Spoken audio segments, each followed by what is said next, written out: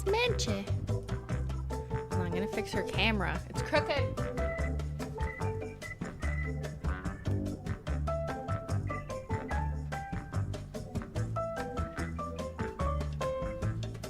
That's better. Now we can begin. Hello everyone, welcome on in. Happy Simply Stream Saturday. Oh my god, I'm speaking for the first time today. Can you tell?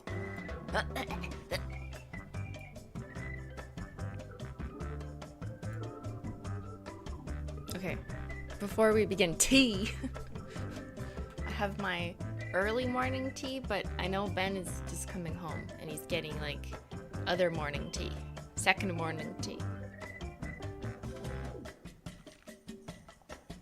Cheers.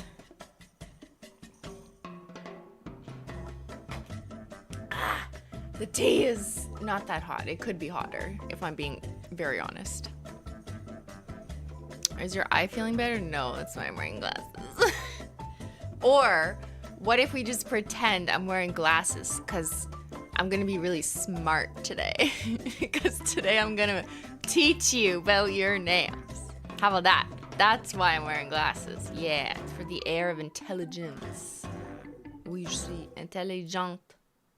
C'est moi, intelligent Simply. Professor Simply is in the house. How about the tea warmer USB? It is, but it's not that good, you know? I mean, it could be better, but I don't want to burn down my house. Tea! Is that sexy librarian Simply? Oh my god, stop. It's like the last thing I feel. Okay, I've got a lesson. I go to the coffee shop, okay? I get your tea latte. You don't procure a barista. I've got a latte. Procure a barista. I have 2 drinks. I get a scone. I got an egg and cheese wrap for later. I got some yogurt. Is this a riddle? I've got a whole tray of stuff. Uh-huh. Despite all of this, I'm leaving the store. They forgot to charge you. You No, stole it. I always Ben. pay. I always tip. So I'm leaving the store. I've got all this stuff I'm carrying. Despite that, this old lady's walking towards me. I hold the door open for her, okay? Okay. She helped you. She doesn't the even. old lady helped you. She doesn't even look at me. She just walks through the door. So I slammed the door in her face. How? You were holding a bunch of stuff. I'm kidding, I didn't. But I was like, when did old people become so ungrateful? Old people used to be polite. How are old people so entitled No, they now? didn't. Yeah, no, old ladies. What old ladies are you referring to? 5 years ago, if I held the door open for an old lady, she would be would've like, said, oh, "Thank you, you yeah." remind me of my grandson. I guess you don't remind her of her grandson. Maybe she thought you were like, I don't know. Well, do I work there? Maybe she thought you stole it all and she was like, I'm not gonna thank him. I think old people are entitled now. It's this new generation of old people are entitled. This new generation of old people are a problem. I'm just gonna say it. It's not the young entitled people, it's the old people. They're so entitled. Thanks for that, Ben. All right, I'm awake now. What the fuck? Well, come on. Well, I got tea, so we're good. Menchie was very much paying attention to the story. Yeah, maybe her grandson's a jerk, and she thought that Ben was friends with him. So she's like, young men.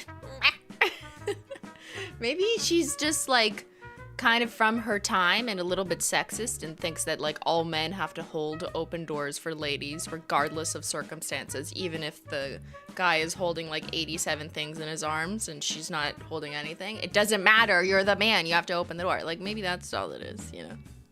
Maybe it's just sexism from like the 1940s kicking it. I don't know.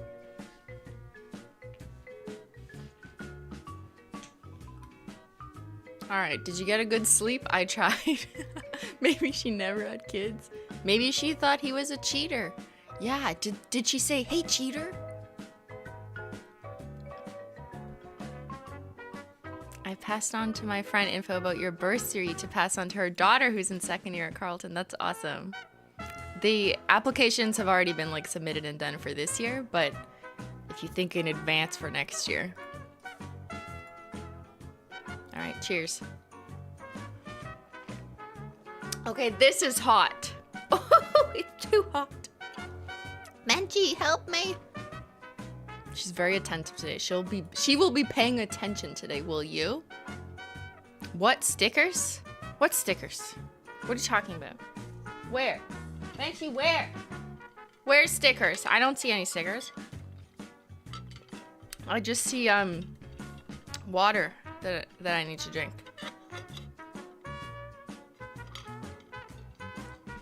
Drink your water. Stay hydrated, everyone. My teacher's assistant, Menchie, will be watching you. She'll be grading you after this.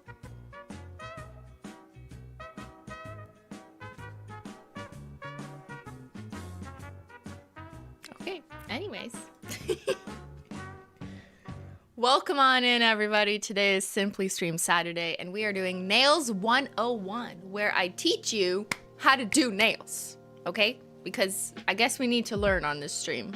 It's been a while since I've done this.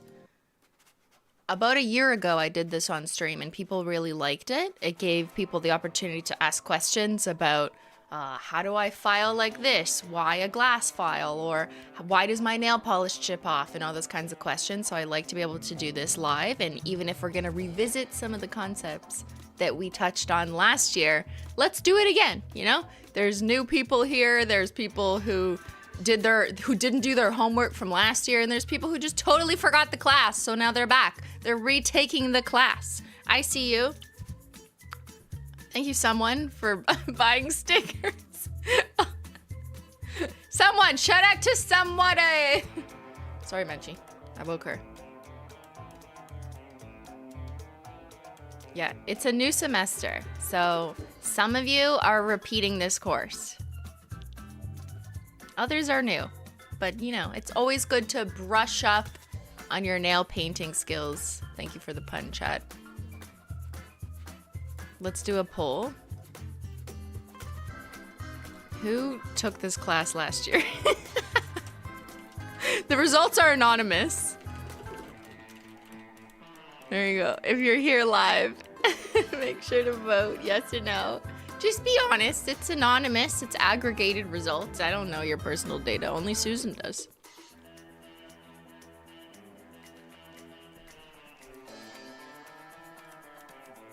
All right, and before we get into that, I do have a charity update and a Menchie stream update.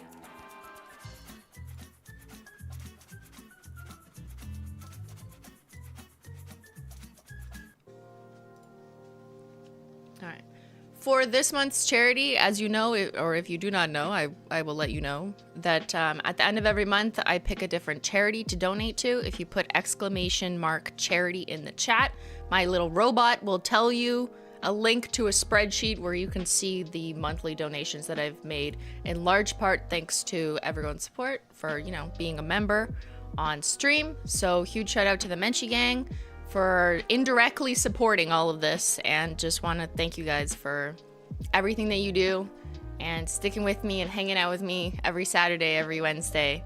And it's just a really fun time. So with that said, for this month, I chose to donate it was $3,000, but it didn't say in the email, but $3,000 was donated to Reconciliation Canada, which is an Indigenous-led organization in Canada that promotes reconciliation by engaging Canadians in dialogue that revitalizes the relationships between Indigenous people and all Canadians. So they do great work. Today is also the National Day for Truth and Reconciliation, which is a nationally recognized day in Canada that recognizes the harms caused by a history of residential schools, missing children, families, and survivors of these institutions, specifically through an Indigenous lens.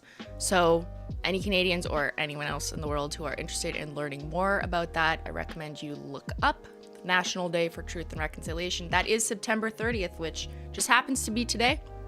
So that's in large part why I chose this charity. We've donated to a few different Indigenous related organizations previously, but this one it kind of fit to do on this day. So yeah, I don't know if the link is my bot not alive right now? Okay, sorry if the link wasn't working. Sometimes the bot takes a while to wake up. But I will put it in the chat if you wanted to see. Okay, now it's an ugly Google Docs instead of a nice bit link. But that is just a record of all the different charities that we've donated to, just related to like my stream activities. Sometimes I will always independently donate to things outside of it. If I don't know, a streamer's doing some campaign and I donate to their fund, or we did, or like my scholarship. Like it's not an exhaustive list of things that Simply has done. It's just what I'm tying to my stream activities and making a point of doing once a month. So it's a small, I say small, but it's a couple $1,000s a month that we donate, and I just think that's great. So I like to keep a record of it.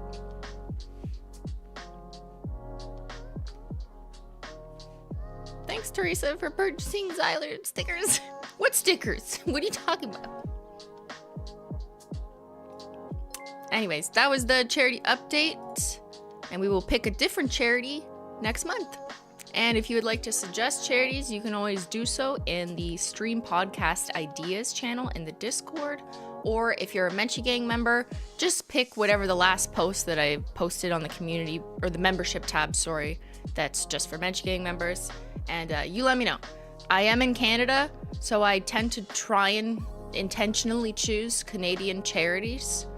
Just there's so many wonderful US-based influencers who donate to US-based funds all the time. So I just, you know, it's not a rule. Sometimes I've chosen US-based or international-based stuff, but as much as I can, I try and spotlight Canadian organizations because I live here, you know? Support your community.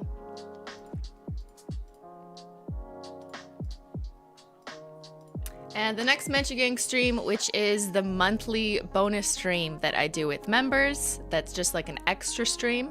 And if you have a green name in the chat and a star beside your name, then that means you are in the Menchie Gang, whether you were gifted or whether you became a member yourself. A huge thank you to everyone. And we will see you tomorrow, because tomorrow is this month's, which is running into October, because tomorrow's October 1st.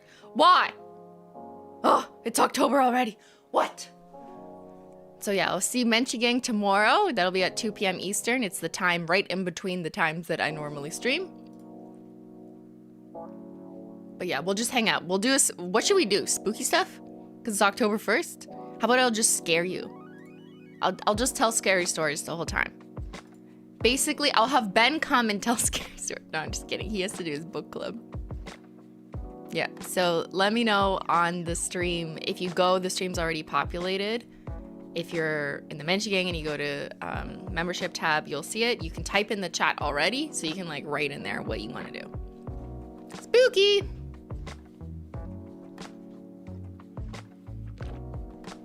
Okay, before we get into Nails 101, I'm taking care of all the business. So, okay, I'll do the poll after. Trying to make this better organized for my editor. Shut up. Try and be less all over the place, Christine. Okay, let's just go through member chats first, and then I'll close the poll because it's related. So welcome everyone to the Menchie Gang. If you're joining or coming on in. My cheap ass Amazon nail oil pen broke. Whatever shall I do? I don't know, Kim. Maybe you'll just have to listen to this class if there's any information, because we will talk about nail care, that's for sure. Thank you, Springs Makeup at Saf's launch. I finally could afford the retro individuals. RIP the beautiful box. And I got them in there. Perfect. Thank you. Yes. We made a shitload. I did not lie. So they were still available during Sophia. But yeah, if you're picking up a retro, that's great. Hey Mike, I want to get into nail art. What's the best way to start? Any easy Manny's tips and tricks? Okay, let's save the nail art block and we'll do that towards the end of stream, because my plan is to cover like my nails are naked, so how do we get from naked to nail art? Not that this is going to be that in depth in nail art, like I'll just do very kind of basic stuff because I would like to cover more nail painting basics. And maybe we'd have to make nail art like its own thing. I'm also like not the best person to ask, ironically. Like the simple stuff, sure, but like stamping, no. Water marble, absolutely not. No, not on this stream. Whispers, do you like crackle? What kind of crackle? Is your house cracking? You should get that checked out, Tiefalope. Chris, I've purchased HT during Black Friday. Retro and Wait, no, that's not the same one. It's similar to what I read. I purchased HT during Black Friday Retro and some stuff, but suck up painting my nails. I definitely need this 101 as a 35-year-old lady. Oh my god, I'm gonna be a 35-year-old lady in like 2 weeks. Ah! That's awesome. Thanks for joining. Thank you, Danielle, for the super chat. Hi, Christine. Yesterday, I unexpectedly put my 9-year-old cat Noah down from surgery complications after driving from Washington to Colorado. Is this the test the Canadian part of the stream? I'm sorry to hear that. Can you please give Menchie and Zyler a big hug and buy them lickable creamies? Yes, I will. Menchie, you're gonna get treats, okay? Morning, Christine. Happy Saturday. Thank you, Jody. What older shade with topper should I wear now that it's October? I was gonna say Fallen Flake Taco, but that's not old. Older shade? No older shades. Wear the new ones. Wear Nightshade with Halogen Glow or Scorched Earth. Hello, everyone. Currently helping with band and color guard practice until 4 p.m. So I will have to watch a VOD. Have a good stream. Thank you, Amateur Nail Art. Okay, let's go back. Who took this class last year? 64% of you did, and now you've returned. What does that say? I'm just kidding.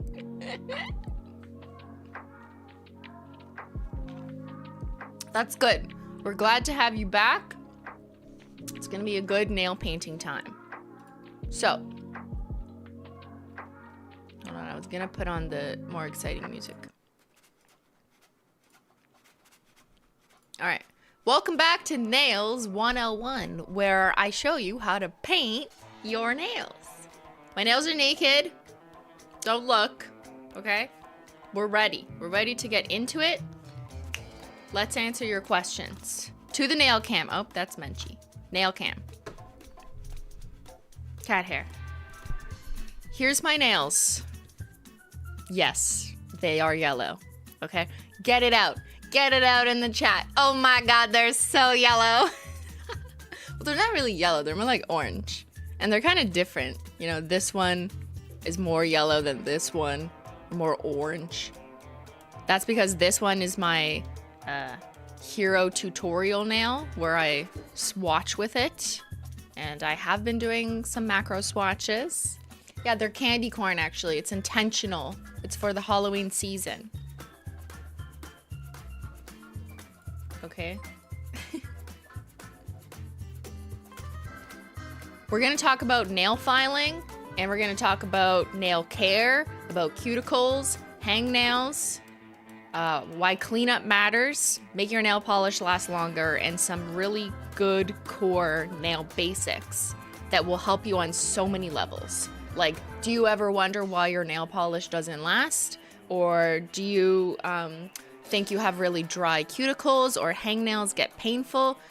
A lot of these questions can be answered by going through the same nail prep steps, and they kind of all relate to each other. But I just had to get the, you know, the orange nail acknowledgement out of the way. I acknowledge the nails are very orange. Got a question after doing my nails, 2 coats and then a top coat. I tapped the nails and they're fully hard, at least where I don't leave prints, but when I accidentally nudge, they push up the design. That means that it wasn't fully dry. You should let nail polish dry more in between each layer. Humidity and your personal climate or your room, wherever you're painting your nails, also comes into play. I find that if I were to get the data from everyone who said they had that issue, I bet you, like, this research has not been done because I don't have this information, but I bet you that people who are more likely to like, oh, like the whole nail kind of smudged and moved, even though I thought it was dry, is correlated to humid conditions while they were painting. So maybe they're like, they didn't have a humidifier on, maybe they lived in like Florida or a warmer climate, or maybe they were just painting outside. I think that those kind of have to do, those are all related to each other. I have a hard time not flooding my cuticle. Can you give us tips for that? We'll do that when we get to painting.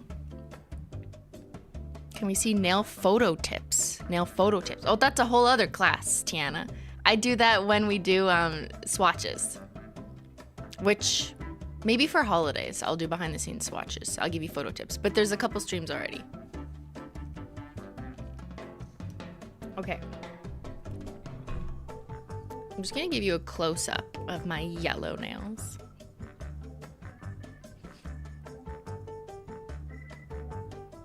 First things first, my nails are unlike like 98% of yours, okay? And that's because I'm constantly painting and removing, which isn't like normal use case behavior, right? Like most of you don't need to do that, and you're not constantly testing and removing and taking pictures and swatching 10 things in a row. You see how the nail is like growing out and it's like normal color? Or what you'd expect. That's the natural nail growing out, but the staining is just from repeated nail polish where I'm using a peely base because I like to be able to peel off my nail polish easily. However, using a base coat like that is water-based. It does not necessarily protect against staining. I don't really care about staining because my nails are covered 98% of the time unless I'm doing a class like this. So that's just me. And if your nails are a bit stained, I try and tell people like it's fine. Like it's not like you're unhealthy, you know? It is a stain. It's like dyeing your hair. I mean, okay, maybe it's not exactly the same because some people will argue like you could dye your hair and fry it off or something. So it's not really exactly the same. But just in terms of like, yeah, you could dye your hair a couple times and like it's fine. Everyone relax, you know what I mean? That's what it is to me with stained nails. Congrats on the middle nail and nail growth. Oh yes, it had broken. I need to file them because this nail is a little bit shorter than these because I was doing swatches and I'd shortened it a bit. So we'll go through filing. But I just wanted to do a brief explainer on staining and also just more generally why my nails and the performance results I get might be different than the average person. So when people ask like, oh, how do you keep your nail polish on for 2 weeks or something? Or I don't see any chips. Like I've had this on for a long ass time. It's growing out so much and there's like 0 chips at all. But that reason is in part because of my body chemistry and because of my nail porosity, like the porousness of your nails, which definitely changes over time the more you paint your nails. So this is like in the interest of transparency and providing you with like the bias of my nails. It is absolutely the case that for someone like me, or for like routine swatchers, people who paint their nails all the time, they're gonna see results where their regular nail polish, not gel, just like regular nail polish, lasts way longer because they're like constantly putting nail polish on, removing it. It creates it makes your nails more porous, meaning that the nail polish, the base coat, can just like anchor better into your nail. That's part of it. And then the other part is people who are hand models like myself or who care a lot about their nails generally just do less with their lifestyle so that their nails are less likely to chip or to break even because of that. So, you know, like not always, you know, there's some people who are both a swatcher and like are very active with their hands, but maybe they try and keep their nails a little bit shorter just so it's a little bit more manageable. But just like those are my biases. That is why my nail polish lasts for a lot longer and might explain why yours doesn't last as long. So there isn't like some secret like, oh, use this one product and you will get the exact same results as me. That is like never true. And what I despise about nail marketing or any cosmetic marketing, honestly, like skincare has the same issues with marketing. It's not true. Everyone's skin, everyone's nails is going to behave a little bit differently with different products. Some base coats might work really well for some people, but it may not work for you. And then there's so many extraneous variables like lifestyle, what you do with your nails, how you applied it, the humidity conditions under which you applied nail polish that will dramatically change your experience. There, those are my disclaimers. A lot of it is trial and error and finding something and a routine and a prep method that works for you. Like you do it one way and you're like, oh, that worked. You know what I mean? Like it's a little bit of that, honestly. There is no like one magic recipe.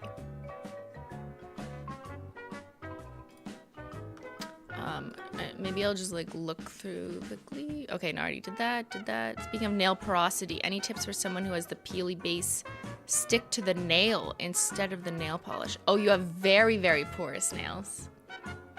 Yeah, that's like probably the least use case scenario. That happens to me sometimes too. And I found it's like increasingly over time. Like it didn't happen as much like a couple years ago, but like, yeah. Using a thicker coat of peely base might help rather than making it thin.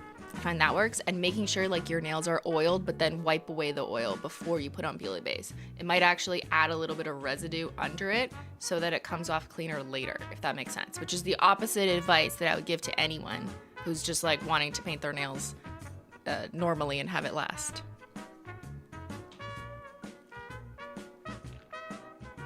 The peely base is seriously the best. I use it under my dip powder and I can easily get it off.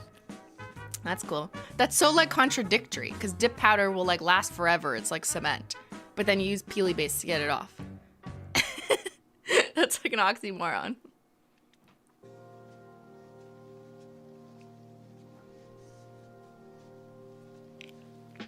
Okay.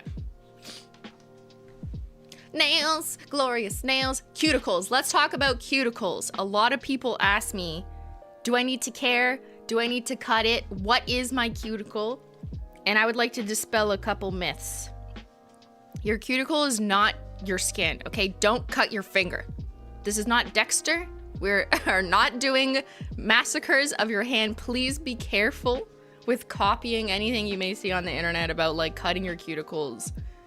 This is something that like technically, first of all, also I'm not a nail tech. I should have said that during my disclaimer portion, Christine. Okay, I'm not a licensed nail tech. I'm just a hobbyist who loves doing her nails at home. I don't use professional products in the sense of products that are licensed or supposed to only be used by professionals. I don't use gel or acrylics or any of that. I use products designed for at-home stuff that do not require you to have a knowledge of a nail tech or expert. I use regular nail polish. This, I know I'm calling it regular nail polish, but it's amazing regular nail polish. I say regular, but like that, you know what I mean, okay? That being said, yeah, I'm not a nail tech. I did not go to school for, you know, like an esthetician school or any of that. But one thing that I want average people like myself listening to is to really try and stay away from cutting your cuticle or using any tools that might possibly like cut your skin because you saw it, I don't know, in an Instagram video where they were like using like this and like really digging in and cutting off the skin that grows up here. I don't have much. I'll explain in a bit why I don't have that, but that's just from routine nail care. I feel like it's something that you can get carried away with and you might actually cause a rupture and an open sore, and it's dangerous, you know? You don't want to cut open your skin. Please be careful with any sharp tools around your nails and your skin. Now, I'm of the opinion, my opinion, is that you don't really need this to cut your cuticles at all. You really only need this to cut like a giant ass hangnail that's you know, sticking out like here. I don't have one. I don't have any hangnails to show you right now, but like you've seen hangnails, right? Do it here. I'll Google one just so I can show you the difference. I never have hangnails, really. I mean, rarely. There was one. Oh, there is one I put on my channel. What am I saying? Remember? I had one and I was like, oh, I'm gonna film it. Simply Not Logical. I think it was called like Do Not Pull, right? Where is it? Hangnail? Yeah, there. Look, okay? This. This is some real embarrassing shit. Okay, look. Oh my God, Simply had a hangnail. I got this on vacation because I guess I just like didn't do much nail care or whatever. This is a hangnail, not your cuticle. This is okay to trim off. I bless you. As long as you do it carefully and don't do it too deep and like don't stab yourself and make yourself bleed, okay? But this, like, you gotta take care of this. And these can be painful, right? Because it's like a collection of skin that gets hard. It's not soft, it's not flaky. It can get hard and hurt. And if you pull it, then you're gonna rip your skin open, which is like not comfortable, which maybe could cause infections, and which like also doesn't look good. You know what I mean? Like, it's just not good. So what do? You do not pull it. This is sometimes referred to as like a cuticle nipper or a cuticle cutter. I don't use it to cut cuticles. I only use it to trim hangnails, which this is. This is not cuticle, this is hangnail. So in this case, then I take out my little snippy snips and I'm like, okay, there you go. And then after that, I would oil it, which I don't think I have here. It's not in that asset, but then after that, like, you would put a little bit of nail oil just to soften it so that it doesn't, like, so it's less painful as well and you have less urge to pick it. So those are the only circumstances under which I use these nippers. So it's less about like cutting the cuticle, which is the skin that grows up the nail, and more about if you have like a chunky little piece sticking out. And then the other thing I want to show you is, I'm just going to try and see what pictures I can get of what actually is the cuticle. Cuticle versus, yeah, here. Okay, this is just Google.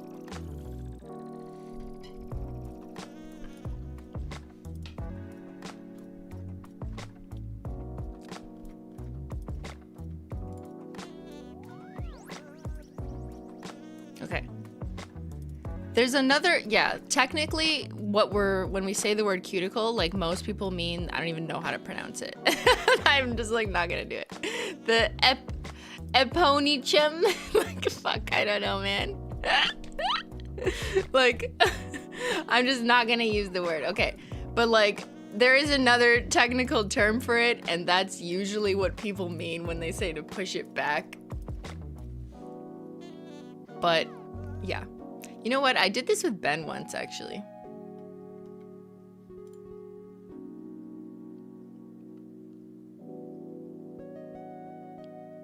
So the problem is a lot of people have skin that grows up the nail plate.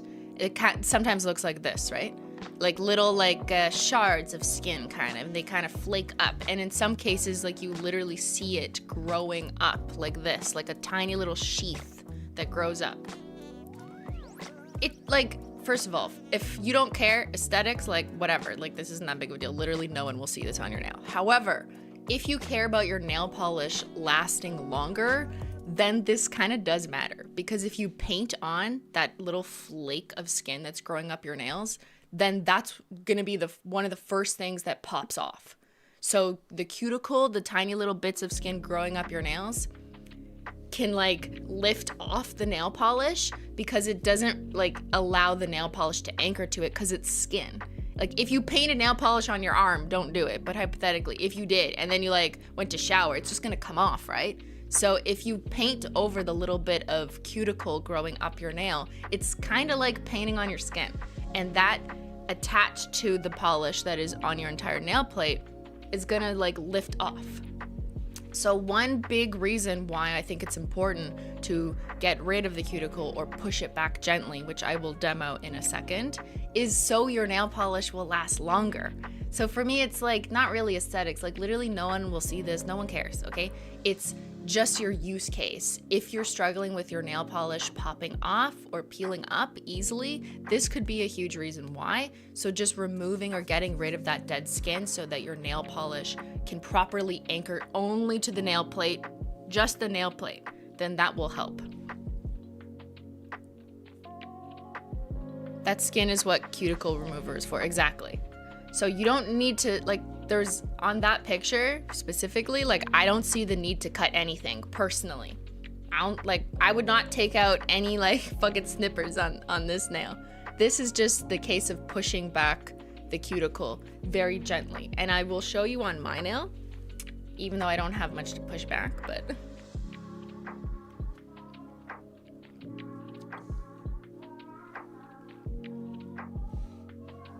I just got here. The live skin is the E word. The cuticle is the dead skin. The cuticle can be removed if there is pain. That is not the cuticle. Yes. Yes. Okay. So, I don't have much cuticle growing up my nail, and that's in large part because I'm routinely taking care of my nails, and when you're polishing your nails so frequently, it's kind of just second nature. And I use nail oil all the time, which helps reduce cuticles and hangnails and all of that over time. So that's why I don't have much to demo with. However, I took my nail polish off, other than this nail, which I was swatching with last night. Don't tell anyone. This one is like growing up slightly, like a tiny bit. So we're gonna do just a tiny bit of pushback, even though like I don't really need to, you know, and you shouldn't overdo it. But see, it's like kind of growing up just like a tiny bit. I know that this is like kind of silly, but just for the purposes of demonstration, there's a little bit of cuticle growing up. So we're just gonna gently push it back. Not that like this really needs it for nail polish to last long. There's all different sorts of cuticle remover, like gels or things that look like moisturizer. Just whatever one you pick, I'd recommend like only leaving it on for a short time. You don't want it to kind of sit in your skin for longer than it has to. I've just been using this one for years. Honestly, it's just like in the drugstore. So before you get going, just make sure you have like a paper towel nearby so you can wipe it off, and you want to get what you're going to push your cuticles back with. So the safest advice for me to give you is to use a wood orange stick. They call them an orange stick. They're not orange. I don't know. But like a wood stick is the most gentle. So like if I'm being the safest, I would just tell you to use an orange stick to gently push back your cuticle. Definitely don't use a glass one. I find like the glass ones will cause like micro tears in your skin. So that is really not my preference, to get like tiny little cuts that like you can't even see, but you can kind of feel. Now metal is like, you know, hard to tell people to do because you don't want people to hurt themselves. So if I'm being the safe Simply, I would just say, just use this, that's it. Realistically, in my own home, I do just use the metal one.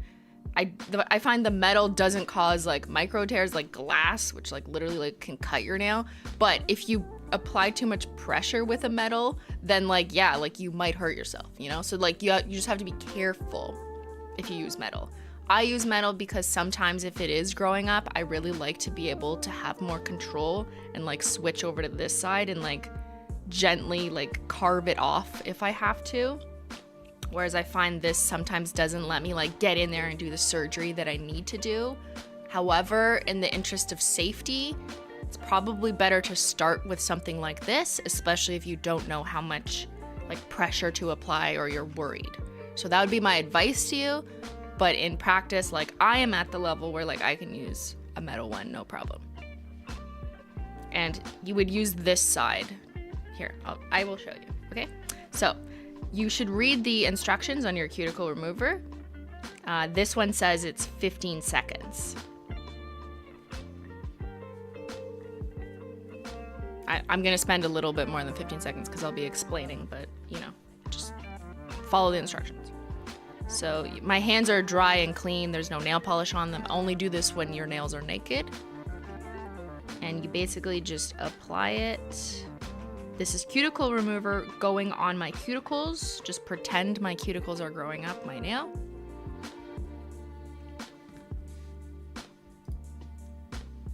And within 15 seconds, it starts to like erode the tiny bits of skin a little bit. Not like anything you can see or feel.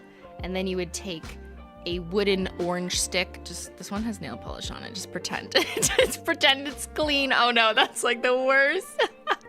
This is the worst demo ever. Okay, make sure you have a clean wood stick. Okay? Oh my god, I'm gonna turn my nail blue.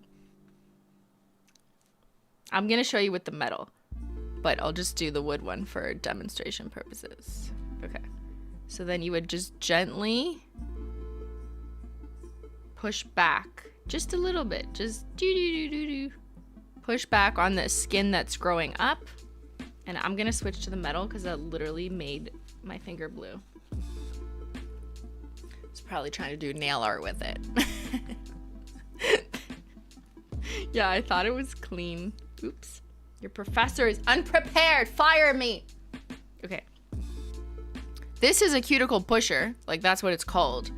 And I would use the flat side because it's like not that sharp and it's already shaped for your cuticle. It's like a little bit rounded. It has a little bit of a dip in it so that it kind of fits this. And then you just gently go like this. Just gently. Like, if you don't have much cuticle, then, you know, there's nothing to push back. And what you're doing during this is the cuticle remover lotion or gel has already started to soften the cuticle. So the tool is really just to help kind of lift it up, and then you would wipe it off as it's coming off. And it's just to get kind of the gunky skin that's now forming with the in combination with the gel or the remover. And you can remove that from the nail so that your nail polish can more cleanly apply to the nail plate and is less likely to pop off or to peel off. I don't really need to do my middle nail because I've been swatching. But I'm gonna do this one and then not wipe it off and show you what I got off of it, because this nail seemed to have like the most buildup. Yeah, just like kind of in the corner here, I see a little bit more, so I'm kind of like rounding the curve. It's like gentle scratching without actually scratching, if that makes sense. And I'm just gonna get you a little macro. And this should not hurt. Like, if this hurts, like, you're doing it wrong. If this hurts, stop. Come on, camera.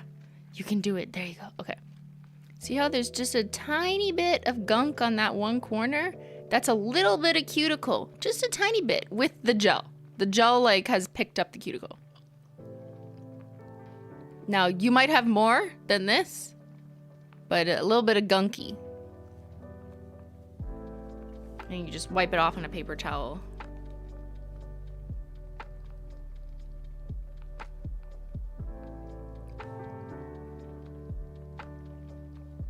There. Is that a better shot?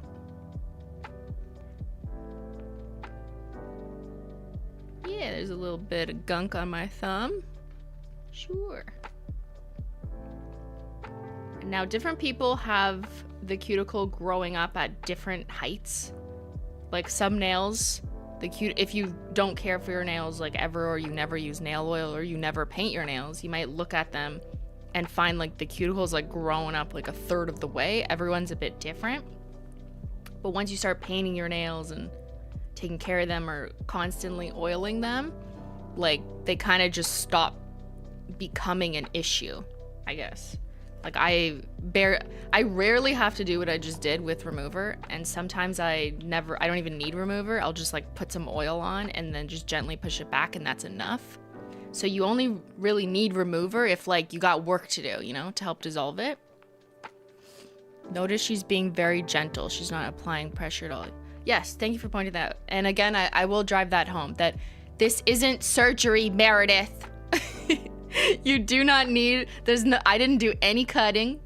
Now, I know my nails look a little bit different than yours in terms of the gunk growing up, but like just pushing it back gently, it's okay if that results in a little bit of a wall of buildup. Over time, that wall, that chunky dam will decrease with the more that you do this type of thing, the more that you use nail oil and hydrate your nails and all of that. It will start to like reduce the amount of buildup there. And then you'll end up with just like flatter, softer cuticles that need less maintenance.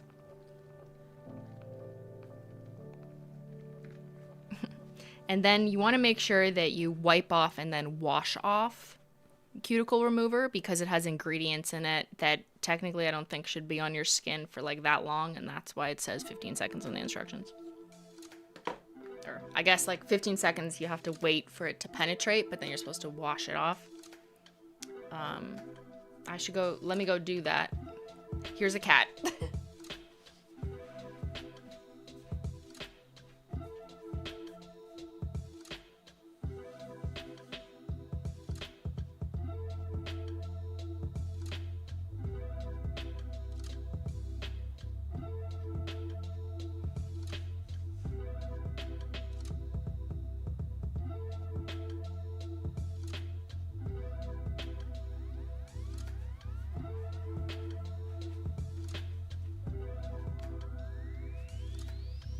We did it! No ad for Susie. I'll run it later.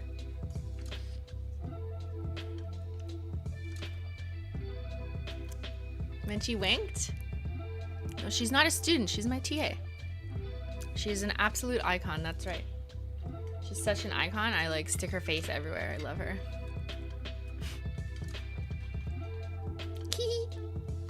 Okay. Sorry, Menchie. So I've washed my hands. So now I've removed the cuticle remover. Remove the remover. So now we have clean, nice hands. Now in terms of nail care, we'll talk about nail painting in a second, but let's just stick on nail care.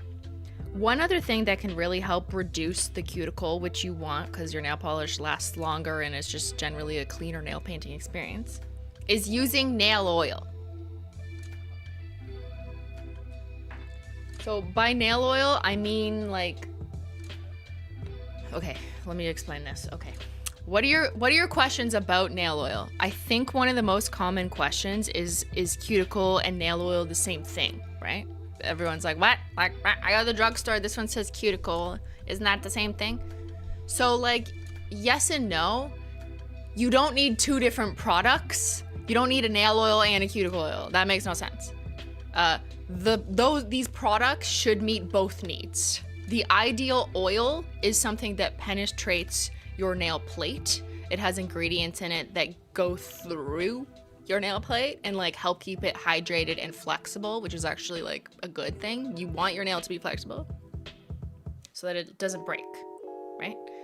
Flexible equals good because, oh, I just jammed into this. Oh no, my nail snapped because it wasn't flexible enough to withstand the burden of being pushed into a hard object. If it were more flexible, then it actually might save its life. You know, it needs to be like bendy in a good way. So nail oil can help do that over time as it hydrates through the nail plate. The challenge with nail oil / cuticle oil is that I feel like so many oils marketed for your hands on the market are not necessarily the right type of oil that penetrate through your nail plate. There's a lot of oils you can throw on your skin and then it feels soft. Like, okay, throw some fucking vegetable oil on, okay? Like cooking oil. Oh yeah, slather that shit, feels good, like it's fine. But not all oils have the chemical structure to penetrate through your nail plate because they aren't all, I don't know what like the fucking biological word is, but like the chemical structure like literally can't go inside of it. Okay, do we have any chemists in the chat? It's not like compatible. I know someone will think of the word that I'm trying to look for. So like, yeah, sure. There's like nail oils or cuticle oils that have like, I don't know, apricot, avocado oil, grapeseed oil, all these other ones. Molecular size, right? Like if the molecular size doesn't align, then it's like not gonna penetrate, right? So you need to have oils that actually make sense to go through your nail plate and not just sit on top of your nail. Because that's not gonna do shit except temporarily appear like it's hydrating because now you're oily as fuck, but it doesn't actually go into your nail, which you want. So that over time, your nail, like your actual nail, not your skin, not just your skin, gets more flexible and therefore more durable, more stronger over time because it's more resistant to breaking. And the answer to that is jojoba oil. That has been largely concluded to be a type of oil that works properly and penetrates the nail in the most effective way.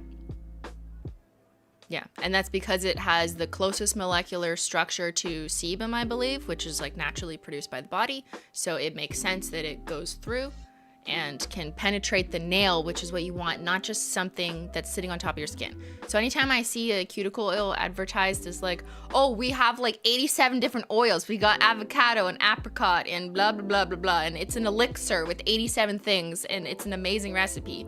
I roll my eyes because I'm like, okay, like don't make me research which ones of these can't penetrate the nail because I bet you it's more than one. Like, to me, nail oil, and this is very consistent with things I've been saying for like 7 years on the internet, it's very simple. Like, it should just mostly be the stuff that is meant to penetrate your nail that has proven to be most effective in combination with other things that make sense to penetrate your nail, but generally overall can be quite simple. Why is everyone saying, Ben, stop? What did he say? Ben, are you interrupting class? I like to use oil from the deep fryer. Well, he also uses dish soap on his face, so that's the tea.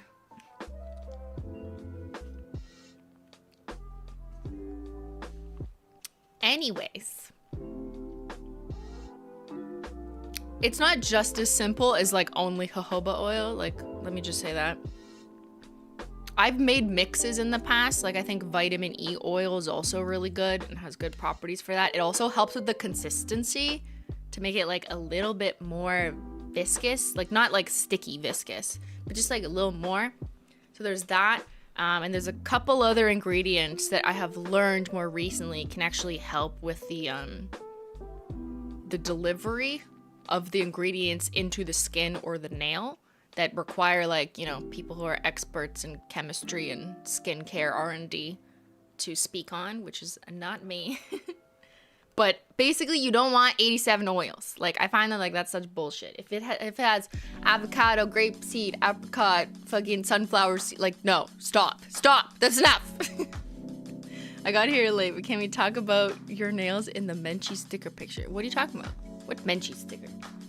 This Menchie sticker? This Menchie sticker? The shape structure makes a huge difference. I used to file the edges more narrow than the natural side. That makes them weak. Oh yes, we'll get to nail filing in a minute.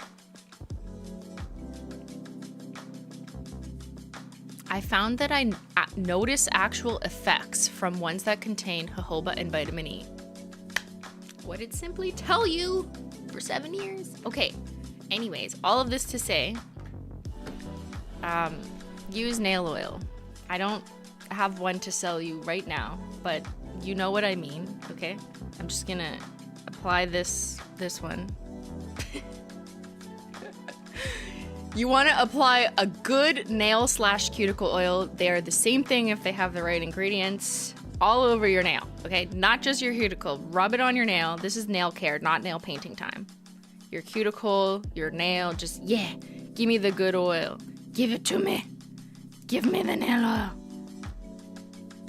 And you want to put it under your nail, okay? Even if you have short nails, it can go under your nail. Because you can now penetrate under your nail too. You can now penetrate it. You can always penetrate. What do you mean now? So make it oily, make it wet, you know, like you want it to look like, here, this is the nail care portion. Yes, I know, oil gets everywhere. It's fine. Just wipe it up.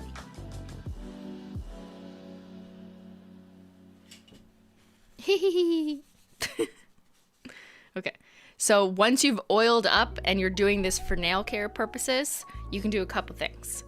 If you're gonna leave your nails just naked for the day, then I recommend rubbing it in. So you've just done like a nice little oil soak. You can rub it in a little bit, but oil is oil. It's gonna be oily.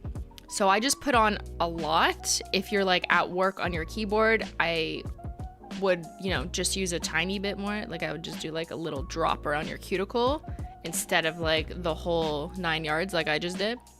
But just in terms of general nail care, it is really good every once in a while to give your nails the opportunity to fully soak into it. You can also do like an overnight soak, which means like getting gloves. Like they have like latex gloves where you can make sure that the moisture is absorbing more into your nail plate, or wear cotton gloves if you really don't like the feeling of latex gloves. That's like level 2. You know, you don't have to do nail soaks overnight in order to like have nice nails. Sometimes I do it because my nails have been like working too hard, if that makes sense. But just for the average user, you just want to make sure that like when you've taken off your nail polish, it's a really good opportunity to apply some nail oil, not just to your cuticle, but to your nail plate. Rub it in, and a good nail oil will absorb into the nail, and put it on underneath. You're allergic? What are you allergic to? Jojoba? I thought like no one was allergic to jojoba oil. I mean, maybe there's like one person in the world, but it's like rare.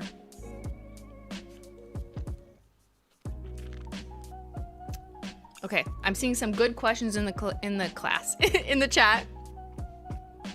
Oh, to latex. Oh yeah, okay, then forget latex gloves. You don't need to do that. You can wear cotton gloves, or just forget the gloves. That's like level 2. Just making sure that you're doing what I just did on a daily basis or twice a day is something that I think will change your nail health, your nail care, the way your nail polish lasts longer, or your nails breaking less can really, really help. So maybe I'll just repeat that. Nail care. Nail oil, a good cuticle / nail oil that has jojoba oil. Put it on your nails. Rub it in.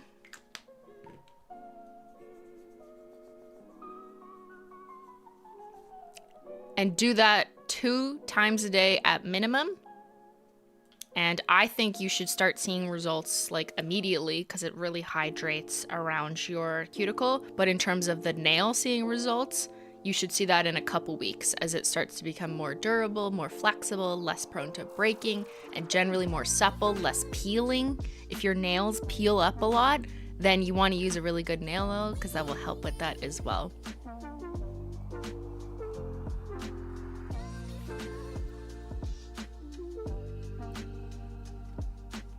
Someone asked, but I don't know where it went. There was a really good question about wearing nail oil or applying nail oil with nail polish. Great question. So 2 different things. First of all, anytime you remove your nail polish, I highly recommend doing what I just did. Just like soak them in, you know, let them sit for like half an hour, whatever. And then when you go to put on your nail polish, then you're gonna have to remove the oil if you want the nail polish to stick. That's part of nail prep. We'll get to that in a second.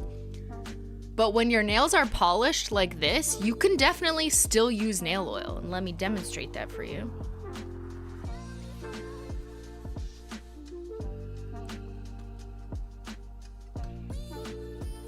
Look, my nails are polished. They've been like this for like a week. But I'm still gonna use nail oil because if you're using a pen specifically too, you can apply it around the cuticle and it will still penetrate into the nail from the sides. That's why I personally prefer like a felty kind of pen tip, so you can do that. And flip over your nail. This is even more important if you are wearing nail polish, whether your nails are short or long. Even if they're short, like you still have an underside of your nail, right? And then you go like this. And the nail oil will soak in through the open parts of your nail that aren't covered in nail polish. And you can still enjoy the benefits of the nail oil, just generally keeping your cuticles nice and supple and hydrated. This will help reduce hangnails. There. So yes, you should absolutely still be applying nail oil even while you have a manicure on. It's just you're not applying the nail oil directly onto your bare nail plate, obviously, because your nails are covered in nail polish. But like, you know me, I'm wearing nail polish all the time. Most of the time, like, this is a rare occurrence when I have my nails naked for an extended period of time. But yeah, like I still apply nail oil every morning when I wake up, just like that, just the way I did, and every night. And if you make it part of your routine, then it just becomes easier. So like personally, I keep like a nail oil pen by my bedside, and I just do a little right before I'm gonna go to bed, after I've done my like, you know, scrolling through Instagram or whatever, or making shorts. After I've done my editing on my phone, then I apply my nail oil and I go to bed. And when I wake up, I do the same thing before I have my tea. And at least twice a day is something that I think is a great start if you're just starting out. There's also like more intensive soaks you can do if you put it on multiple times a day to like really get your nails absorbing it. But I think to keep things simple, twice a day, make it part of your routine, and you should see amazing results with the suppleness of your cuticles, with the amount of hangnails you get, and with the durability and flexibility of your nails. Whether you're wearing nail polish or not. But when you're not wearing nail polish because you took it off, definitely use that opportunity to just like load it up, soak it in, let it soak in for a good half hour, rub it in, and that can really help when your nails are naked. If you oil while wearing polish, does it increase the risk of polish popping off? So yes and no. Yeah, and let's exclude peely base, because peely base will make your nail polish pop off, and more with oil. So no, if you've properly prepped your nail plate. What I just did to this nail, I would not paint on this now. Like, I just put a shitload of oil on. If I go right ahead, like if I don't clean anything and I just put on a base coat, like my nails will pop off. Because oil will create a barrier between your nail plate and the base coat, and it will like kind of sit in between. So the next time I go wash my hands or something, it's gonna give that opportunity for water to get in and go floop. So yes, absolutely. If you don't prep your nail properly for painting, then leaving oil or oil residue on your nail will make your nail polish pop off. So it sounds like a contradiction, but it's important to understand these are two different things. You can do what I just did. Let the oil soak in. It's really good for your nails. Yeah, drink it up, drink it. Your nails are thirsty. And then when you're ready to paint your nails, wash your hands after you've given time for the oil to soak, and you do this regularly anyways. Wash your hands, pretend I washed them, and then you need to think about prepping your nail plate for application to make it last longer, and not about nail oil, because we'll circle back to that. Yeah, spot the contradiction. It's a contradictie, I know. But you can do both things and achieve them. I understand it's a little bit confusing, but it's important to do like these little soaks when you're taking off your nail polish. But now we're switching into, okay, we've done our nail soaks, whatever. Now we're gonna make our nail polish last longer. So go wash your hands, just pretend I did. This is me washing my hands. Okay, rinse it under water. And now it's time to dehydrate the nail plate, because you don't want oil sitting on top of your nail if you're gonna put on a lacquer, a base coat that needs something to stick to, because it's not gonna stick to oil. You can buy what's called like a nail dehydrator. That is technically the main way to dehydrate your nail plate. A lot of people just like don't bother with that because, I don't know, it's like not always at the drugstore. It's not that common. You'd have to go to like a Sally's Beauty or something to find a nail dehydrator. It's more common in like, if you go to the salon, they would have that kind of stuff. I've never used I have tried it, but like I find I didn't really need it. And I just use nail polish remover. Yeah, a lot of chat is saying they just use acetone. I just wanted to explain, like, there is technically a product for that. I don't think it's totally necessary, but it does exist. Instead, I recommend just using nail polish remover. That's the easiest, most accessible way to clean your nail plate to prep for application. Now, not just any nail polish remover. Some nail polish removers have oils in them, which is fine and good and nourishing-ish, you know, if you're just removing your nail polish because maybe you like the way it feels, maybe it's not that drying.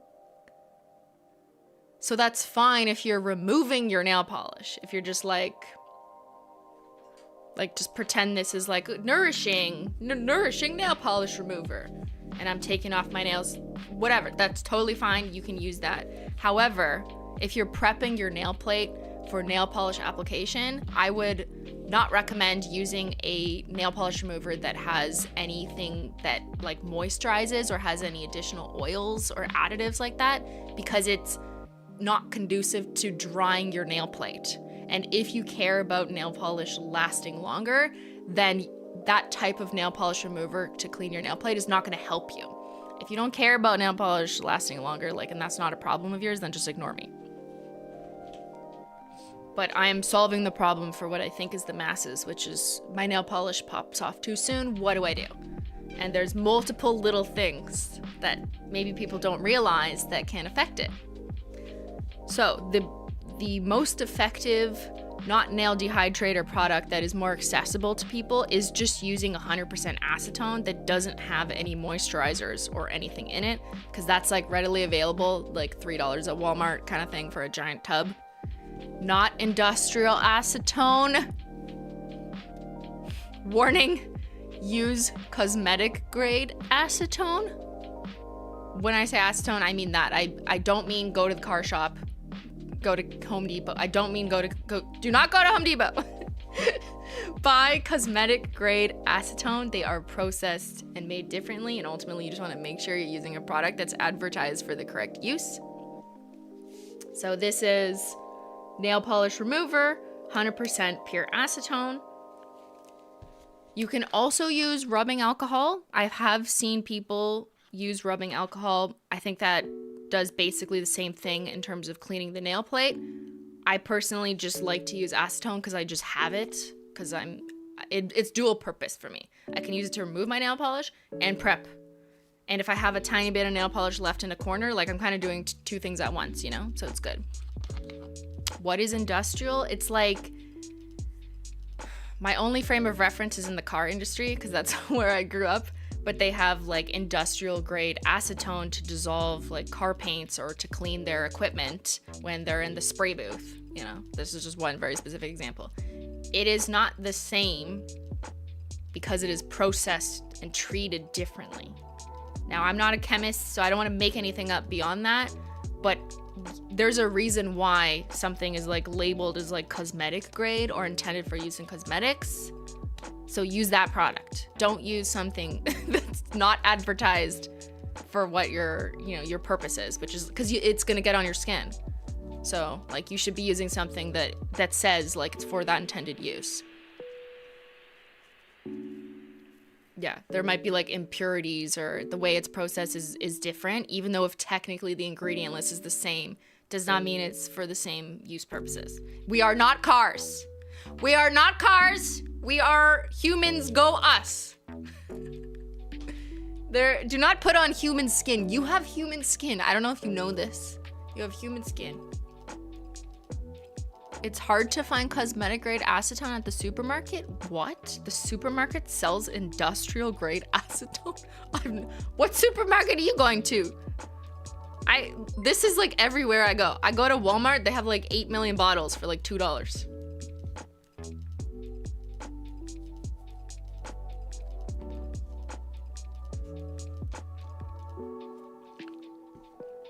Okay. Menchie.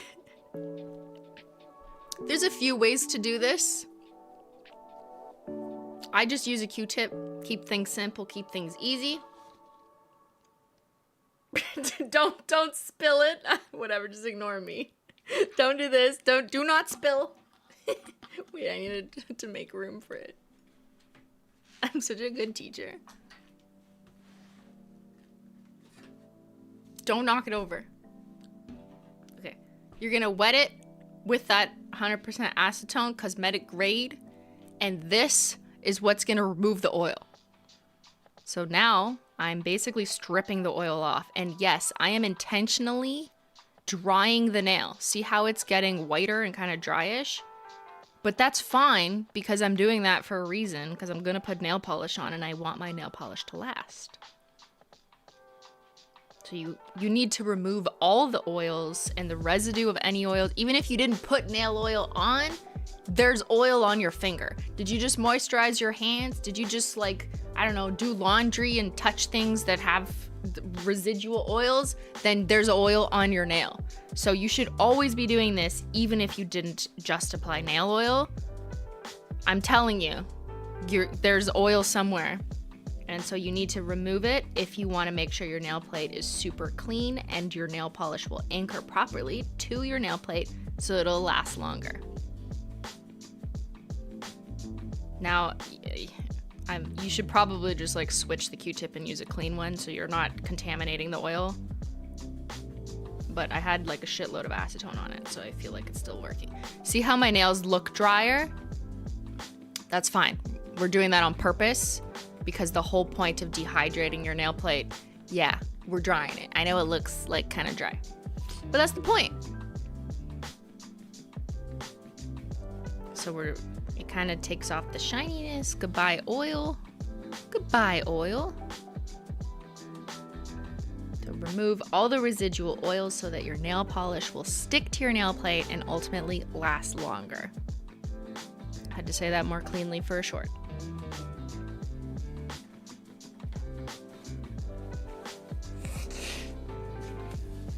Even soaps can leave oil, yes. Soaps, hand creams, yes. Like, listen, hand cream is great, okay?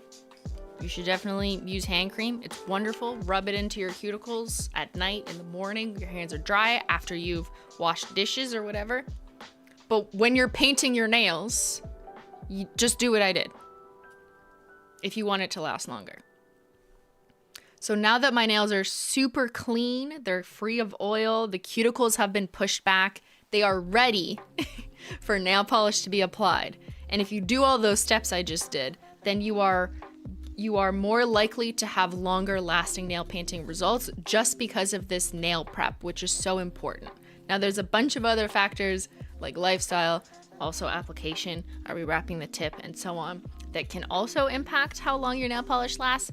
But personally, I find nail prep is so important and so overlooked because people just want to like get to painting. They're not really thinking about cleaning off their nail plate or doing the proper nail prep. They just slap on a color and they're like, that's fine. Oh, my nail polish chipped after 3 days. I hate this company or something. When a lot of it is removing the skin that's crawling up your nail, removing the oils, and that can really help extend your wear. At what point do you file your nails? Right now. Yeah, we kind of skipped over that. Okay, nail filing. So it's the customer who is wrong? Oh my god, that's like not what I meant. No, it's not that okay, the customer is not wrong. But as someone who has experienced nail polish and really like dug into it and observed people's struggles with it, I do think you can't necessarily clearly and objectively attribute a product performance experienced by one person as like, therefore this company makes a terrible product, it's so bad, when it comes to like nail chipping and something lasting longer. Like, that's just not what it is. Like, unless you did a whole ass focus group and you had a reference category, then like, yeah, okay, sure, let's listen to those results. But I do think education and understanding the application process, lifestyle, all of that can change so much, can vary the experience so much, that to me it isn't about like, oh, this particular base coat sucks, because like there's 87 other extraneous variables. So, you know what I mean? Which is why we're doing education today. That's all.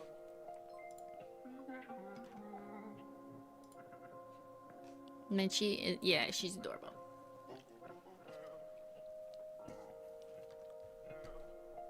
Now you can do what I just did in a different order. Well, actually, that's not true. We're gonna file our nails now, but I could have filed them first. That doesn't really matter, you know? I'll probably smack some oil on them after I file, then clean them off. But like, I could have filed them before I did the cuticle remover. That doesn't really matter. The only thing that matters is you do all the nail preppy stuff first, and then you paint your nails, obviously. You can't file your nails after you paint them, then you'll just ruin the nail polish. Your nail staining growing out tells me your B-Day polish isn't a bad staining color formula. I can't wait to see. What are you talking about? How do you know if I've swatched?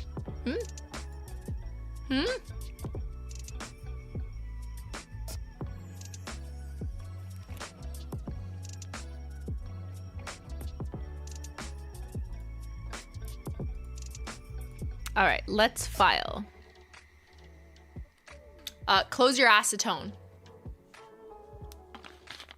Definitely, you should close it immediately after use. Definitely not 10 minutes later.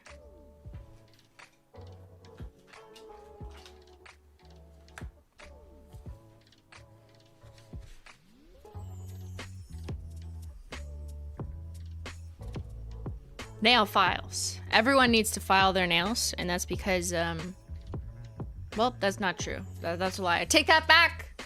Delete. If your lifestyle is one that you don't want longer nails, maybe it's for work or whatever, then yeah, you can use one of these guys. Hold on. You can use a nail clipper. Be my guest to trim down your nails. This is how Ben cuts his nails. Whatever, he wants short nails. That's fine. Okay. You guys take a seat for a second. For the others, which is probably more people in this chat who are interested in growing their nails or having their nails be long enough that they can be a certain shape. Not necessarily like as long as my nails, but just like maybe they want, you know, a stiletto shape, or they want to have at least some free edge. Don't use this to cut your nails. Not the nail clipper.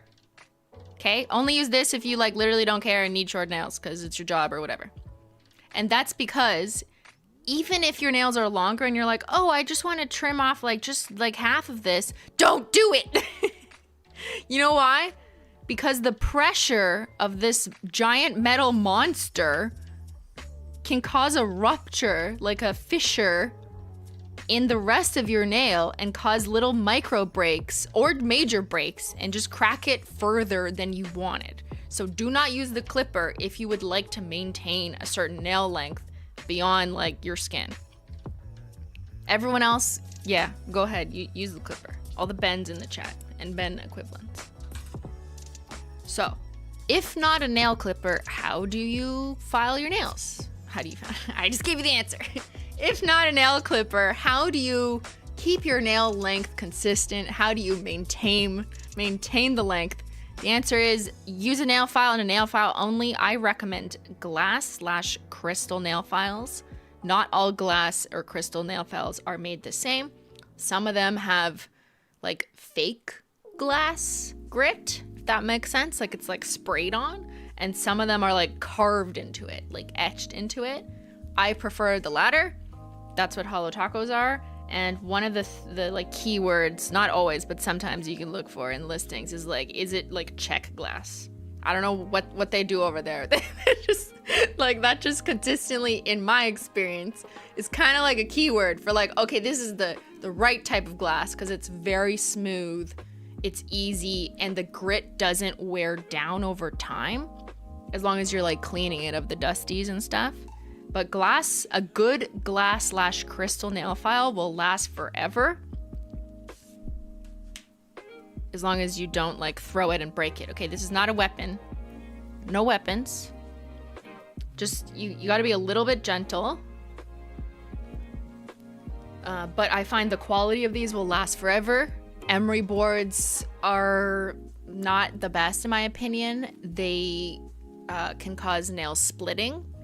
Whereas a glass file seals as it files because the grit is so fine. So if you get like a good check crystal/grass,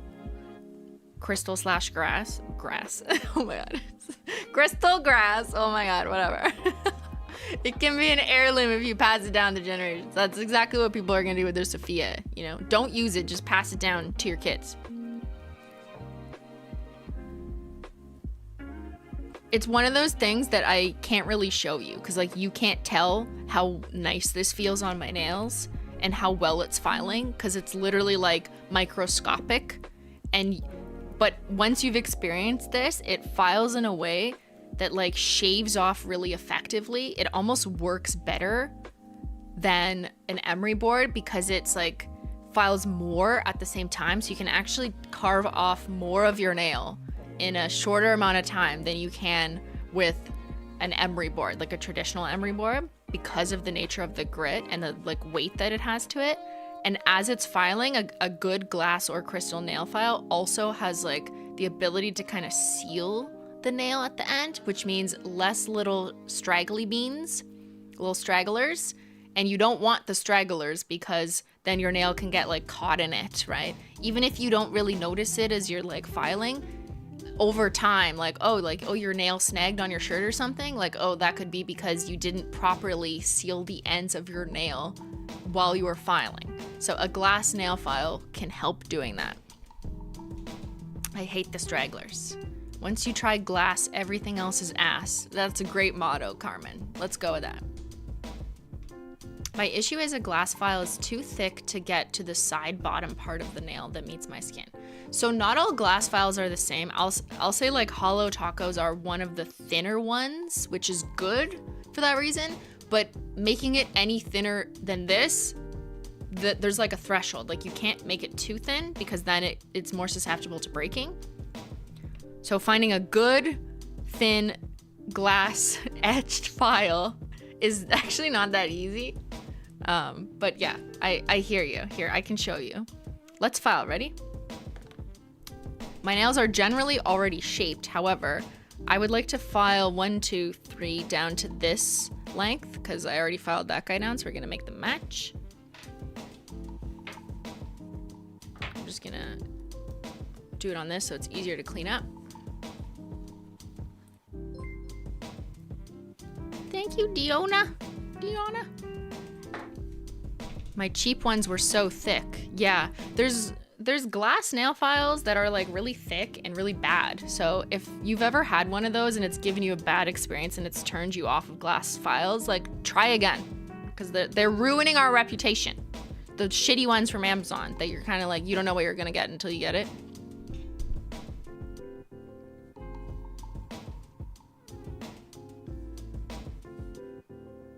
So with a glass file, I mean, it's kind of like any file, but you'll notice that it works really quickly, if that makes sense.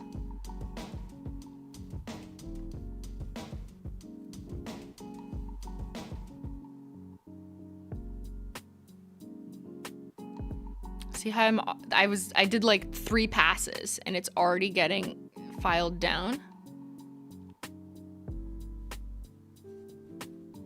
I find when I switched to glass, I was surprised at how like quickly it like took it off. It's just more effective. So most people say file just in one direction. She said one direction. Fuck, I'm so scarred from that era of comments. Oh my god. The One Direction stands. Oh, Jesus Christ. Are they still here? Do they still exist? Good lord.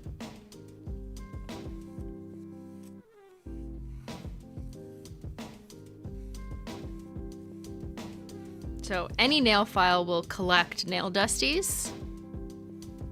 Then you just rinse it off.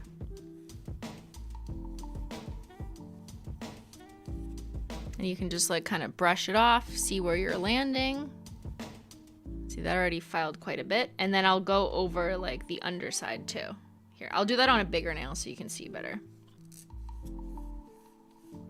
Now I typically like go like this.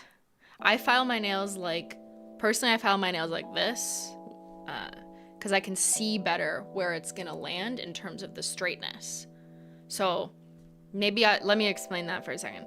I'm doing this so you can like see my nails, but if you're doing this at home, you can't really see, you know, exactly how even you're making it. And if you care about your nails looking even, this probably isn't the best way to file your nails, even though it seems intuitive. So I would actually recommend going like this. And if you're someone who does nail swatches, or you are thinking about like posing your hand, or you have one finger that's growing crooked. Hello, me.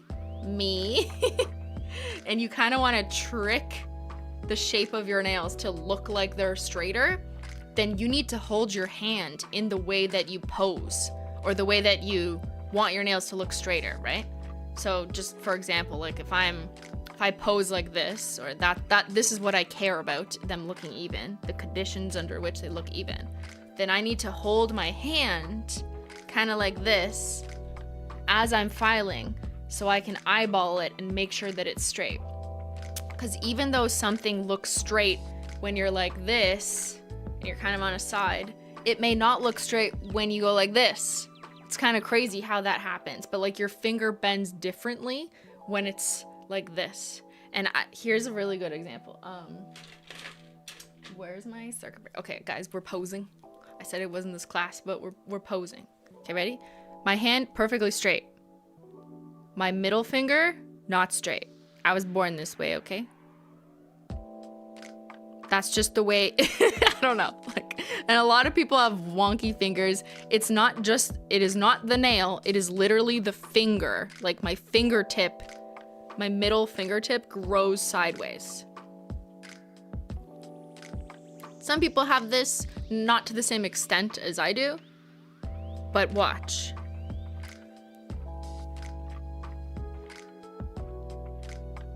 Do you see it now? No. The nails look more generally even, right? And not slanted towards a different way when my hand is like this. Because personally, and I know this is my swatching hand, it's not my swatching hand, just ignore that detail for a second. This is just for demonstration to make my point. I prefer to file my nails in the way that makes this shot, this use case, look better. So I file kind of accordingly like that, so that if I'm holding the bottle, like that looks straighter. Does that make sense? That may not, it might be different to you. You know, you have a different use case. Maybe you don't hand pose or whatever. But like, you can kind of file your nails. It's like contouring your face to benefit whatever pose in life that you like want it to look a bit straighter. So if you are optimizing for straight hand, but your nail is crooked, then I would take more off of one side, you know, disproportionately, so it kind of gives the illusion of being straighter. So that's why it's important when filing your nails to not just like put them down and like file without thinking and be like, whatever, I'm just made them shorter. Like how are you gonna hold your hands? How do you want them to look? And then optimize filing for that. So for me, like that means kind of going like this to make sure, and I like look and I'm like, okay, that's straight. Or, oh, this corner is a little bit spicy, you know, okay, got it. So that's what I do to get them the straightest possible. Everyone has a different nail shape preference. I should also say that, like, honestly, it's what works best for your lifestyle, how you like your nails. And one big part of filing your nails, I think, is choosing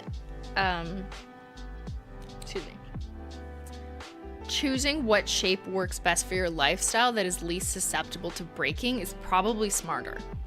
Like, I can't do super square nails. All my edges are rounded. It's like kind of a rounded square. If I had like a very sharp square, those just don't work for me personally, because I find that the little end is like more susceptible to breaking. That's not the same with other people. My nails are extremely curved, which is also another indicator that the super square may not work for you, because your edges are just like waiting to like be nicked off. So it's a little bit of a trying to pick what shape makes sense for you. Could you file your nails with your old polish on before removing it? You could. I think that's kind of not necessary. It's kind of weird. Like, you can't really see clearly. And also you're just like putting nail polish in your file now, you know? All right. So even though I file in front of my face. I'm just doing this for demonstration purposes. Just filing it down, and you can really see, yeah, there. See the gathering of the dusties. It's the gathering.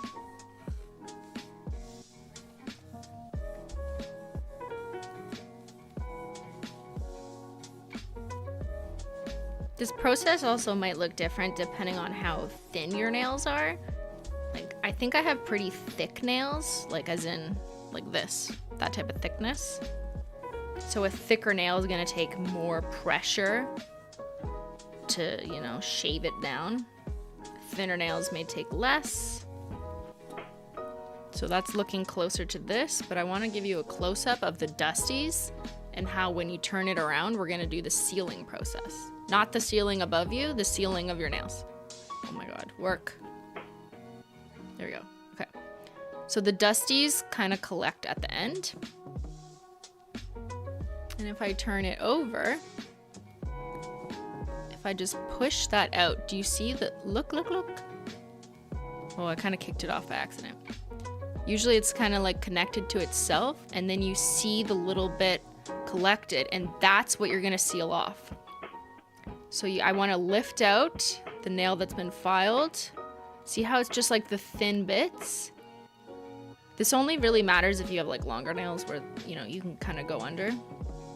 But I do this on purpose. So I lift it out because now I'm gonna take my glass file again and I'm gonna go from under and seal that off. Sorry, I'm trying to look at it at the same time. I have a little bit stuck in the corner, but this is the seal. There. So what that just did is it took all the gunk out, and then I went back, I pushed it up, and I sealed it off. So now I have a nice, more sealed edge that doesn't have any naggies on it. Scraggly, no scraggly. And that's the benefit of a glass file. Because a regular emery board, even though like you might get the same buildup and then you can push it off, if I try and went like this with a regular emery board, I'm not gonna get that like clean seal effect. There's something about the glass that really helps do that.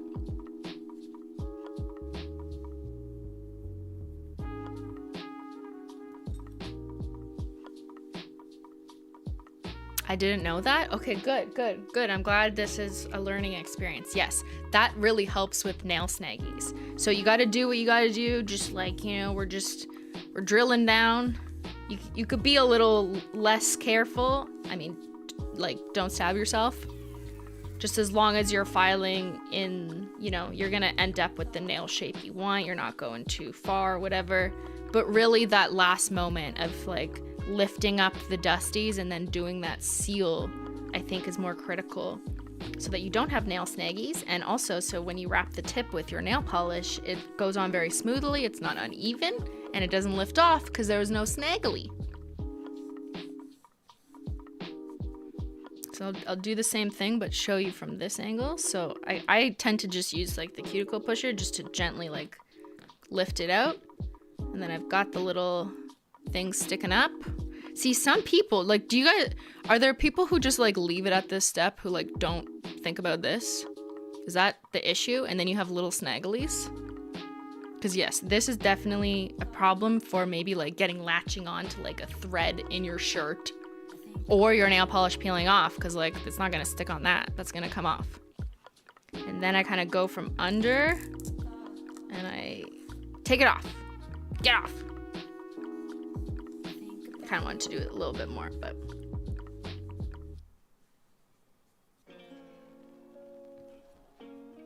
yeah. And if you have nails that are longer like mine, honestly, like I kind of do this every time because the nail dust does tend to collect underneath, especially if you have more curvy nails like me. So it's kind of normal just to go under, just, you know, gently get the shit out of it.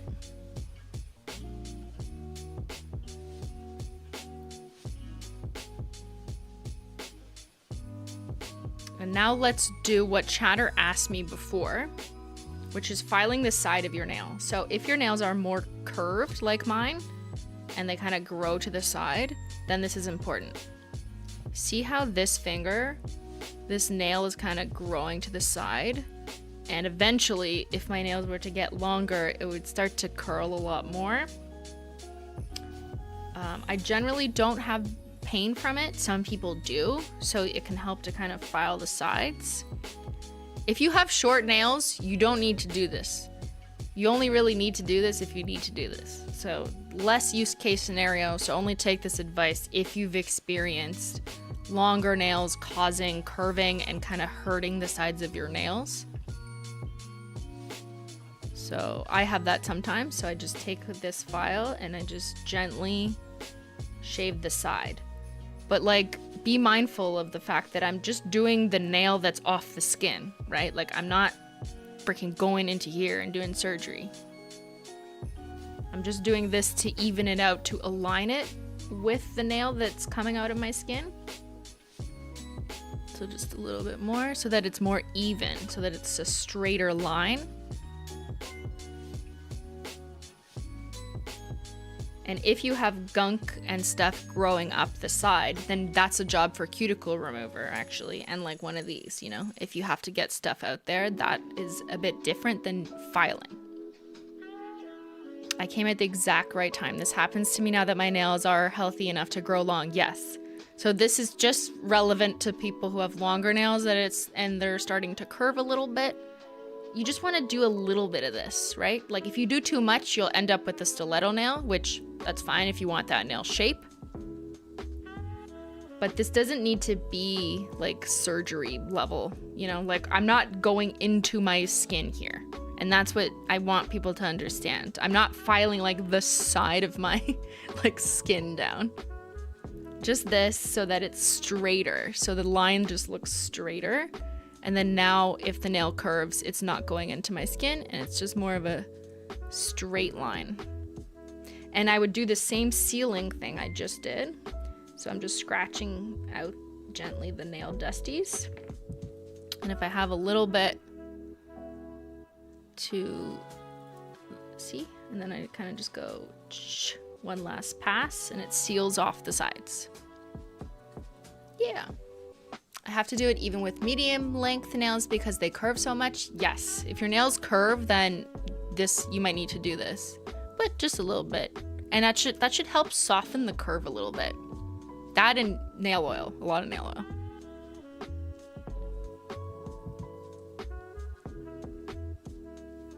So I also do it on this side of my nail. My pointer finger kind of curves a lot. It does this like witchy thing. Must be October. That and my middle nail does it, but that's because she's the swatcher. So she's very overused. She's more stained, she's more curved. I think it looks better too. Yeah, to each their own. So see my thumb? My thumb is really long, like it needs to be filed down. But see how the front of it is kind of growing, like this was straight, and then it's going forward. So this side does need to be filed a little bit to keep it a little bit straighter. And again, with the glass file, it's way more effective and like easy to do it quicker. Like there. Do these nail care tips also apply to toenails? I'm sure it's a different type of nail or thicker, just not sure. So with toenails, I don't care about having my nails as long. Probably most people agree with me. But if you want long toenails, then you would repeat everything I just said about filing. If you want to keep your toenails short for hygienic reasons, keeping them in socks or whatever, like I do use nail clippers for toes because I want them short. But I will use nail clippers just to like cut them down, and then I will use a glass file if I'm doing like a pedicure and I care, like, you know, before I went on vacation. Then I will use this just a little bit to like, you know, carve off like the side that the clipper made like an ugly, like a hard edge or something. Not a hard edge. What's the word I'm looking for? like a bad corner. Because if you use clippers, you're gonna have like corners, you know, that kind of snag. So just take this, and it shouldn't take long. You just go chew on those corners so that they don't snag on your little sockies. All right, let's go ahead and file my long thumbnail. Whee! Why should I file in one direction? I don't know if I like totally agree with that. I've probably said it in a video to file in one direction. It's really just to prevent people from like doing an eternal seesaw, which if you do that can like, I don't know, make more like scragglies or unevenness by doing it. I think the advice really just comes from a place of like do a swipe at a time, because it helps you monitor what you're doing. But like here, I just went from the left side. Now I'm going from the right side. So I think that's more important than like, oh, you can only go left to right. And I think like technically it's more an issue that you just go from outside to the middle, right? I think that's what it is. Like outside to the middle. I don't know. I don't think it's like that huge of a rule. Like you're not gonna die or anything.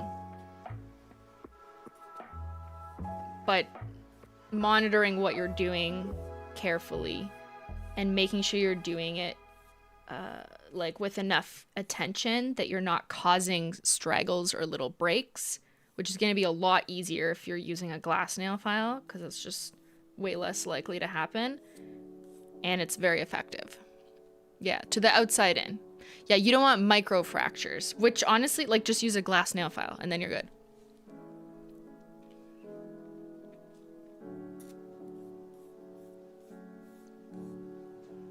I think my thumb is almost where it looks more even with these nails, which are a little bit shorter than usual, but they've been working hard, you know. I still have to watch. R.I.P. Rowdy students? Are the students rowdy? Have you had it where your nails sort of split or crumble while filing?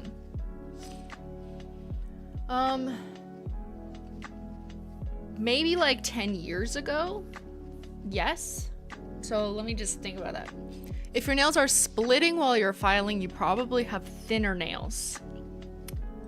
And that doesn't mean you shouldn't file them, because you probably want to keep them shorter-ish so that they're not like prone to breaking all the time.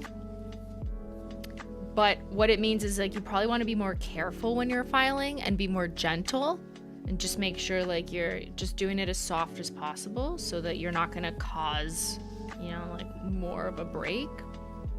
And if your nails are splitting at the end, then definitely pick up a glass/good crystal nail file, and that will help, because the type of material this is just like will help you seal that and be less prone to those little splitties.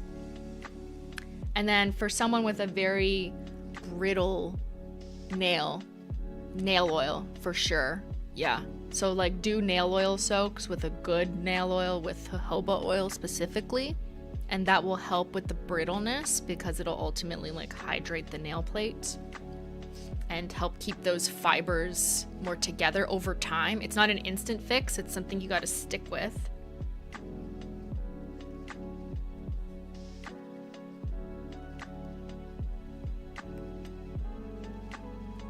But brittle and peeling nails, whether it's while you're filing or just more generally, can absolutely, I think like nail oil is the first thing I prescribe to you.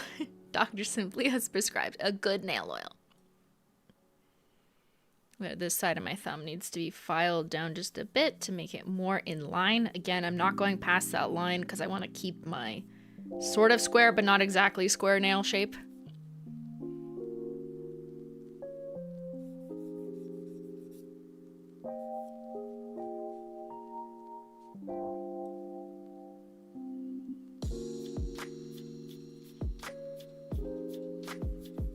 Filing your nails is like kind of relaxing, right? Is it just me? Sometimes I just file them for way longer than I need to.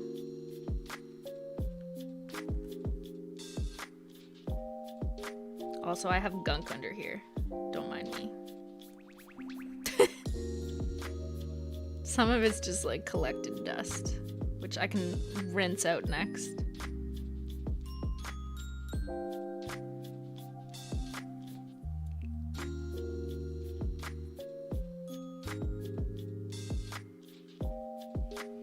This may sound weird. Does the sensation on the fingers while you're filing with the glass nails different to emery boards? It does feel different. I think a glass file, a good glass etched crystal file, not a fake glass file, feels stronger. It feels more like smoother and uniform. Whereas personally, I feel like emery boards feel a little more disjointed because you can literally feel like the sandpaper that's like this. You know what I mean? Whereas a good glass file has such a tight-knit grit that it's like kind of smooth, even though it has a grit. It's just more of a micro grit. Does that make sense? But everyone is different. Like I've heard some people say, oh, I can't stand glass files. They're the worst. And I don't know if they just use like a bad glass file from Amazon and like now they just hate glass files. But I do think not all glass files are created equally. Less noise with glass files. Glass file, it doesn't snag, right? So you're not gonna have snagging. It is less harsh. Okay, people are agreeing that it does feel better. I always thought people thought glass files was worse, but maybe that's just more of like it got a bad rep, you know? It has like the discourse attached to it is like bad because people think of nails on a chalkboard and it's like, it's not really like that though. It kind of feels better, I think.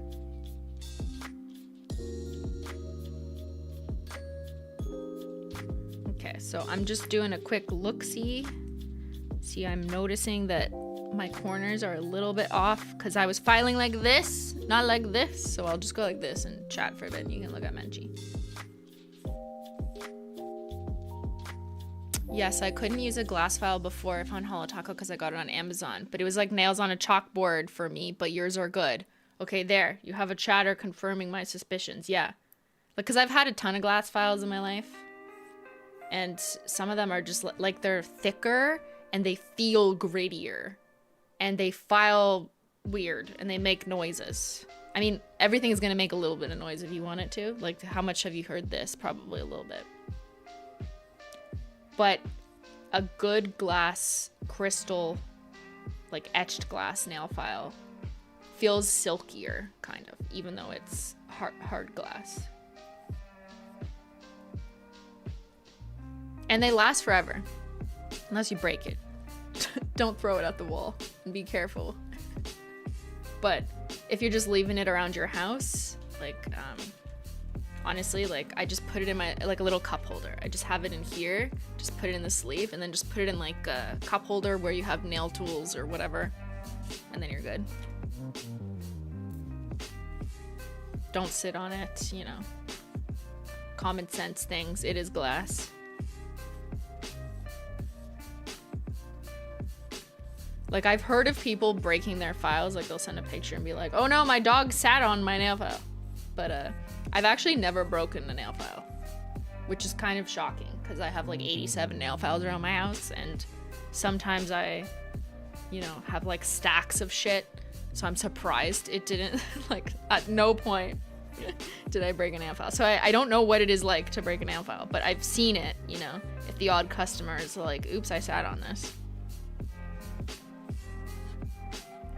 I don't think it's like that common though. It's not like just because it's glass, it's gonna shatter in 2 seconds.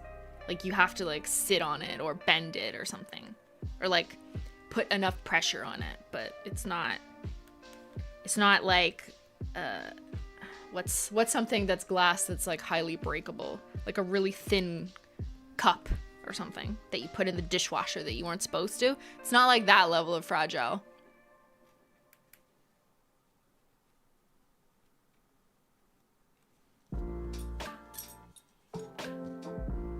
I broke the one that was in my purse. Yeah, well, that kind of makes sense. Or I mean, it doesn't make sense. It's not that surprising that if you put something in a malleable situation that should be kept flat and sturdy, like, yeah, if you like knock it or sit on it or put pressure on it. So I just like recommend just keeping it stable at home in like a cup with other nail tools or pen-like objects with your pens. I sat on my glasses, yeah. Like, don't sit on your glasses or your nail file. Okay. I should stop filing. I've been doing it for too long, but it's kind of addicting, you know? You just came here to watch me file my nails? I'm gonna go rinse off. After you file your nails, you will have dusties. So go rinse those off, because you got to get those dusties off for nail prep application. So I'm gonna go do that. I'll give you a Menchie, and I will run a little ad for Susie. So I will BRB in like 30 seconds.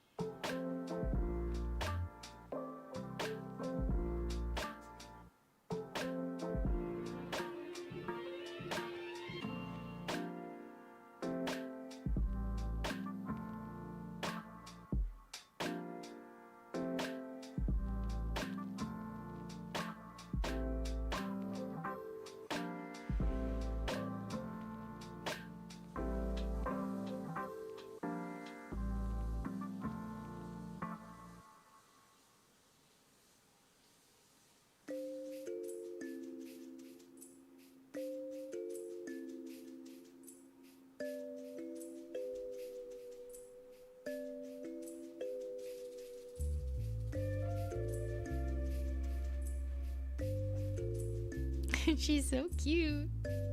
Menchie. Oh, did I wake you, baby?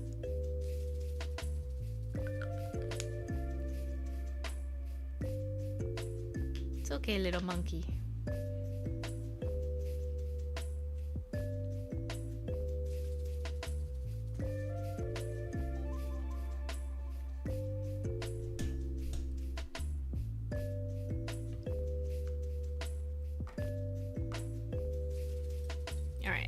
I've returned from washing my hands. So now we've dehydrated the nail plate, we've filed our nails, we've cleaned off the little nail dusties. So the nails should still be very clean and clear and ready to accept the nail polish to be stuck on it. Just make sure there's like no water on it. If you have long nails, sometimes there's water underneath, so just go like that. Now you'll notice like I'm not oiling my nails again because the point is now I've removed the oils so I can apply nail polish. And once my nails are dry, like in a while later, then I would apply some nail polish. Or apply some nail oil.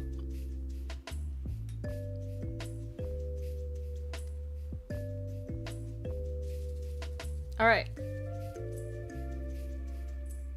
Did we cover most questions about nail care, nail prep, nail filing? Let me just do a quick look before we move into painting nails and see if I missed anything that was related to that section of class.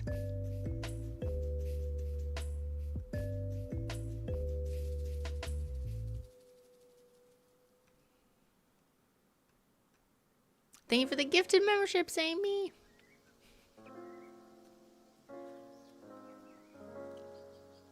So I've explained that not all glass files are created equally. Cheap fake nails are great for buffing flakes. What? Okay. Sorry, I'm like, what? Glass nail files give me the ick in my ears. Okay, yeah. Some people are different. They give me the yum on my nails. My nails are very happy when I file with a good glass nail file.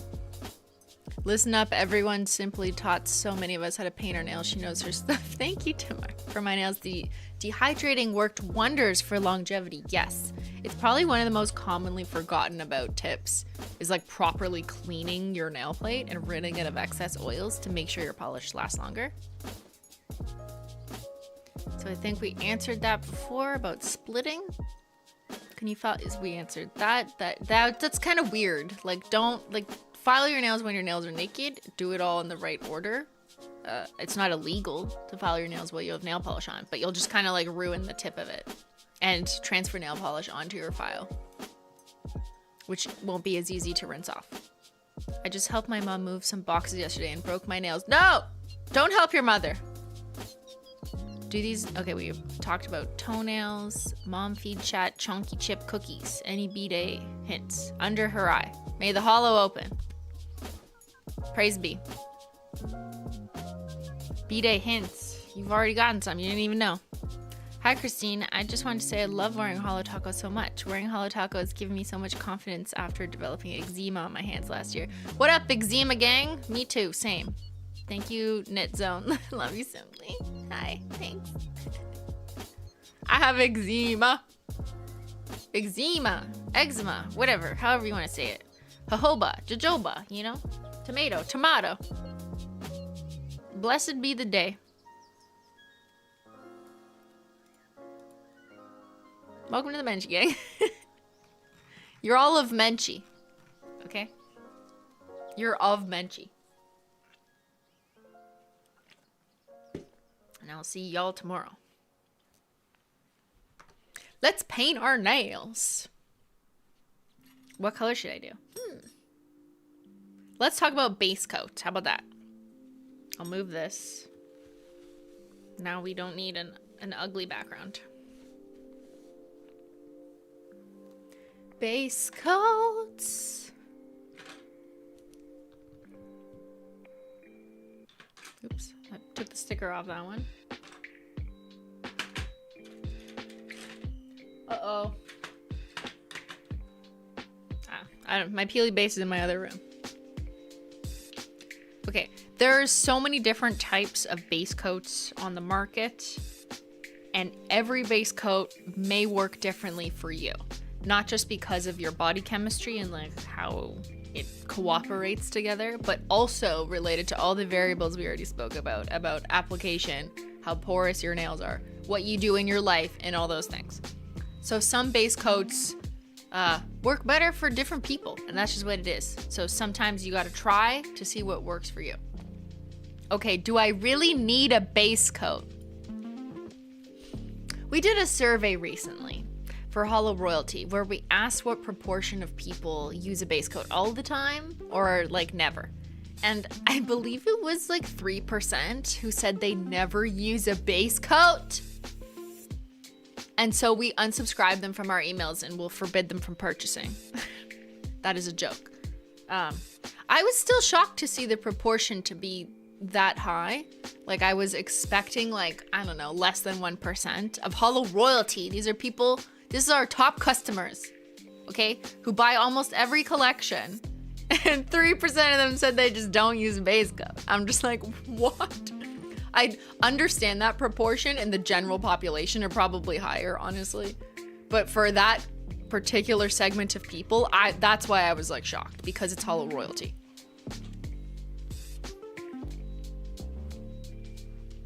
Why use a base coat? It depends on your use case. There's different people might have better reasons to use a base coat for their own personal needs. But the number one reason I think is to help keep your nail polish on longer with some base coats. Some base coats are designed to anchor to the nail plate better and then accept nail polish on top of it. So they kind of like let the nail polish tack onto it and then they tack on to the nail. Now there's a whole bunch of other reasons why base coats can be a great thing. Some of them help prevent staining if that's something that you care about. Some of them help smooth out the nail plate and reduce ridges. So if you have eczema or psoriasis or bad nutrition and you have like ridging in your nails, meaning there's like lines that go up your nail, or it's just generally uneven, and you start to see, like I have eczema really bad, so you can kind of see on this nail, even though there, see, okay, it's kind of hard to tell, but this nail is a little bit uneven just naturally. If I took off there, you can see the dent in my nail. That's in large part due to my skin condition, eczema, which shows a little bit just on this hand, on this one nail. Okay, so that's going to be unique to some people. Not everyone deals with that. Some people have more normal issues with nail ridging that's like more average. They may not be as bad or as deep as mine, but something like a smoothing base coat or what they call a ridge filler base coat can really help fill in those gaps, so that when you put on nail polish, and by the time you've done like 2 layers up to glossy taco, everything has leveled out. It helps level out your nails so that you don't see it. Smoothing base coat also helps with if you're doing like more of a naked nail look, or you have a jelly nail polish. It can help make your nail more uniform in color, if that's something you care about. So there's different reasons why you might choose a specific base coat, and everyone's a little bit different. Or maybe you change on a weekly basis because you're like, oh, this time I'm wearing Life in Plastic. It's like the jelly nail polish. So I want to use smoothing base, so my nail's a little bit more uniform color wise, and that's why smoothing base makes sense. And then sometimes you're like, I'm just putting on an opaque creme, baby. Like, just give me something that'll make my nail polish stick better, and I just want a little bit of stain protection. Then you would just use long-lasting base. Or if you're like, I have literally no time but simply said to use a base coat, so what the fuck? Then use quick dry base coat, which dries extremely quickly. And one of the other results we saw in our royalty survey was a lot of people asking for quick drying nail polish products when it comes to the base coat, and that might be a reason why they don't use a base coat at all. So friendly reminder, we have quick dry base coat, which dries incredibly fast and will give you a little bit of that anchoring and protection aspects that you're looking for. Why is our stream bot like broken? I keep seeing this. Yeah, I know, it's kind of distracting. He keeps quitting and then coming back. If you're frustrated with how long a base coat takes to dry and that's why you skip it, honestly, try quick dry base because it could help extend the length of your wear time, but it dries like that. So by the time you've painted all your nails, like you've done like 1, 2, 3, 4, 5, 6, 7, 8, 9, 10, and you get to the end, it should be dry enough to go, like you're ready. Does quick dry base last as long as a regular base? For some people, yes. For some people, it might last longer. For some people, maybe not. You can't give an answer that specifically, and I really don't like when brands do that because everyone's experience is going to be a little bit different. Like, it was formulated to anchor nail polish onto it, to stick to your nail plate, to give a smooth surface, and to dry quickly. That can absolutely help compared to not wearing a base coat to extend your nail polish, but some people might find this works better for them, and some people might find this works better for them in terms of the nail polish lasting longer. This is the one that came with the foil polish, yes, because it also puts down a slick base that dries quickly, and chrome nail polish can't be put over a base coat that's still a little bit wet, or else it just like, it undoes the chromey effects, it like re-wets it and makes it not slick. So that's why this was optimized for that. But it also just like works really good as a quick dry base coat. Never mind the chrome. My quick dry sometimes peels like peely. That may be related to nail prep because I've also seen that comment related to any of the base coats we've done. If someone says like, oh, I'm wearing long lasting base coat, but it peels off. Then I'd want to ask you about your nail prep, your nail type, your body chemistry. Are you removing all the residual oils that we just went over before you paint your nails? And the other thing that I didn't mention yet is if you have like virgin nails and you never, and your nails are always peeling off, but you don't paint your nails like all the time, like someone like me, then maybe what you need to do is gently buff down the top layer of your nail. Now, I reserve this for specific cases because I don't think people should make a habit out of doing this. But if you have newer nails and they always pop off and you're like, I don't understand why I'm using a base coat, one thing you can do to help is all the things I just said for the past 2 hours. But also, if that's not working, you can gently buff down the top layer of your nail. I don't have a buffer right here because I only have my file. But let me pull up a picture. Nail buffer. But you just want to make sure it's like a small grit. Like something like this. It's like a buffing block. And sometimes you'll find like emery boards that have one side of it that says like it's a buffer. Basically, it's a much finer. It's not that sandpapery. It shouldn't feel like sandpaper. Don't use the sandpaper ones on your nails. It just like has a little bit of a grit. And you do exactly this, okay? You'll sometimes see like nail techs do this before they put gel, and that's because they like want to strip your nail the fuck down. So when they put on gel, then you'll be like, oh my god, it lasted 2 weeks. I love this place. I'm definitely gonna come back. Well, also they like shaved off the top part of your nail in order to do that, so that the gel and whatever would stick better.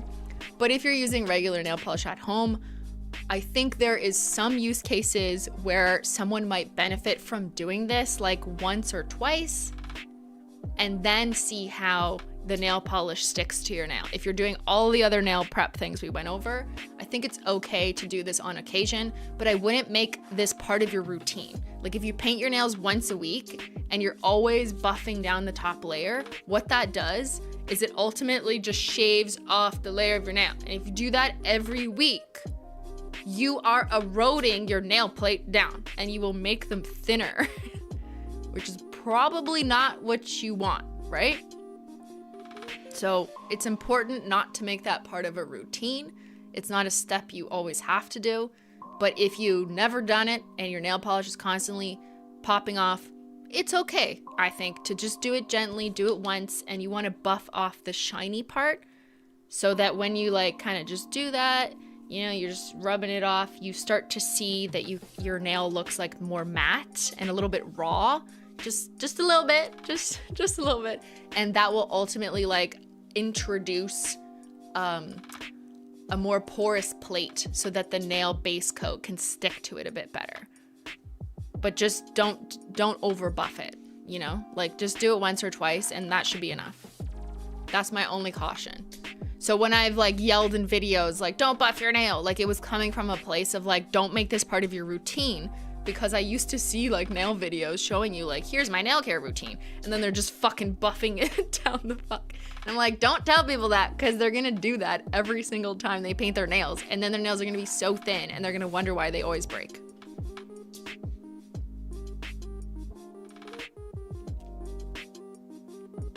So do it sparingly. And it's okay if you do it sparingly. I over buffed in my 20s. It sounds like I over plucked in my 20s.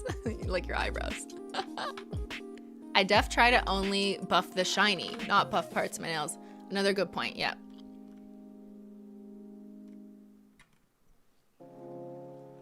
When I use gel products, I severely damaged my nails buffing them and they ended up lifting. Ugh. I quit gels and found HOLO Taco. Now my nails are healthy. I'm happy that you found a product and a type of product that works for you. Yeah. I think people have like mixed feelings on gel polish, but I will just say that it's really supposed to be a professional product. Like if you look closely at things that are properly labeled, it will say for professional use only.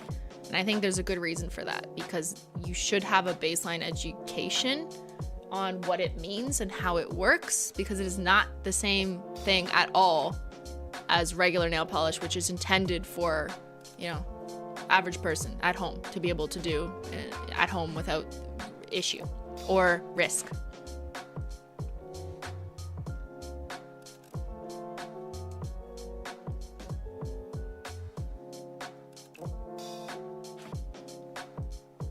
Any advice for toenail fungus? No, ask your doctor.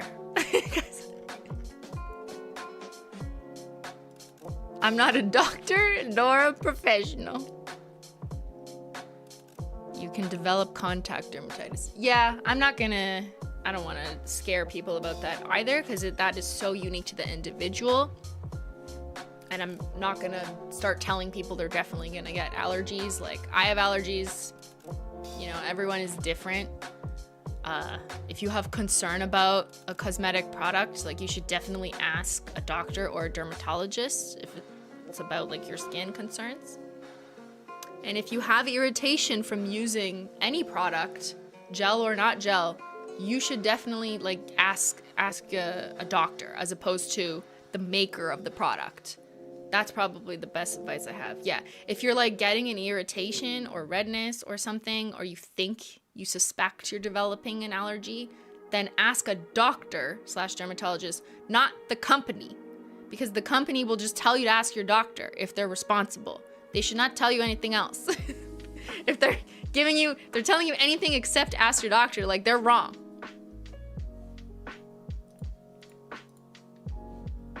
But don't you think adding a base coat which creates a smoothing surface is antithetical to buffing to create a rougher one? No, because if you buff your nail, you are removing a bit of the shininess and ultimately creating a grit so that the base coat can anchor onto it. The base coat needs something to stick to, just like the nail polish needs something to stick to. But base coats are generally designed for nail polish to stick to. But if your base coat is not properly sticking to your nail plate, then all of it will pop off. So a base coat will stick to a more porous nail, period. Like, if your nails are more porous like mine, or you've, like, shaved it down gently to make it more porous, it's gonna stick better. That's just, like, more objectively the case. Granted, notwithstanding water exposure and all the other extraneous variables, but just generally speaking, if we control for the environment, base coats will stick to a more porous or buffed nail better on average. But just don't over buff it. Like, don't do it more. just do it once, please. I beg you, don't thin out your nails more than necessary. It's like Legos? Okay. Even cosmetologists or licensed nail techs are supposed to refer people to a podiatrist or doctor. Yeah. No medical advice.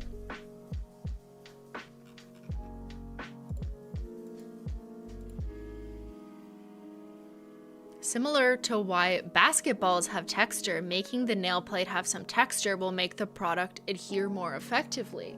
Okay. Yeah, I could see that. Yeah, that kind of makes sense because it, like, has something to seep into and stick to. So when you buff a little bit, you're kind of shaving off the shiny smoothness and making it a little bit accepting of the stick. Okay, let's paint. It's been 2 hours, guys. We've spent 2 hours preparing for this moment. Let's use quick dry base. Just for fun.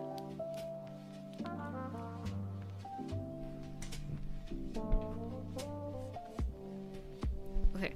Application is equally as important as all those other things I just said to making your nail polish last longer.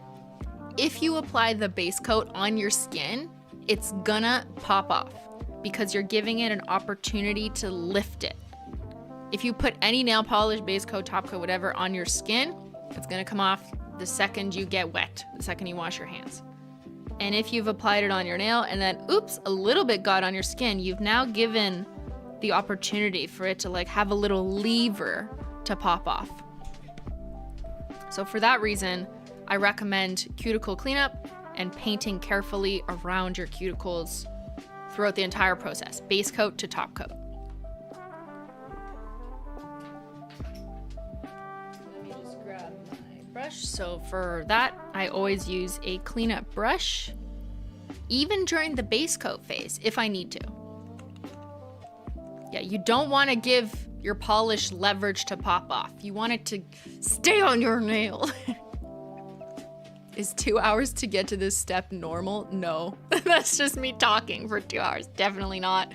I mean, like, maybe I would spend 20 minutes if I'm just, like, casually filing and whatever. Like, maybe. That's a lot, though. But, yeah. Oops. Listen to all your advice. My Holo Taco nail polish has lasted over 2 weeks. Yay! This has never happened to me before, so I'm so happy. That's amazing. Yes. Do all the tips. There you go. Okay, so I'm just gonna go in with quick dry base.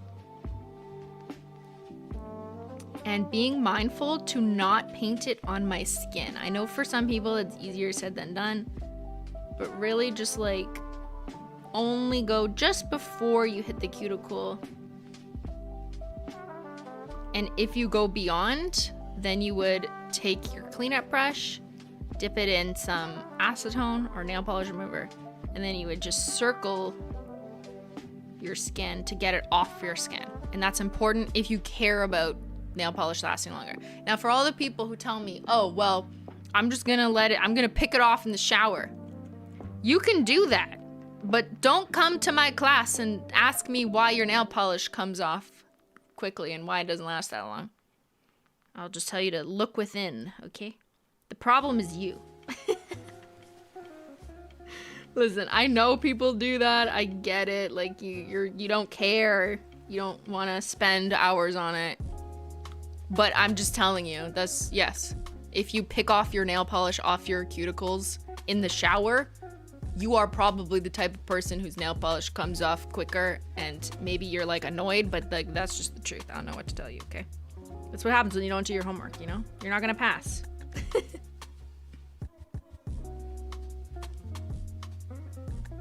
So with all base coats, I recommend doing a generally thin coat. Like you don't need to put on a thick base coat, generally speaking. Ridge filling base coats are by their nature a little bit thicker, so that makes sense. But if we're just talking about like a clear base coat, whether it's a long lasting base or a quick dry base or whatever, don't make it thicker than it needs to be, just a thin, even coat.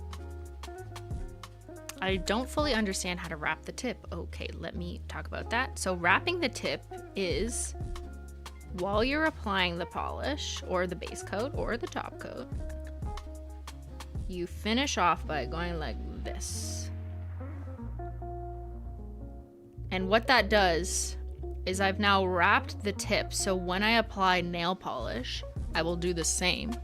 And I will do the same when I apply glossy taco.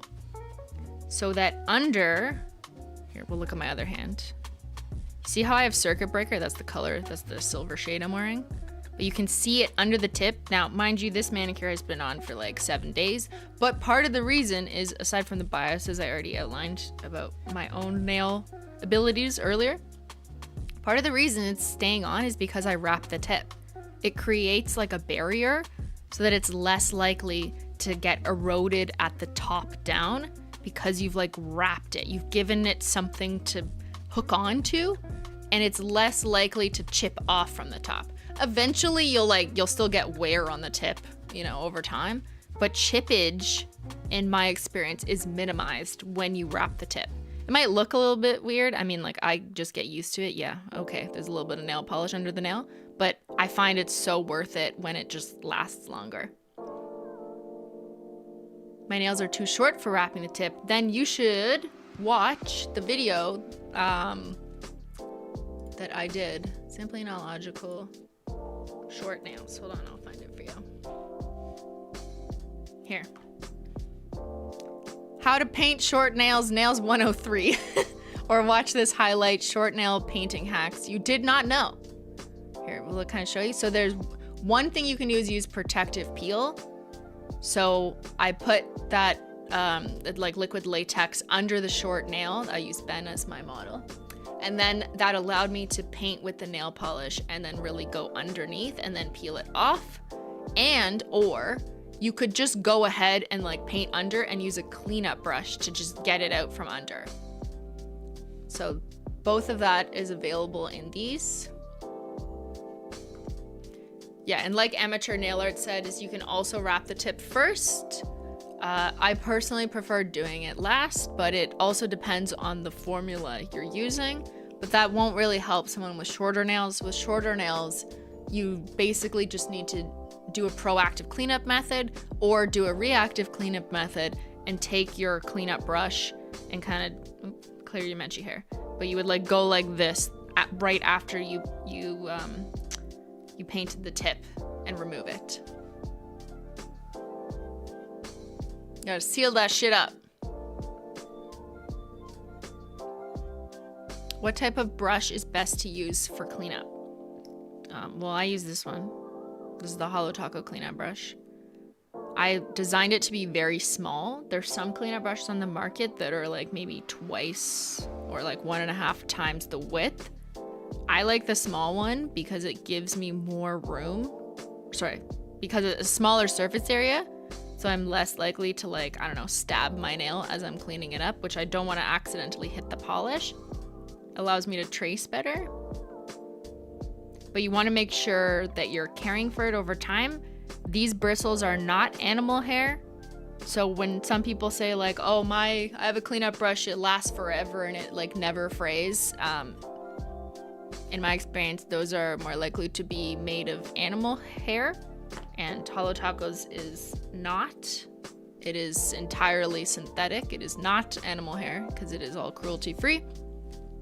So with products like that, you do need a little bit more care to help keep it from fraying or splitting over time, especially if you're dunking it in acetone, which acetone is gonna erode something like that over time. So use nail oil. So here, after you use a brush, any brush, nail art brushes, cuticle brush, not cuticle brush, cleanup brush, rinse it off with water after you've gotten it dunked in acetone. And then you're gonna take nail oil and then just, there you go. Rehydrate the bristles to help keep them supple. And then leave it. You can just go like that, now you're good. Do this after you've used it, because like you wouldn't want a bunch of oil in it as you're using it, but just let it kind of soak in. You don't need to use good nail oil for that. Let me rephrase. Like if you're worried about wasting it, this is not a human. This is not a human skin. So you don't really need to like use really good jojoba oil on your nail art brushes. Honestly, just like any oil that'll just help coat it, keep it a little bit supple is totally fine. But if you're just looking for the closest oil and that's what you have, sure. But it's not necessary in the same way that it is for humans. Go us.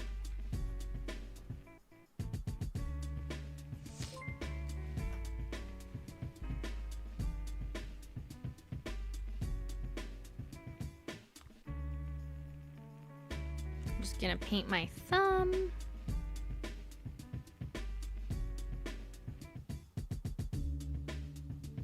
So just being mindful to not get it on my skin. Just a nice even application, and I'm wrapping the tip. Woo!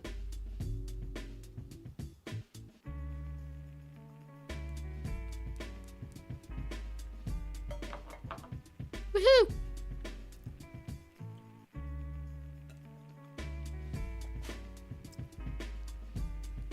Menchie hair.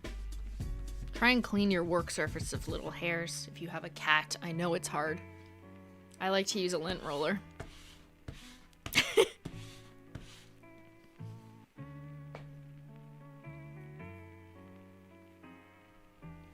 So quick dry base dries in like a couple minutes, or any base coat you can just like gently check if it's dry, either by observation or just by looking at it and, you know, doing a little touch and you're like, okay, it's dry enough.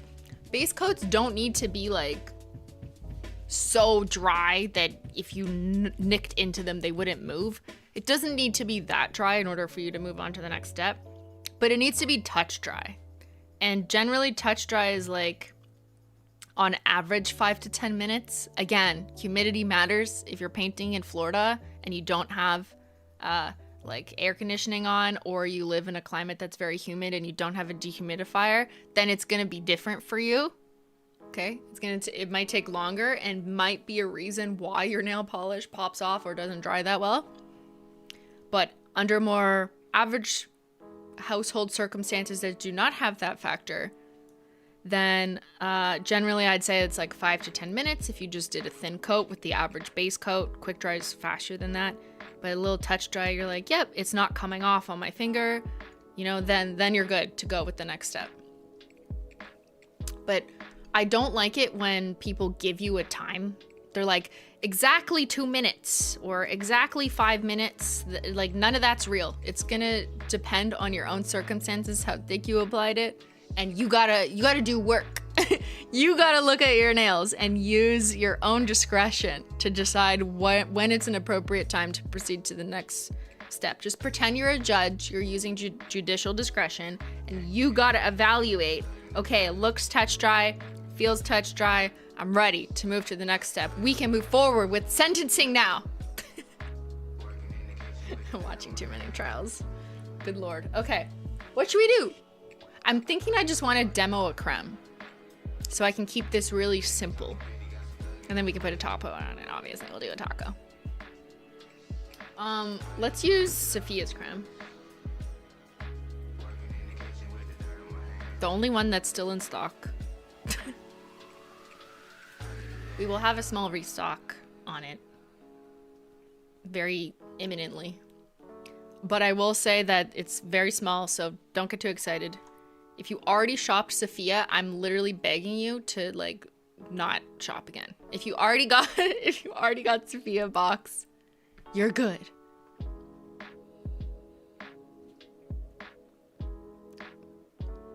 Oh, we want to do a Skittle? Okay, we could do a Skittle.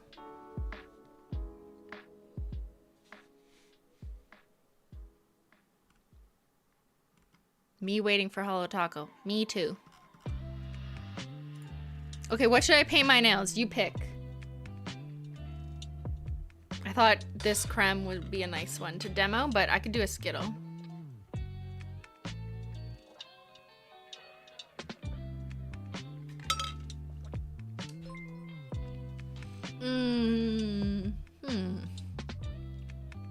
Xyler? Purple Skittle.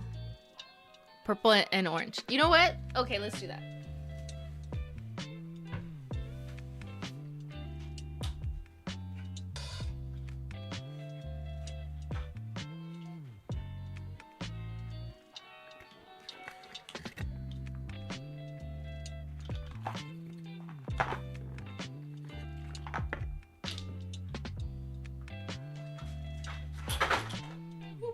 Sorry, man. There she is.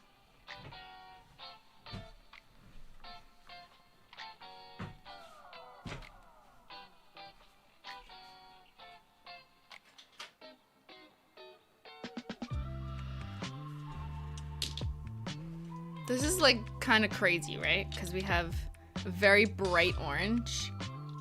I thought this would kind of work because it's muted. It works with these more, but like, like what is this? We got very bright and then we've got more muted. You love it?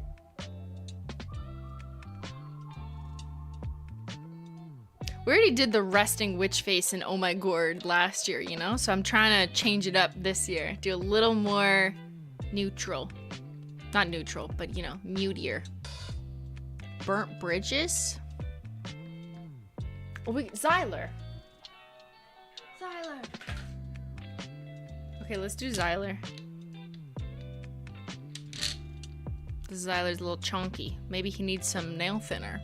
That was one of the questions I saw. We could do that too. My box came smoosh first time that happened. They replaced it. Woohoo! That's what CX is for. Oh my god, my Raising Cans nail polish just came in. I don't know what that is. Don't forget the hollow. We can do like toppers on top. I wonder if this is like kind of too much. You know what I mean? Like maybe this. Yeah, that's it. That's a little moodier fall palette. Okay, I'm gonna talk about glitter and thinner because this is actually a good opportunity to do this. Like, look, he's getting, this is an old Xyler. This is my old cat. But let's just continue with normal painting and then I'll talk about glitter accent. Will there be a lot of glow in the dark available when it comes out? Define a lot. We will have it. We are releasing glow in the dark taco again. It is restocking very soon for October. However, kind of like last year, it is just that batch, I think. And I know it's not a ridiculous amount. And that's in large part just trying to keep this seasonal. Like, we honestly like don't want glow-in-the-dark taco falling into next year. So it's kind of hard to predict the exact number needed. So I don't really know, but it will be available when it's available. And if you really, really want it, then you should pick it up when it comes out. And we just wanted to make sure to give that opportunity for people who wanted it well before Halloween. Because of the feedback we got last year when it came out with birthday, and then you have to wait for the processing from a giant launch like birthday. So we will be restocking it earlier than birthday to accommodate people who are looking for it earlier, but it is not an infinite amount. Not everyone likes glow in the dark also. Like, I don't want to make too much of a product that I know not everyone is interested in. I know a lot of you here might be excited for it, but like, if I'm being honest, it's not like a hero product because not everyone cares about their nails glowing in the dark. You know what I mean?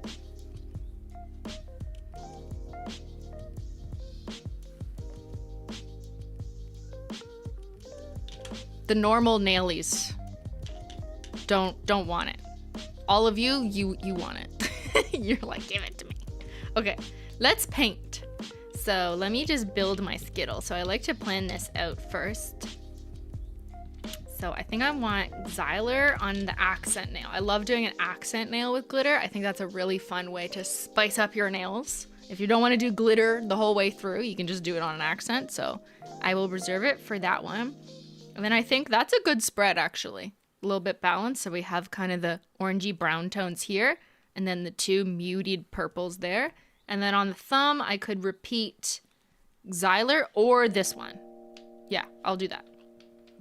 So I like to leave my bottles lined up like that. They're just off camera, but in their little order. Possible it will drop with Sophia restock to make it worth the shipping. Yes. That is what is happening. However, I will repeat it again. Sophia is a small batch restock. It's only what we could make with the pigments on hand. That's why we're able to do it like relatively soon.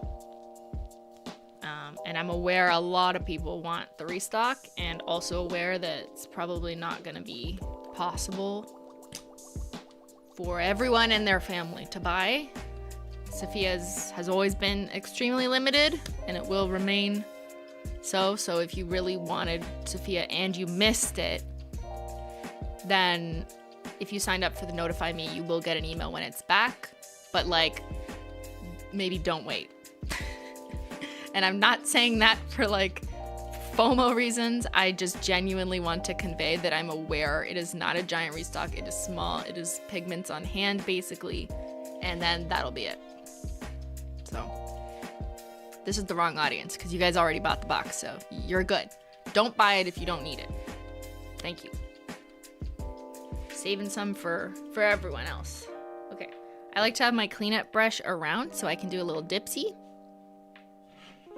You will get an email when they're back, but it will be happening at the same time as Glow in the Dark comes back. So we're trying to streamline those efforts, but its birthday is a separate event. It was just too much to get all ready and all at the same time.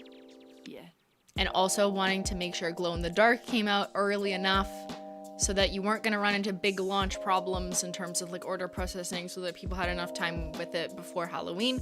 There's like a lot of things to consider, but we're doing what we think is the best for the most amount of people.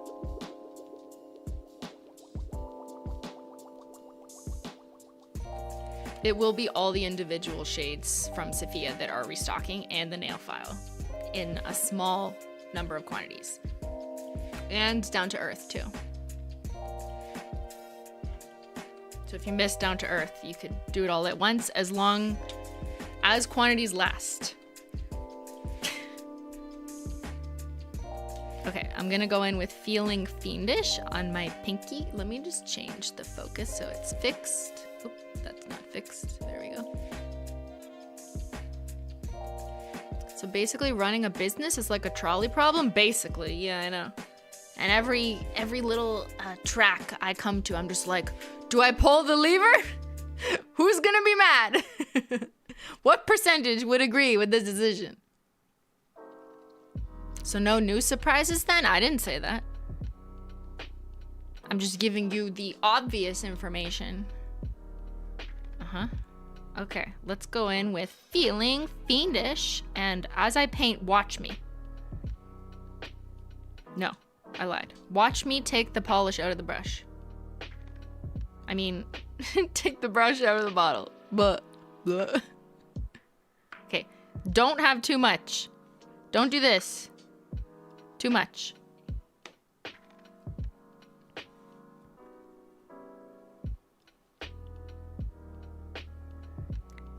When you're taking nail polish off the bottle, you don't want to just be like, oh, now I'm ready to paint, and then drip it on your nail. No, okay? You want to take it out.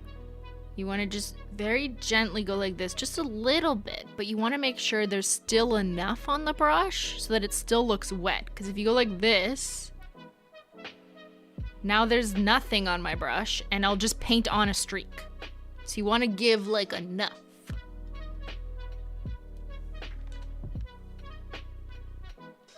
How could I be mad? I'm just trying to set realistic expectations. Thank you. Yeah, well, regardless of what I say, you know, something's gonna sell out. And then someone will be like, you lied to me! You said it would be available, but I missed it, so you lied. And I'll be like, yeah, I don't know what to tell you, man. What is the solution? To not sell it at all? That actually is the solution, ironically, is to just, like, not do something. Sadly. There's a lot of things we just like didn't do or didn't restock because we knew it just felt like it wouldn't be enough and more people would be mad. I know, it like sucks. But yeah, sometimes you have to make that decision too. Okay, did I adjust this? Yeah, okay. Now, I'm painting with a decent amount on the brush. And I'm gonna go towards my cuticle, but not put it into my cuticle. So you actually wanna leave a little bit of a gap. Not that gap.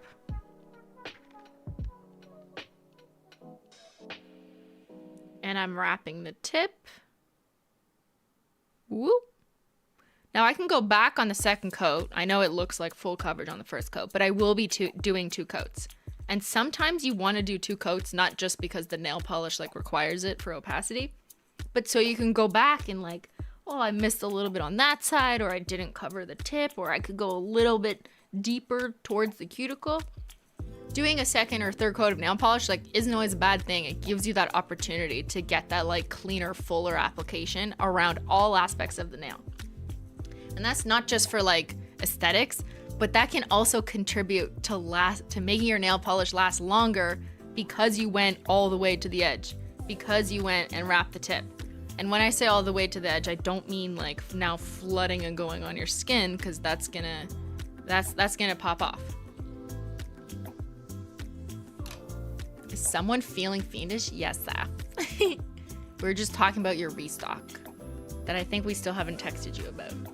Oops. We gotta confirm with Sophia.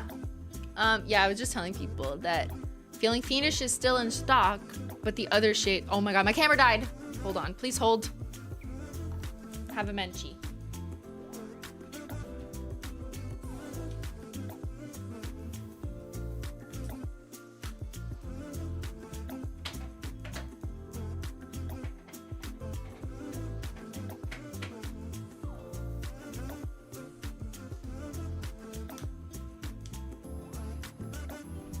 Totally Sophia who killed my camera.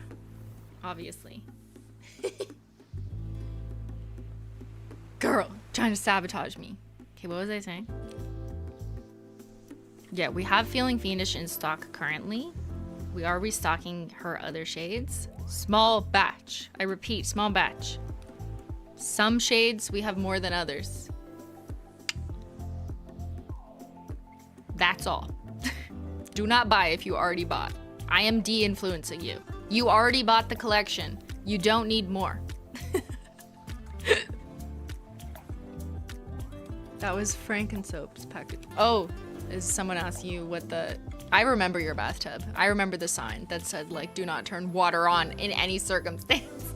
And I was like, should I turn the water on?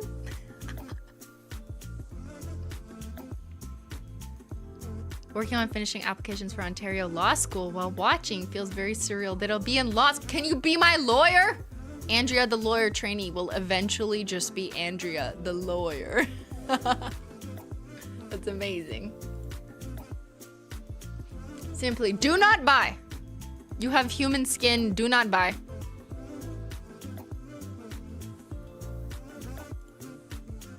Okay, back to nail instruction.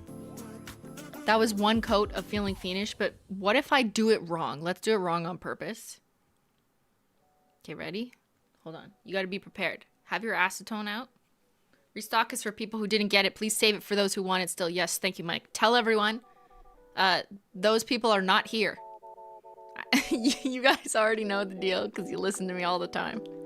But it's the people who never listen to my streams that need this information. Go tell them! Do not buy the nail polish if you already have it. Relax! Do you know if it would mute the glow effect if you use thinner? I'm actually not sure. I don't know. So I don't want to say it's probably fine if I haven't actually confirmed that information. Oh my god, I need another spirit fingers almost out. That's a lie, Mel. How is that possible? You've only had it for like 2 weeks. Liar!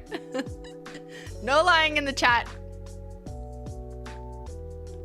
Okay, I'm gonna paint on feeling fiendish wrong. Like you. Okay. Okay, I'm painting. Oh my god! Oh no! Oh no, what happened? I got it on my skin. Oh shit. Okay, so I'm gonna take my cleanup brush and not pick it off in the shower. I'm gonna clean it right here, right now. I'm gonna dip my cleanup brush in acetone. Don't drop your brush in the bottle. Pour it in a little cup if that's you. You're gonna take some paper towel and just get a tiny bit of it off so you don't flood your nail with nail polish remover. Just a little. And you're gonna take this and you're gonna brush the polish off now that it's been wet a little bit. Now I have it on my brush, so I don't want to keep brushing it into my skin. So I'm gonna just go like that, wipe it off, and keep dipping it into the nail polish remover or acetone, just cleaning it, freshen it up. I'm gonna do a little fresh dipsy-do and go back. And this is like, pretend I got it in my cuticle, but that's where you want to go in with precision and trace the nail. Like you're a fancy artist. You're like, yes, I'm tracing. And just keep wiping until you've cleaned up your mess. Okay, clean up your mess. Go to your room. Now, why do I do this? Is it because I'm a perfectionist? I mean, maybe. That could also be true. But the real reason why you should clean up the nail polish around your skin as you're painting and not in the shower is so your nail polish lasts longer. Because if I left the nail polish on my skin and let's say it was a little more like connected to each other, I'm giving my nail polish a lever to pop off and peel off prematurely. So we don't want no premature peelies unless you are wearing peely base and you would like a premature peely, you know, and you have a peely bag, different story. But doing what I just did isn't just for aesthetics, it's to help keep it on longer. So you want to make sure that there's no nail polish, no base coat, no top coat, no lacquer on your skin or your cuticle. And that's why you're gonna see people like myself on the internet painting their nails. There's a tiny gap in between the cuticle and where the nail polish starts on purpose because it's safer and less risky to leave just a little bit of an edge rather than have the nail polish go under your fucking cuticle and there's a flood and you can't escape. Because that's worse. And more likely to peel.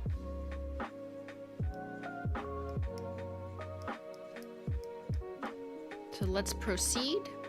I'm gonna do all the cremes first and then we'll get to glitter.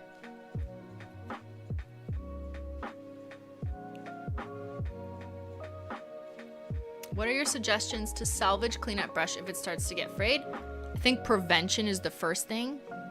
So if you're using a cleanup brush that isn't animal hair, they are more likely to get eroded by acetone over time, not like immediately, but like after several months, if you never clean it. Most people, I understand, never clean their brushes, like whatever, it's fine. We're lazy. So am I. Okay. So you can help maintain it though and make it last longer by like, I just put a bunch of acetone on this, right? If I rinsed it off every time, it would last longer from that perspective, and it would be less likely to get eroded from acetone. Just do a quick rinse under water and then pat dry. Don't leave it soaking wet, dry it, and then add a little bit of nail oil or just any oil to make it supple. That will extend its ability to be more supple and like less frayed. But I also understand that like not everyone's gonna do that. Like I don't clean my brushes every time. But if you want the advice, it's there. You know what I mean? Oiling, it's easy. You can at minimum oil it, right? How do you wrap the tip of really short nails? You watch this video. Short nail painting hacks you did not know, where I demoed it on Ben. Are HOLO Taco brushes vegan? Yes, they are not made of any animal products. They are synthetic, therefore not animal, so they are cruelty-free. And I do think the experience of a synthetic brush is a little bit different than people who might have purchased, even without knowing, a product that was animal hair. They behave differently. So you do need to care a little bit more about like rinsing off the acetone, I find, in a product that's not animal hair based.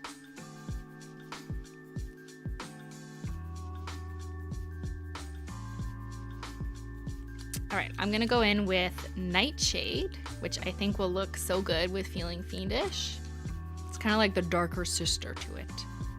So I'm gonna paint my middle nail because we're saving this nail for Xyler. So again, putting it down, approaching the cuticle, but not going into it. And rounding the edges. And just being careful and taking your time, but not too much time. Because, you know, you don't want to let the nail polish start drying as you're painting. And then I'm wrapping the tip, which will help make nail polish last longer. Now here, I got a little bit on my skin. That was not even on purpose. So I'm gonna take my cleanup brush,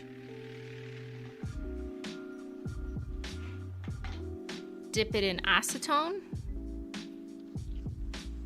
and just go in and trace it. Just loop. And there, I just removed the lever from which it could have lifted off and peeled off prematurely. For aesthetic reasons, you could also, like if you want to have a really nice circle shape, is you could kind of go in and just be like, loop, and trace the edges. You also have the second coat to make it perfect. You know, you can go, you have another chance.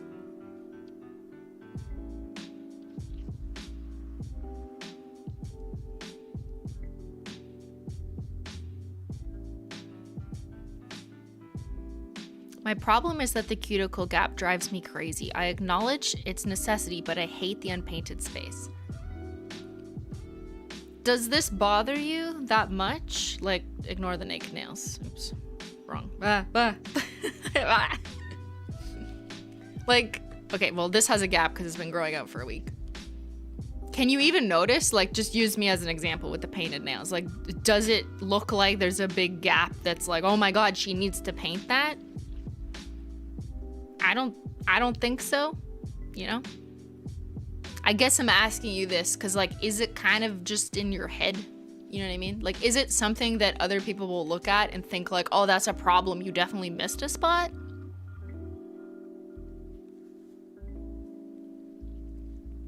What you can also do is you can get a little bit closer, like even more than what I was doing, And then go in with a cleanup brush, like the fresher the brush. You can get smaller cleanup brushes that are even more like flatter, like a detail cleanup brush, if that makes sense.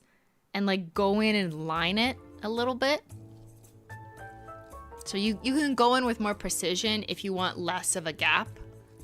But I think most people, I'll give you a close up here. Like I do it with such a small gap that literally no one has commented this to me anyways that I've noticed. Like no one's like, oh, you have a huge gap, you missed a spot.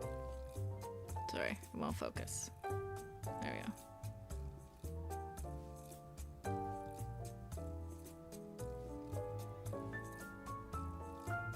Right? Like there's a little bit, but mind you, like my skin is there. There's a little bit of skin growing up it, which I don't want to paint on. Like you don't want to paint on the skin. I don't think you can tell that much. That was also the first coat. On the second coat, I tend to go a little bit deeper. Just Nightshade is like stupid opaque in one coat. Woo! The second coat will always give you that opportunity to go in a little bit closer, but I recommend doing it like slowly instead of overdoing it. No one said fix your, yeah, I haven't seen like anyone notice that or care. I kind of think it's in our heads. However, if you leave like a very big gap because you're really, really avoiding, you know, touching your skin, then I understand. But I think most people when they're doing this, like they're just like right approaching and only cleaning just to get rid of unevenness. Yeah, some people in the chat just said, I make the gap bigger though, and you totally could. It's kind of practice. Like if you want to practice making the gap smaller, then you would approach a bit closer.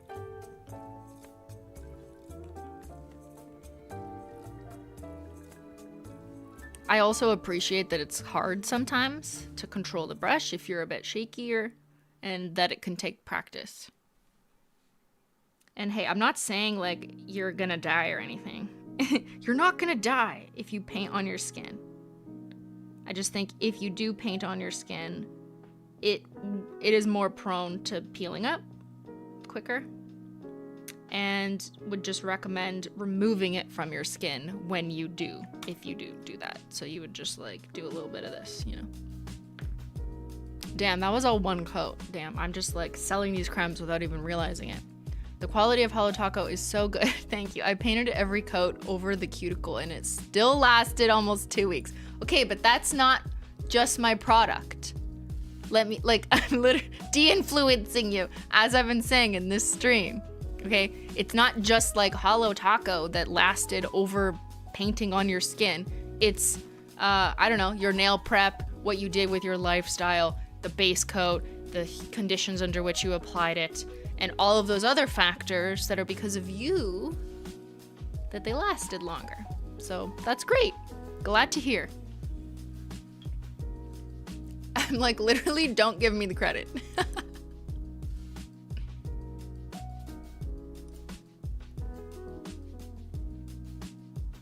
All right. Let's do feeling fiendish on the thumb. Yeah. Feeling fiendy. Sorry. Yeah. There we go.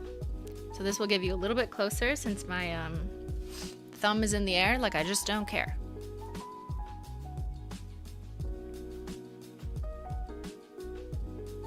It's harder for me to paint in the air like this. Like I don't understand the Instagram influencers who do it. I can't do it. So if I fuck up, that'll be good.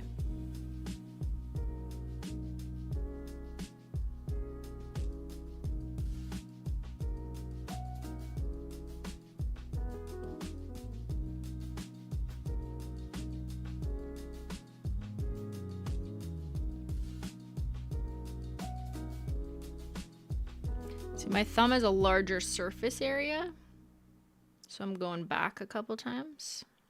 A little bit messier. But yeah, we could clean up there. Hee. We could do a little bit of cleanup. Hey, Menchie. So the width of the gap is a personal preference. I would say so, silly munchkins. I don't think there's like a rule on how wide you need to leave the gap. Some people don't like a gap at all. That's fine. But if the nail polish is touching the skin, that might be a reason why it's peeling up quicker on you. But if you don't care about that, that's fine. You know, I don't care. I just know that as a nail influencer, the most common question I get is how come my nail polish peels or pops up? And painting too close to the cuticle is one big factor in that, amongst other reasons. So that's why I'm just telling you. But like, you don't have to. Like, I think you'll survive either way. But if you care, and if that's an issue for you, the popping up, like that could be why. All right, now that we've, yes, carefully painted the nail in the sky. See, my application wasn't totally perfect at the bottom. That's also because it's a larger surface area, so I'm just gonna go in with my brush and a little bit of acetone. Now, again, optional, perfectionist-y, yes. Just straightening out that line a little bit. And then I kind of have some on the side here.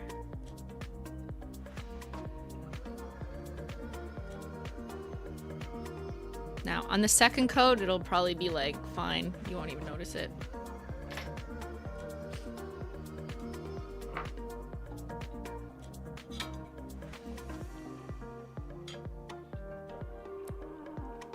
So I'm gonna go in with the second coat of all the crumbs, and then we'll do glitter.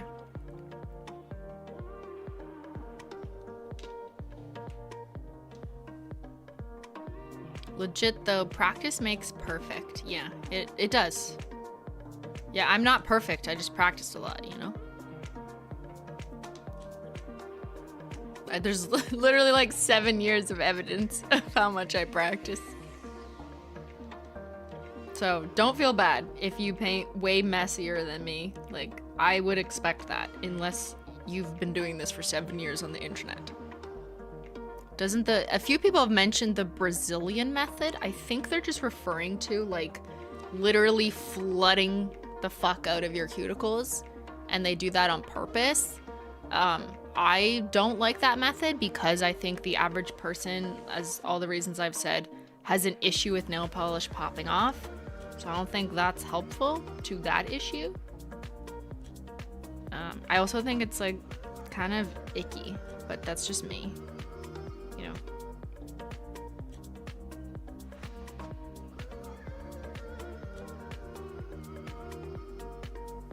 And if you're worried about, like, maybe some people think that, oh, if they fill it right to the brim and they cover towards their cuticle, that means their nail polish will look like it lasted longer because you have less, like, growth coming out.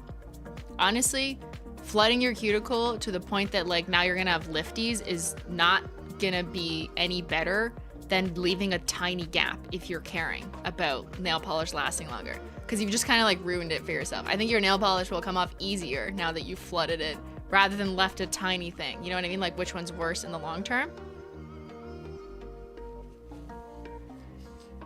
I don't know what Ben's doing, but I will ignore him.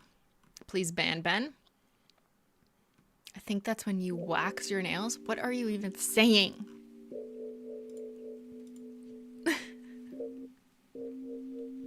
No. Okay, I'm continuing. Please ignore the Ben. What does he know?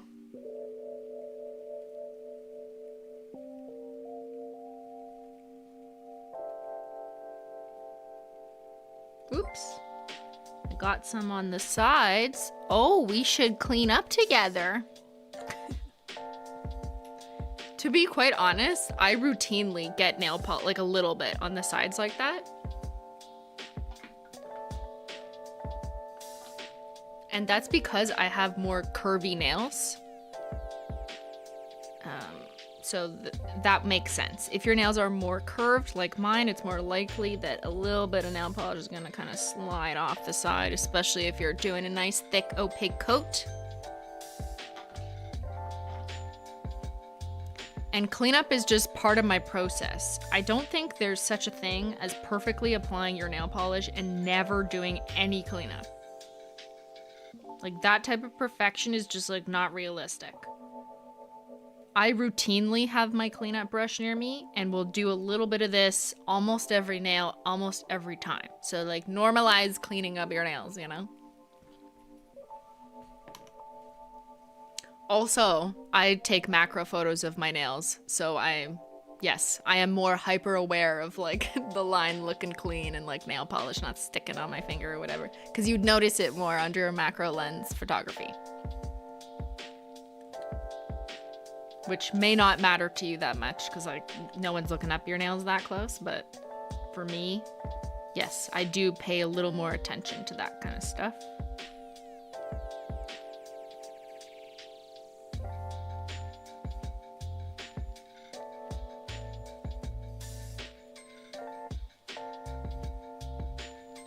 Lovely. Stay grounded, bitches.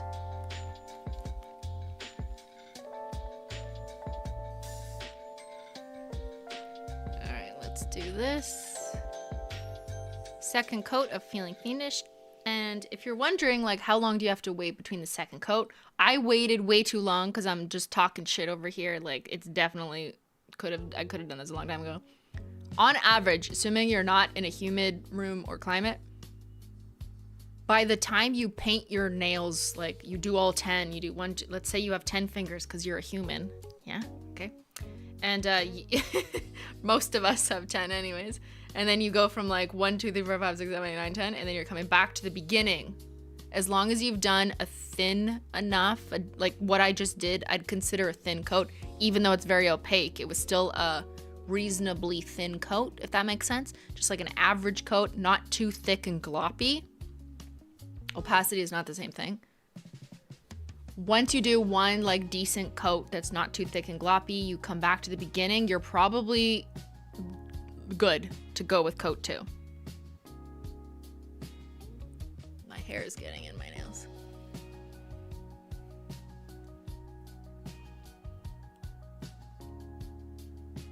Meanwhile, I live in Florida. That explains why I have to wait longer than Simply usually says.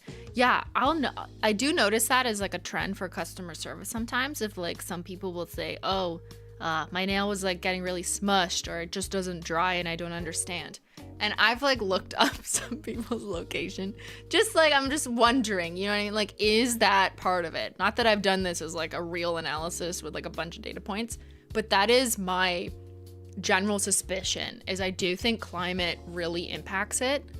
And to resolve that, there's a couple things you can do.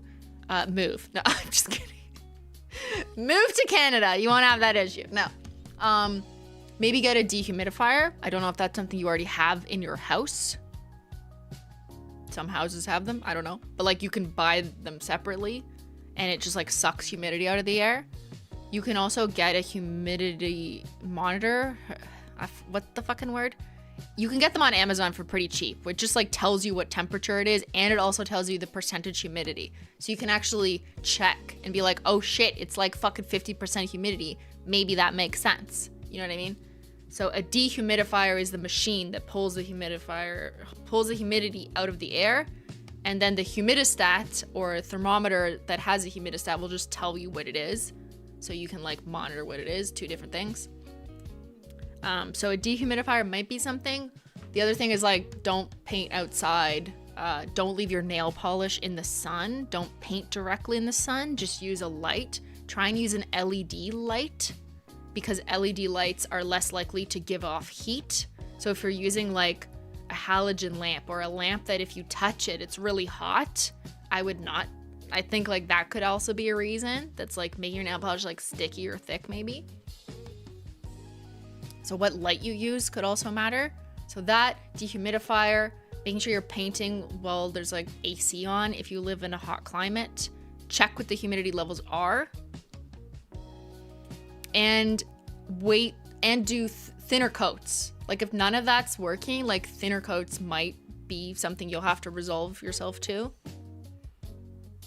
Wait, 50% is much for you. What's the humidity in Canada? I don't know. Like the average house recommends like 38 to 45 or something for your hardwood. I can't remember. What is it? What? I don't know. Hold on, I'll take with one hand. What's a good humidity level in house?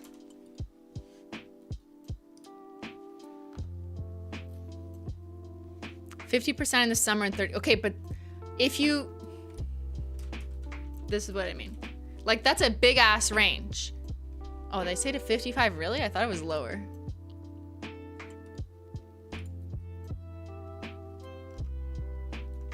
I feel like I've been told lower. I guess it depends on the type of hardwood floor you have. That's like a big ass range though. 35 to 55. That range is too big. Give me more specificity.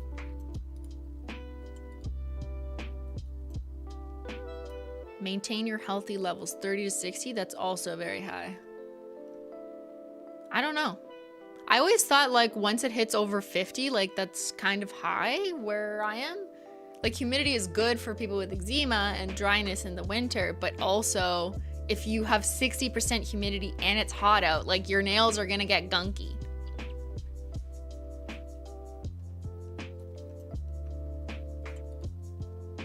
A level between 30 and 40% is typically ideal for keeping your home warm and comfortable in the winter. That's probably the range that my home is in more often. I don't think we go over 40 much. A little bit, maybe sometimes. But when I check the reader, it's always like 38% or something. But yeah, it will vary with what time of year it is. 50% is good for plants. What is the number for nail polish? Has anyone like done this research? Like what is the idea? Because I don't know. I'm just like guessing. Because I never have this issue of like nail polish not drying quick enough that I'll see some customers have. And I just know that I'm only really painting in my house, which is pretty standardized and constant in terms of its humidity level, varying a little bit with the summer. But my house is usually between 30 and 45 maybe % humidity. 30 is so low. 30 is low, yeah. I think like 35. We're 45. Okay, so at the higher end. Is that what it is right now? I think it's over 50. That's like maybe is a little too much. I don't know.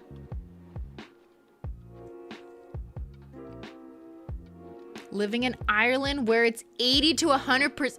What? I've never been in 100% humidity. What does that even mean? What does it mean to have 100% humidity? Like scientifically?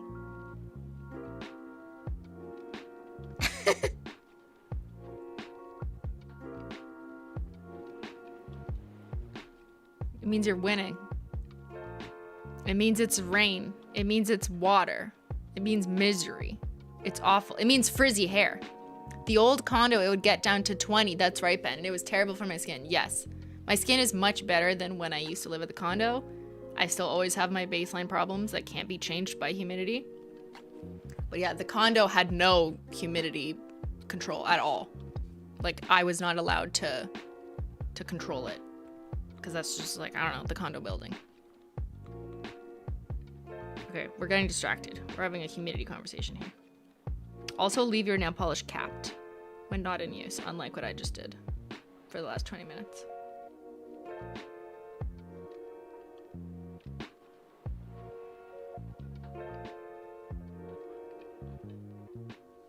Lovely. Yeah, it means your hair looks like shit. My hair gets frizzy so easy, and today it's been like fine actually. So maybe that means it's good humidity in here. I love talking about the weather.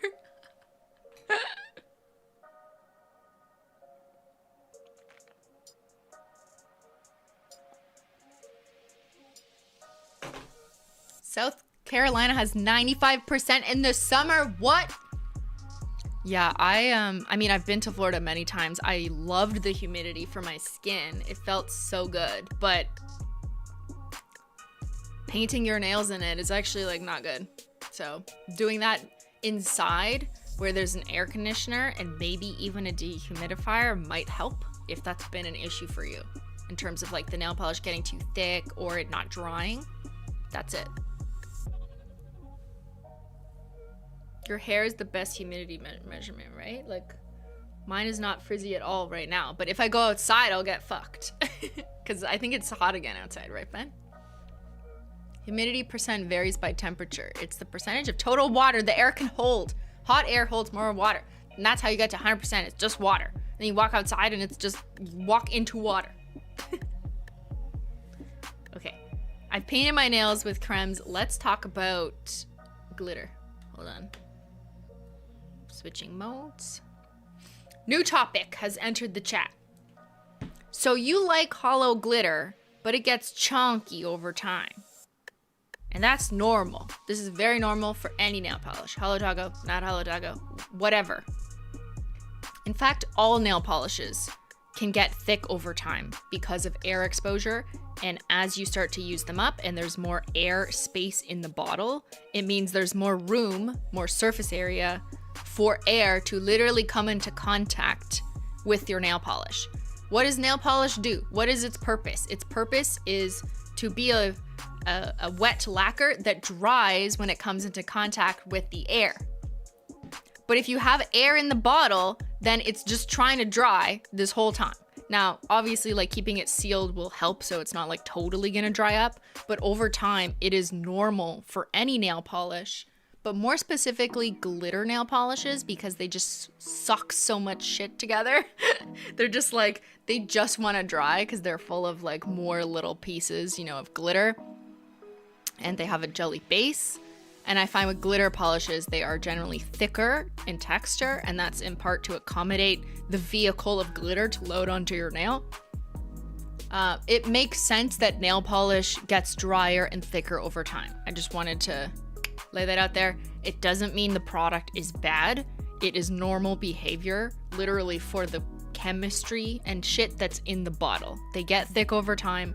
They get thick more as you use them. Like the more I open and close this, the more it's gonna dry out. The more there's space in the bottle from use, the thicker it might get over time. So what you can do is use what's called nail polish thinner, which is not acetone. And I'm just gonna pull up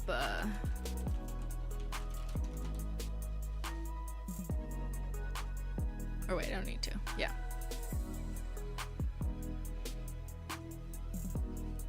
So the most accessible product for people like, or sorry, let me put this a different way. Don't use acetone. I think a lot of people think, okay, well, nail polish remover, you know, thins out my nail polish as I remove it. So why don't I just add this to my bottle of nail polish? No, do not do this. Do not nail polish remover into your glitter or otherwise your nail polish. And that's because the chemicals will not necessarily be compatible. You might experience discoloration, erosion of the glitters, separation of the pigments, which a little bit of that is normal over time, just as you watch nail polish sit on the shelf. But you might see like abnormal separation of the pigments that won't just like mix together properly when you shake the bottle. So I do not recommend using nail polish remover or acetone-based nail polish thinners. You have to look for a product that is called nail polish thinner. The word thinner is important because it was specifically designed to thin out nail polish and not just like eat it. Acetone will eat your nail polish.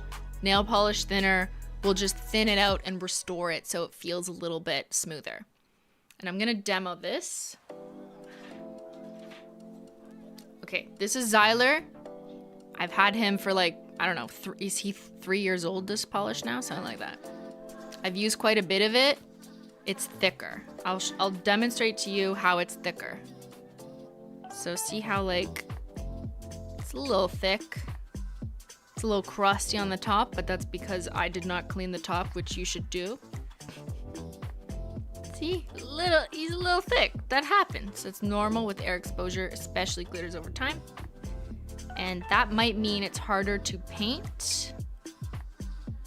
See how it's like a little thicker and I have to push it a bit harder to spread it around. And while I could definitely still manage a manicure with this, like if you know how to work with the thicker polish, like, you know, it's not, this one isn't unusable. There's better examples maybe you have where it's more unusable. It's a little bit gloopier. It's a little bit thicker. You can kind of see when I do that. So you might benefit from using a nail polish thinner. And let me just say, like, thick nail polish isn't bad. Thick nail polish usually means better coverage, fuller coverage, so that's good. You just have to like know how to wiggle with it, know how to work with it. But sometimes over time, people do find that it gets a little bit too thick and they would like to thin it out. So you can do that with a nail polish thinner. So I'm just gonna do this, put my brush aside.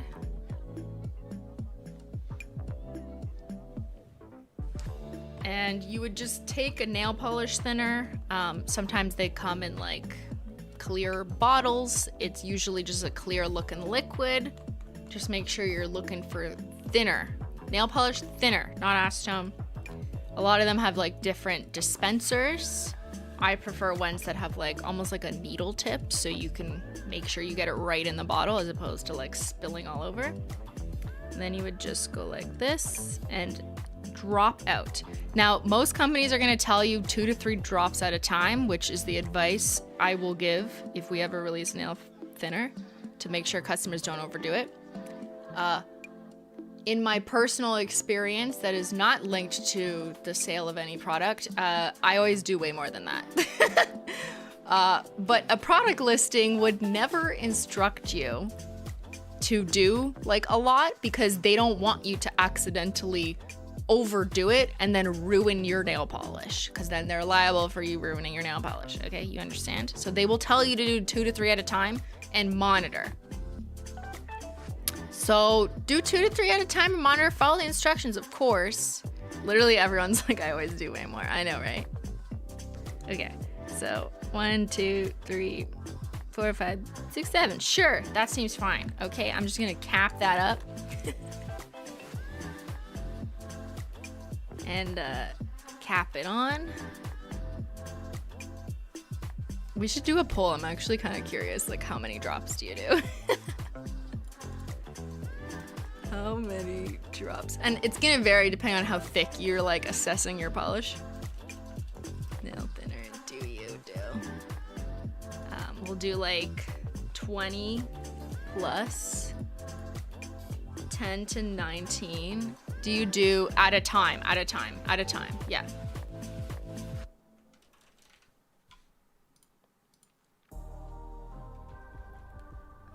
Oops, I messed up. I'm gonna do this. I'm gonna do 2 to 4, because that's generally what people be like. None? Never done it. Okay, there.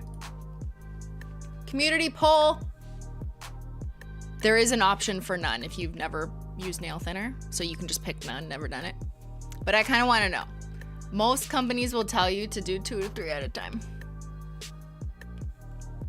Does it work in Glossy Taco? Yes. Yes. Nail polish thinner. You should use nail thinner in your quick dry top coat.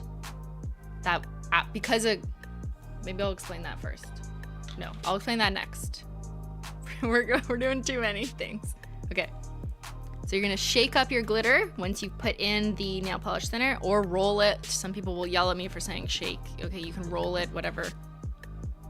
And you can already start to see that it's falling a little bit more seamlessly. Like as I go like this, see it's like whoosh. It's whooshing a little bit better. Just want to make sure it's mixed in enough. And then I'm gonna open her up and do a little test and be like, was that enough? Does that feel good? All it really does is restore the nail polish back to what it should behave like when you first purchased it. It's basically like a restoration treatment. You know, it's like getting a facial, kind of. Restore your skin, restore your nail polish back. So now if I go like this, it's a little bit runnier, but like not too much. So it actually is still quite thick, you know, like I'd probably add more. But like it depends on the formula. With cremes, I find I don't need to add that much. With chunky hollow glitters, especially Holo Taco's glitter formula has a lot of fucking glitter packed into it, then maybe you want more. But it's kind of like a test and try it. But let's see how this works. Like, maybe I'm good with this level of thickness. Like, yeah, it does feel smoother. It's still thick, but it's smoother. Like, easier to apply. So I could deal with this. I could see some people wanting it to be even thinner, though. But you don't want to make it too thin, because if you make it too thin, then it ends up being runny. And you do not want runny nail polish, because then it'll run off your cuticles.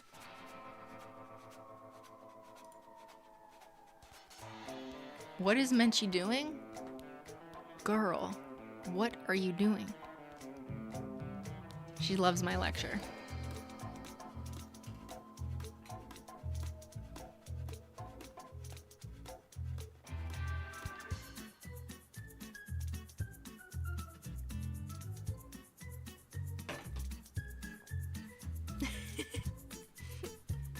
We're taking a break from this class. Okay, I'm gonna add a little bit more thinner that you can't see, because Menchie's more important. And also, so you'll never know the truth of how much nail thinner. I basically drink this shit. Don't drink the nail thinner. But I do. I kind of do drink the nail thinner. You know what I mean? In a video game, I drink the nail thinner.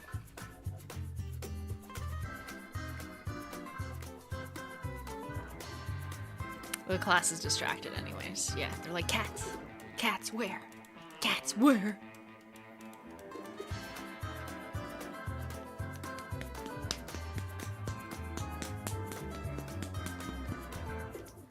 Menchie is sleeping in class, but we allow it.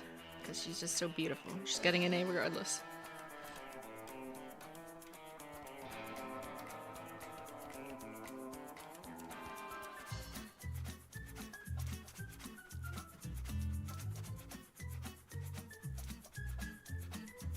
Go back, it was in frame. What, this? You mean Xyler? Look at beautiful Xyler. This is old Xyler, before the reformulation. Before we reformulated this cat. But, you know, I want you guys to be able to use your older polishes that are getting thicker over time. So, nail thinner is something that can help with that. So we're gonna go ahead and paint that on. Now that I've thinned it out. Just a little bit.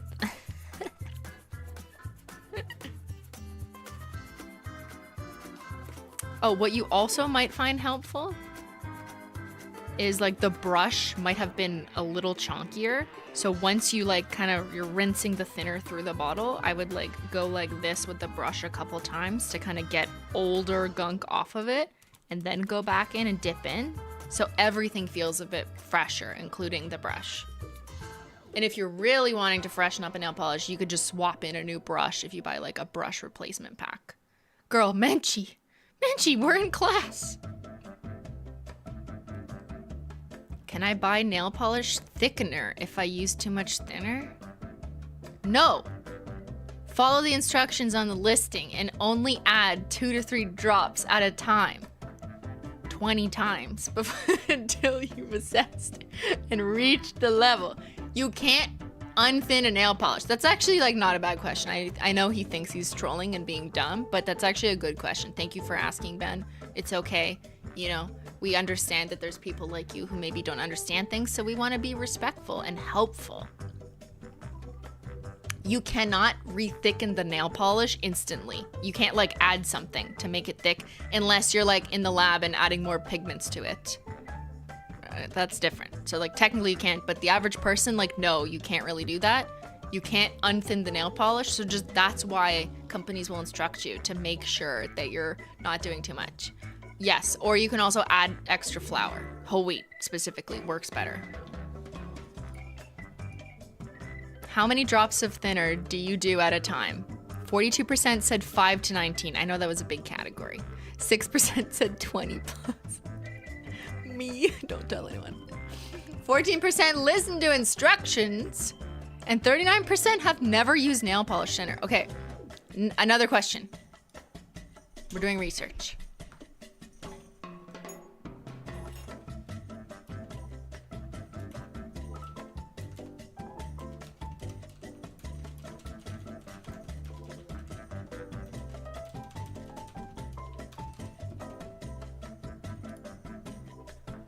I know we can't necessarily do a linkage and know that it's the same number of people, but I predict that the yes will be much larger than 38%, which I know I'm answering this question before the research is complete, but there's a lot of people who have thicker, you know, they realize, oh, my nail polish is getting thick, or maybe I left the cap open, or maybe that's just like literally the science of what happens, especially in tacos, in top coats, which I will touch on more specifically in a second.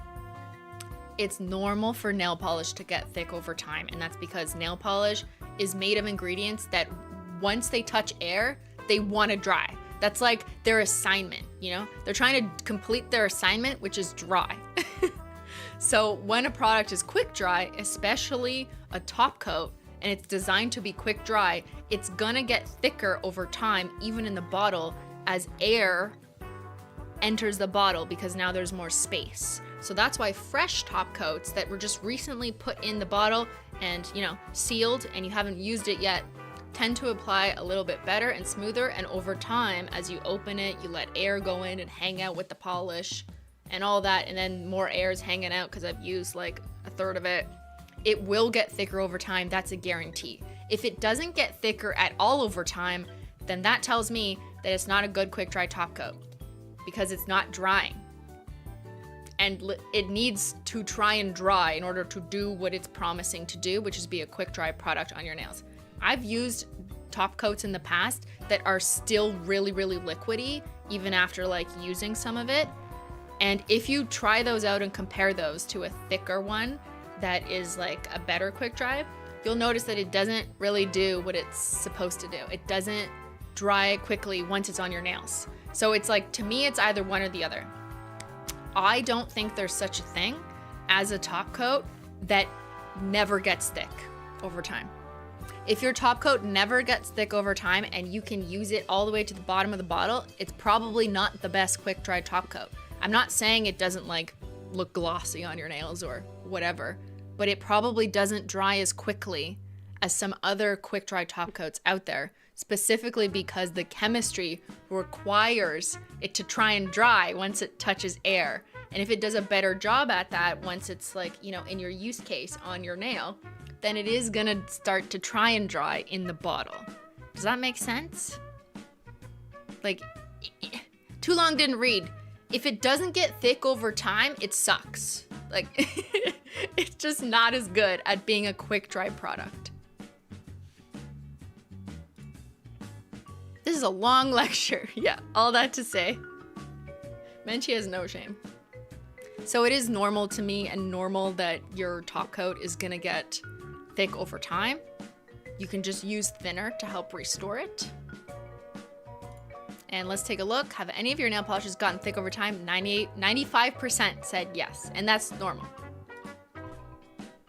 Will the wide brushes be restocked soon? Yes. Not the next launch, but soon-ish. If it ain't thick, it ain't it. Yeah. Okay, back to painting. Now that I've thinned out my old Xyler, I know I'm not wearing Peely Base, RIP. I'm gonna have to clean this off and scrub it off.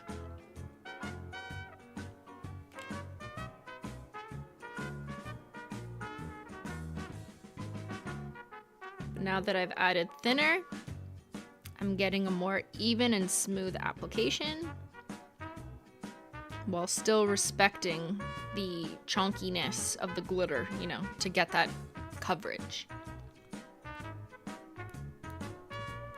Not dilute the formula. I'm just letting it dry before I do a second coat. Yeah, we're going in raw. I got my friend Glassy Taco when it first launched and never used it because she didn't like it. About 1 year after I went to use it and the bottle was dry. I don't know, that could have been maybe like a capping issue? 20 drops of thinner really made a difference. Yeah, don't tell anyone how much I put. It depends on like the age of your polish and what formula it is. Like glitters really eat up thinner. Like they're thirsty.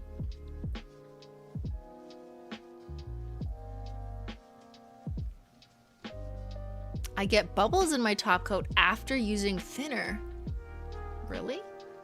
That's like the opposite that I've heard. I find if you get bubbles in your top coat, it might be a sign that it's like getting too thick, and using thinner can actually help reduce bubbles. Just don't shake your top coat. So remember when I like shook this up, you're not gonna notice any bubbles. It doesn't really happen in a glitter like this. But in a top coat, yeah, you shouldn't like vigorously shake your top coat because it will create a bit of bubbling. But thinner usually helps with bubbling. Like it reduces bubbles in a clear coat. If you have strings and glossy top coat, use thinner. Yes, for any good quick drying top coat, adding thinner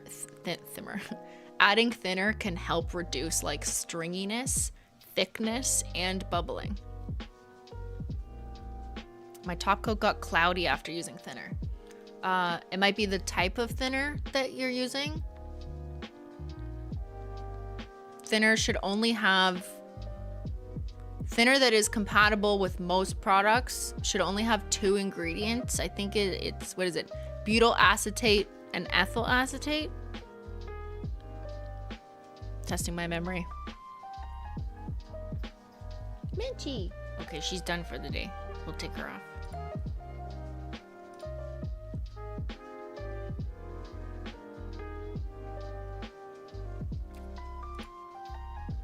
I know people are asking me to recommend a thinner.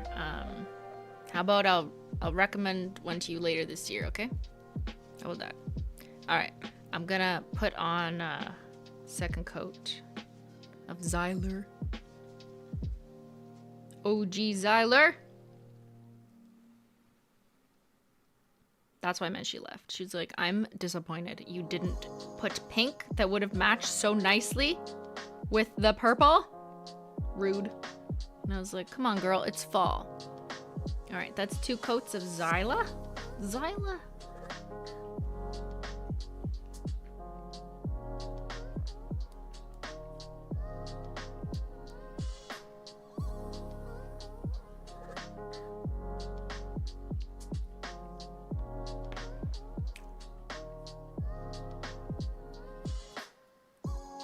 Xyla.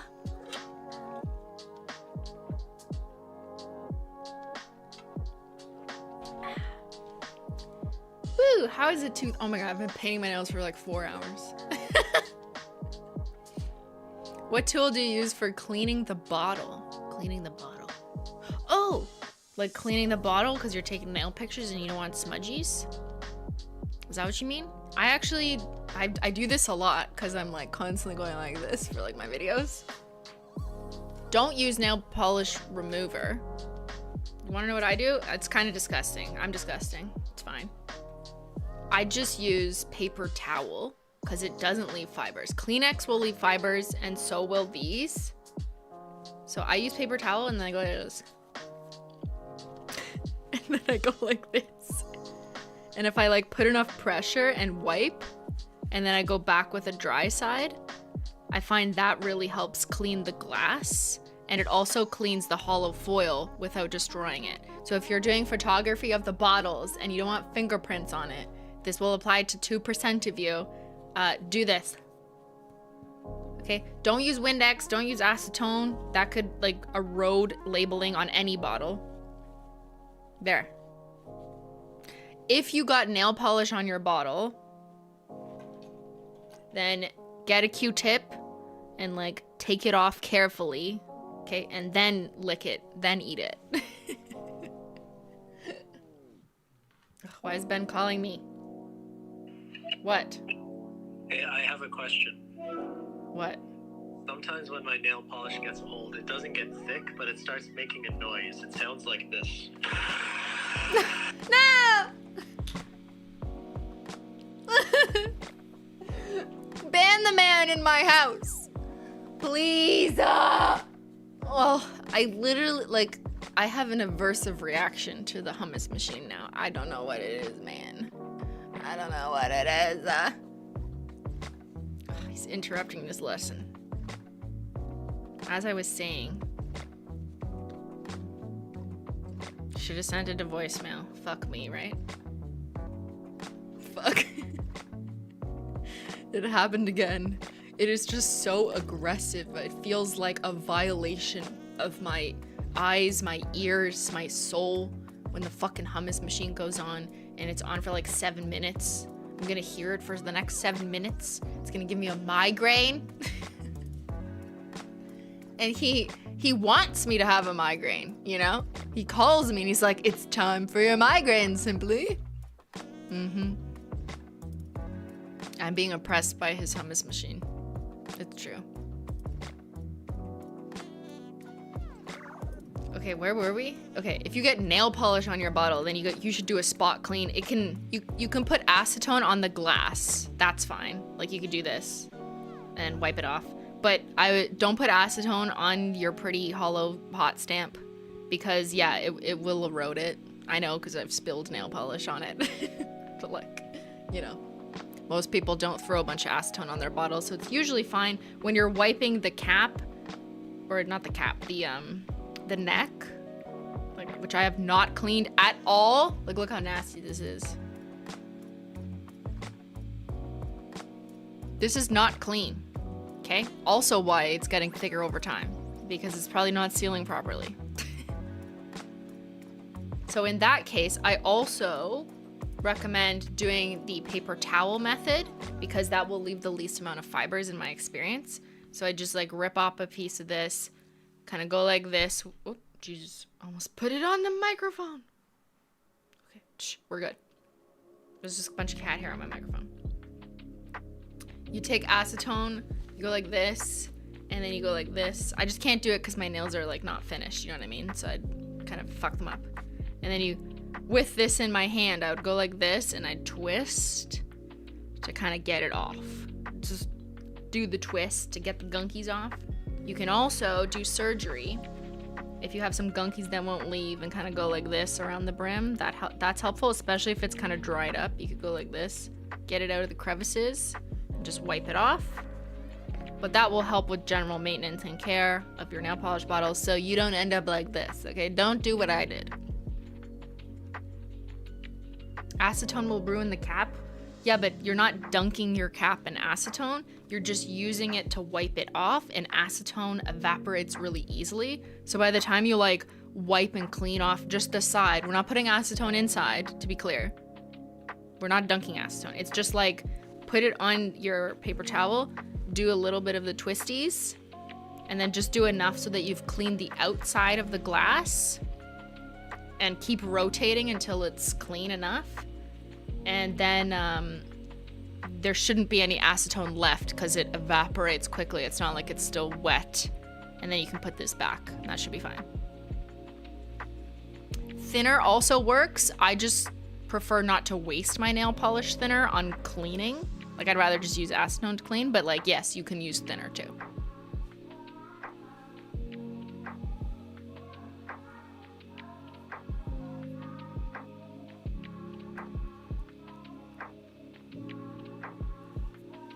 Okay, let's put on a taco. It's glassy taco time. Yeah, yeah. So I've switched the brush in here, to be clear. Actually, let's add thinner. Okay, my top coat's getting a little bit thick. It's about half full, or maybe like 60% full.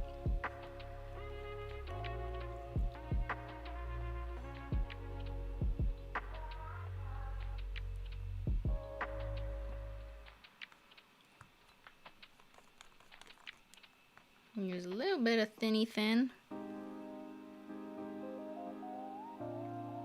You know, just 2 to 3 drops. That's it.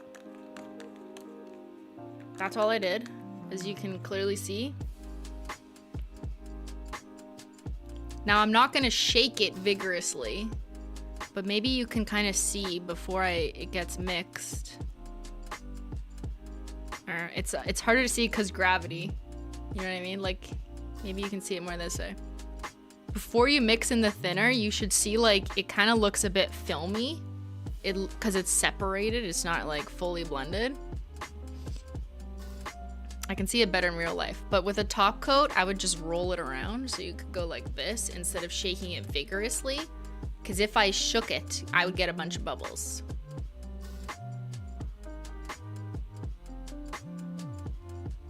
Just gently. Just kind of go like this a couple times and it should be okay.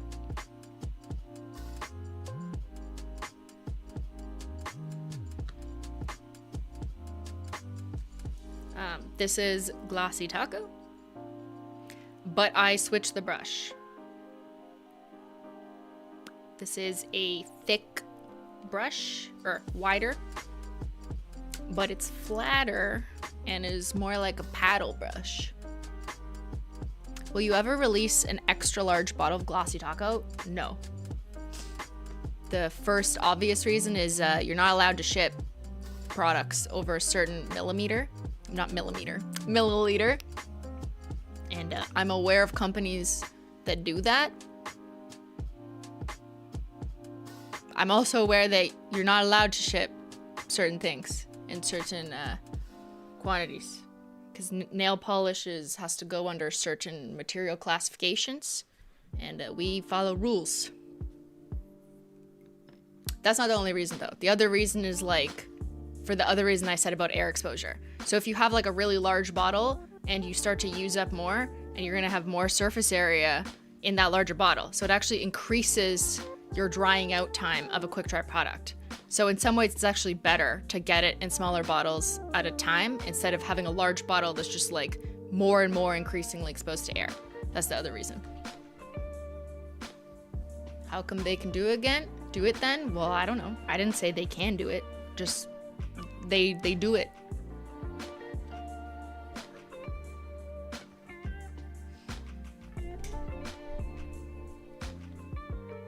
Shipping location also is part of it too. So that I don't know. Okay, I'm gonna go in with my recently thinned Glossy Taco. Just a little bit. And that will restore it.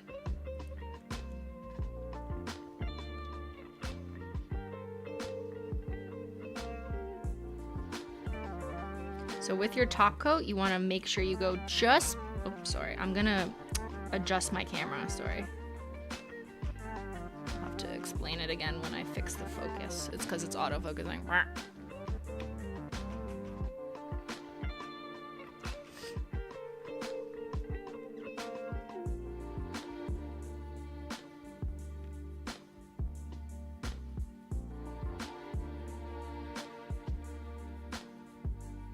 This has been an extremely helpful stream, Simply. Thank you. You're welcome, Stacy. I'm glad. I could talk about this for hours. There's so much we didn't even cover, but like, I gotta go. I'm actually hungry. Shit. I'm just like, oh my God. It's almost 3. I'm starving.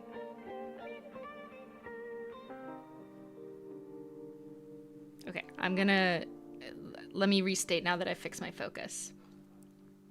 Fix your focus.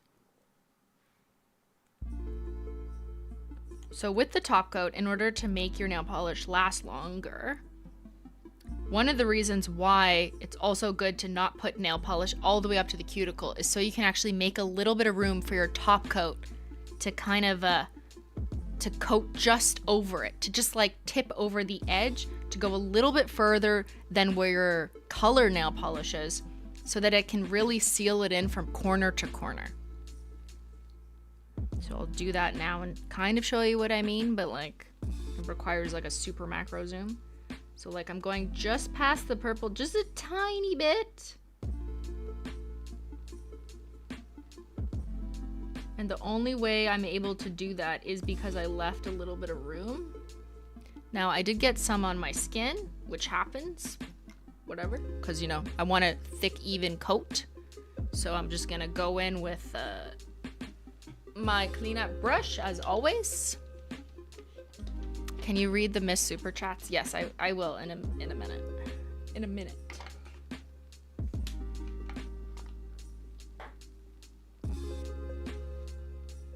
So again, just removing it from my skin. Just a little bit. It's easy.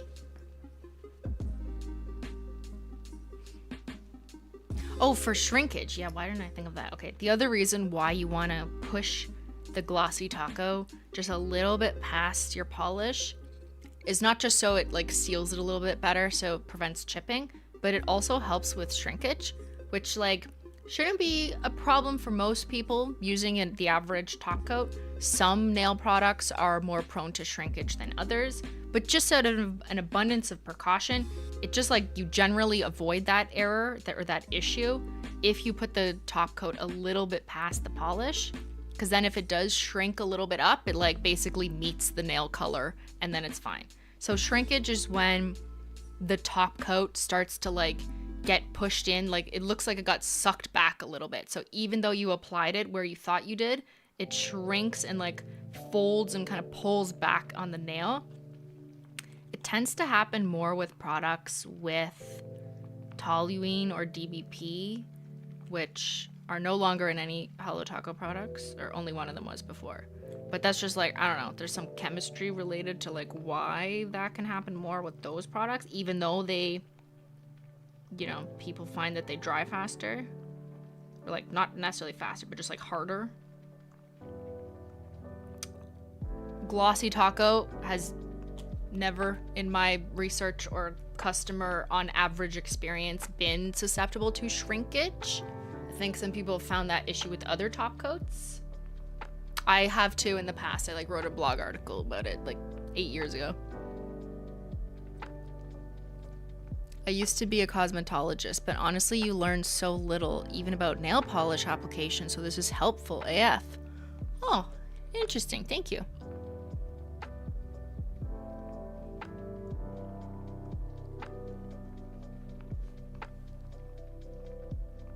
You notice that I skipped Xyler. I'm gonna do him in a second because I want to explain Glossy Taco on a glitter. So I'm just finishing off my cremes.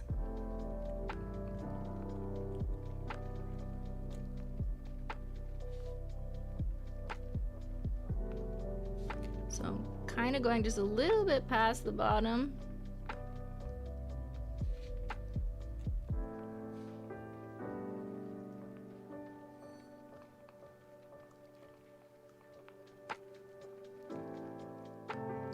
Painting my hands in the air is so scary.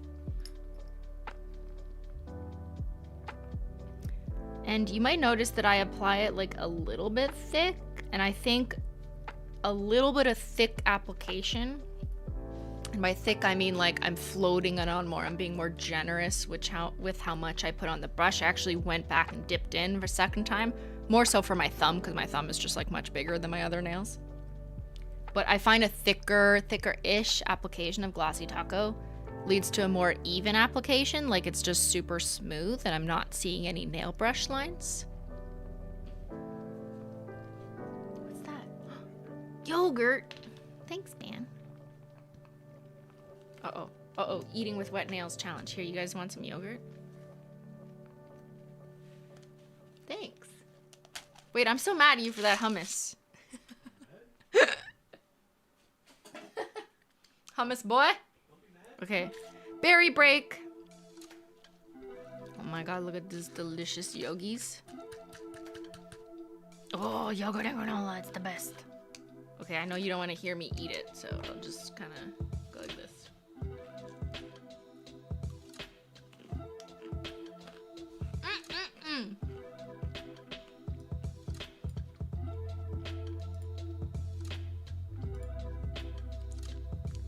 Careful, my nails are wet.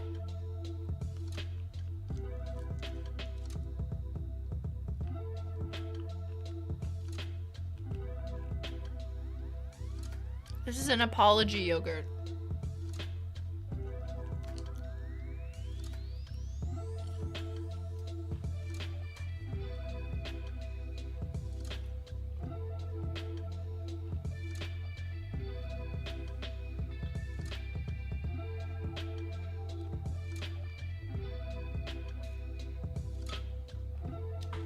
Okay, we're back. Woo! Glossy Taco time. How did it know?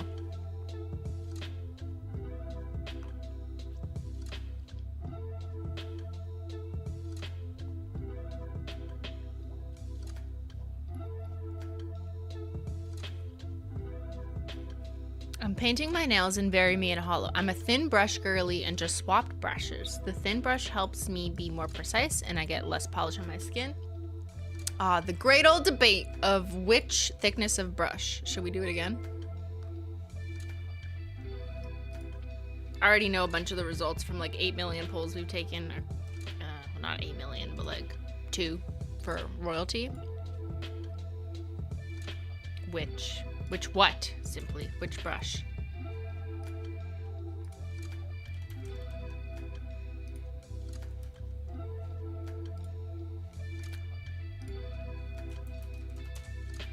I'll pull it up so you can know what I'm talking about. So thick is like this, thin is like that, as far as Holo Taco is concerned.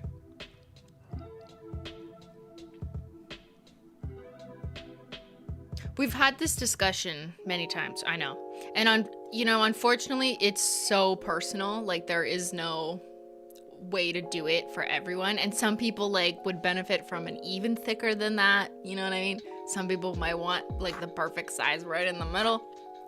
I think some people think it depends on the formula. However, I did research and I had all of Holo Royalty, not this most recent survey, but the survey before, we surveyed them on their brush preference in every single formula. Well, almost every formula. We asked them about which brush do you prefer in a linear holo, in a holo glitter, in a topper like a unicorn skin, in a base coat, in a glossy top coat. We asked them all by formula and still found that overwhelmingly people did still pick thick and that it didn't change that much for formula, which I thought was really interesting because I would have thought there was like way more of a change there. Yes. Could I get a brush that's like there's 5 brushes? And so if I have 5 polishes, I could dip all 5 at the same time and just paint all 5 nails in one swipe. You want a robot? Oh, is this the disgusting cookie? I brought you a Franken cookie. Show them. What is this? Yogurt and Franken cookie? Should I open it for them? This is disgusting.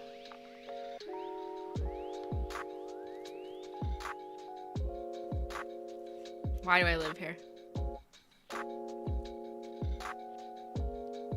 You can't really see, but there's like 8 different types of chocolate chips in this cookie. It's so nasty.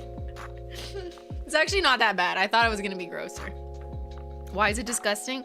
Because there's butterscotch chips, dark chocolate chips, milk chocolate chips, white chocolate chips, cream cheese chips, I think, mint chocolate chips. Like every type of chocolate chip cookie or chocolate chip chippets you could put in one cookie. But like mint chocolate chips shouldn't go with butterscotch or peanut butter chips. Like what? There's too many. He just did it to fuck with everyone. It's actually not that bad. Like I'd still eat it, you know?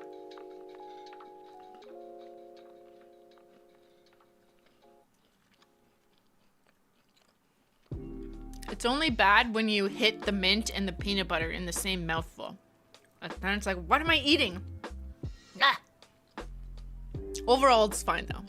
Cream cheese chips? Yeah. I don't know which one that is. Okay.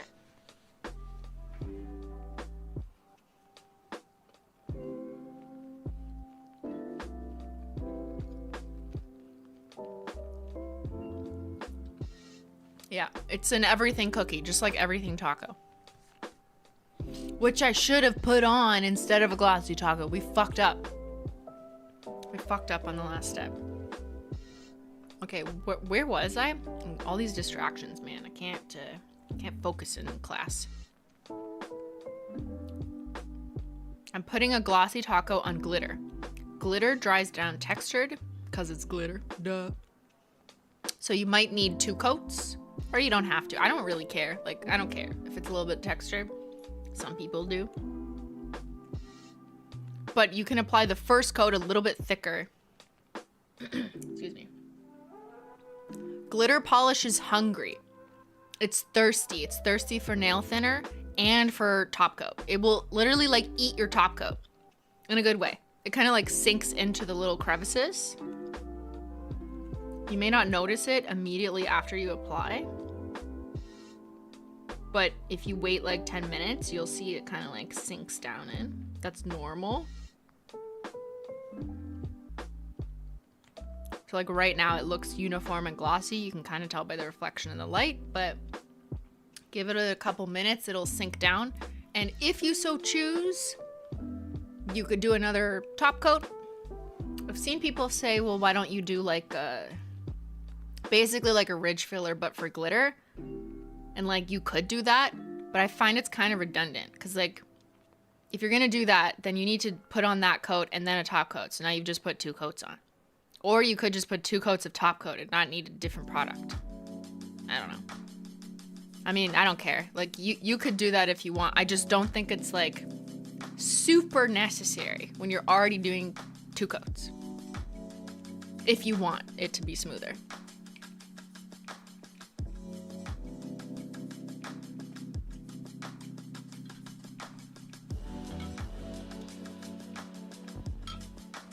$24-hour masterclass? Yeah, I should charge for these. What the fuck, man? Gotta be like Oprah. Charge for my masterclass in being excellent. Which brush? Chat says 84% prefer the thick brush. Yeah, I know. I feel like this number has increased because I did this survey and I don't think it was as strong. Or as the gap was as large. That's this that we're referring to. So that's why like a year and a half, 2 years, something like that ago, we decided to introduce replacement packs where you can just purchase the brush, you know, so you can swap it out. And also part of the reason that we've kind of moved over to just defaulting to thick for newer products for now.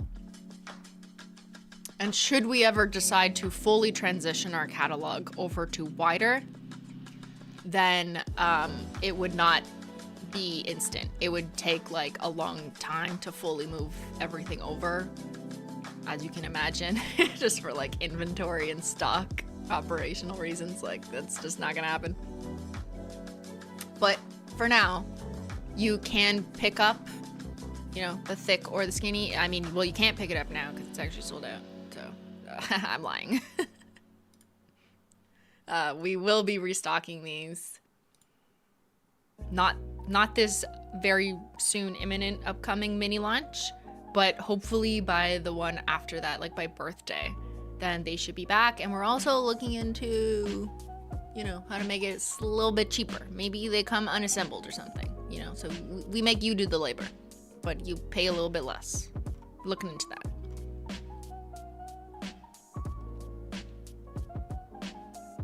So make sure to hit that notify me button.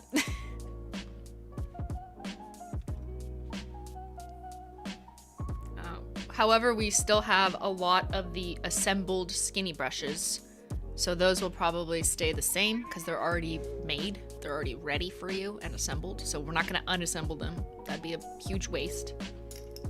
So skinny brushes will continue to be offered as is because we still have a decent stock of that. And just less people buy skinny, obviously, since we just did that poll. So they've moved a lot slower than the thick ones, which move way too quickly because we put them in our rewards program. And that's why we just blow through them.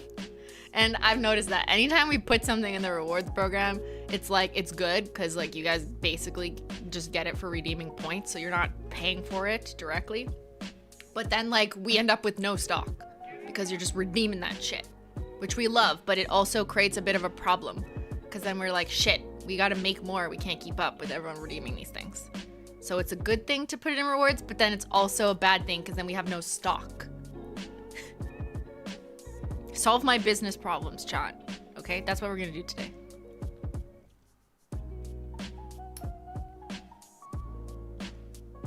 All right. What do you think? What do you think?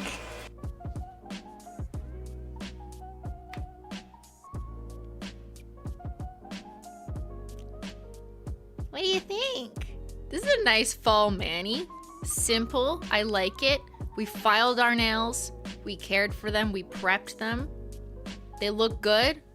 They look like they're gonna last a long time, except that's a lie because I'm gonna have to take these off like probably tomorrow to swatch. No toppers, I know. I'm fired. Sue me.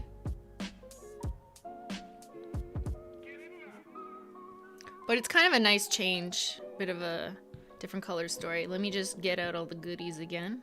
Show you what was used. I like this. A little bit of the old, a little bit of the new. We've got old OG Xyler. Got Feeling Fiendish, Xyler the Cat, Nightshade, Stay Grounded. That's a nice color palette. I like it.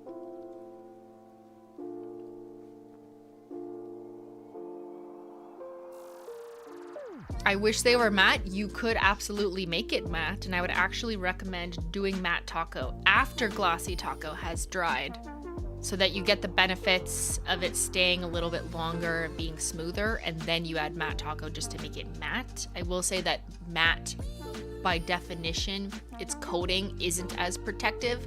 So like, yeah, you might see a dent in your nail if you like stab yourself like this in a couple hours, whereas you wouldn't get that with a good glossy taco. But I think I'm happy with this. I like this. I kind of prefer, I don't know, I like them both. Okay, don't make me choose.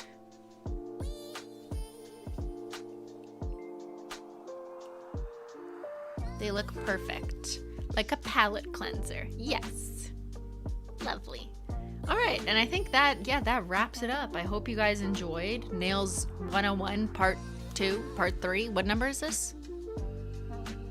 I could definitely do more of these. I think we did a lot on nail prep, and that's because that's the number one question I get is like, how come my nails peel off? So I hope there was like a couple things in there that really help speak to some of the things you could do to try and help or reduce the amount of chipping you get, because they're all kind of related to each other, including wrapping the tip, which I did. If you were paying attention, you can see the underside of my nail has a little bit of nail polish there, and that would help them stay on for longer. Oh, super chats. Yes, thank you. Okay, let's do that, and then we'll let everyone go. Thank you, Vicky, for buying some cat stickers. What cat stickers? So weird. Uh-oh. Chat disconnected. What the fuck is this? Susan! What is this? I've never seen that before. It literally like won't give me... Okay, I'm gonna have to exit out of it and try it again.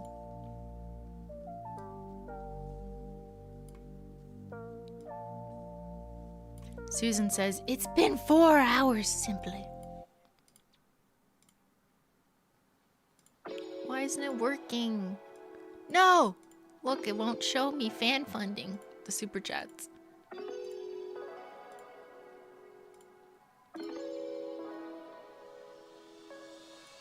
It keeps saying I'm disconnected. What the fuck?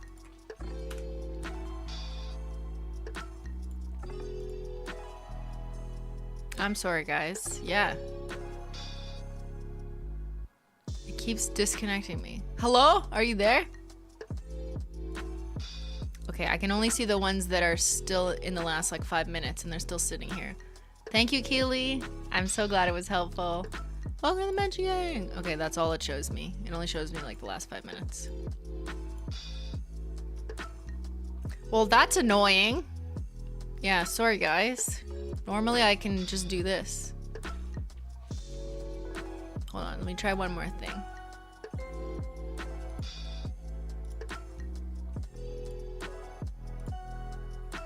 No. It's not working. It just always disconnects. Anytime I try and go to fan funding.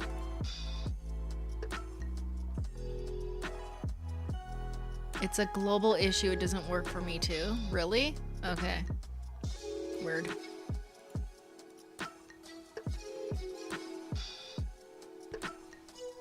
Can we get a US dollar to euros converter on the site?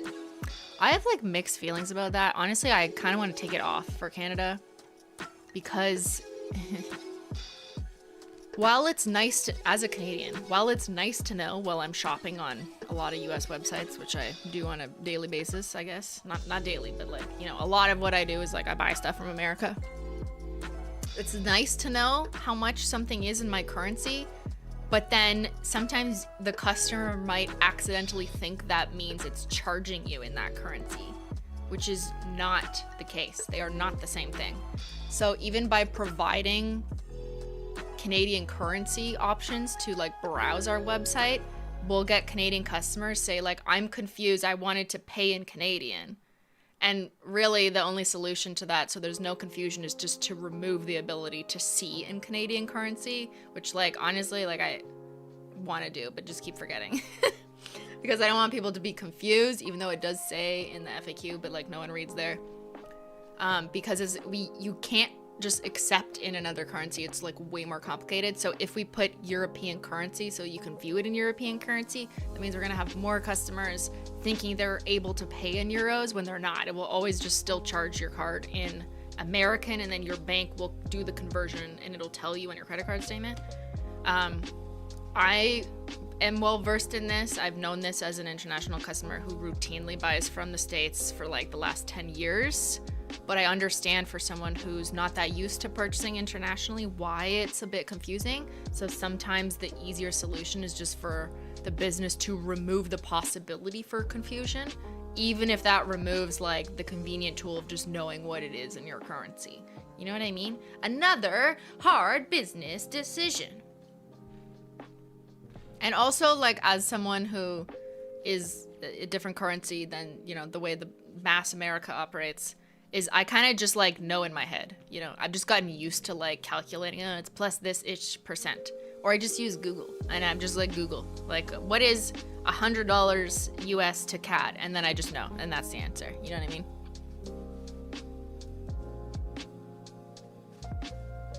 And then they add VAT exactly, and every country does that differently. Okay, I will try one more time to... It doesn't want to work. It doesn't work.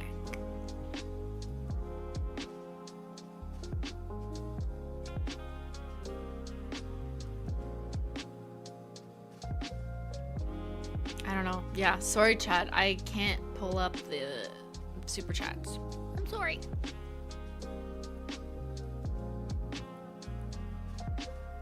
Currency conversion fluctuates. Yeah, but the tool does it automatically. It like shows you, but it doesn't charge you in that currency. Which is why people, while I understand that like it is confusing, some customers don't really understand the difference. I don't know what is wrong with chat. Like, what is going on with YouTube? Susan! I'm sorry, guys. I tried to go back to... I can't go back to the stream recording. That would take forever to look through the past 3 hours. I hope you can appreciate that.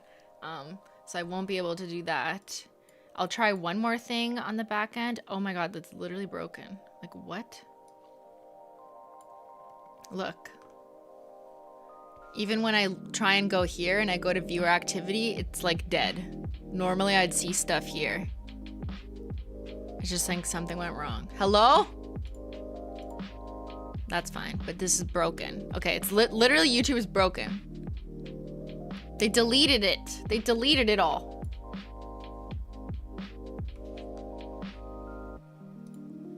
So we'll just have to call it a day. I don't understand why it matters what currency you pay in. Some people just want simplicity. They want to avoid if their credit card or bank charges them a currency conversion fee, which is like in addition to the currency. Some people just want to be able to know exactly how much in their currency, and sometimes it's easier to tell if it didn't have to convert, like you know what the total is. Bunch of reasons, I guess. I've just gotten so used to converting it because I live in Canada and shop in the US quite often. So it's like just a normal course of my life. But if you aren't someone who shops online and you don't understand, then I get why it's like, you're like mad.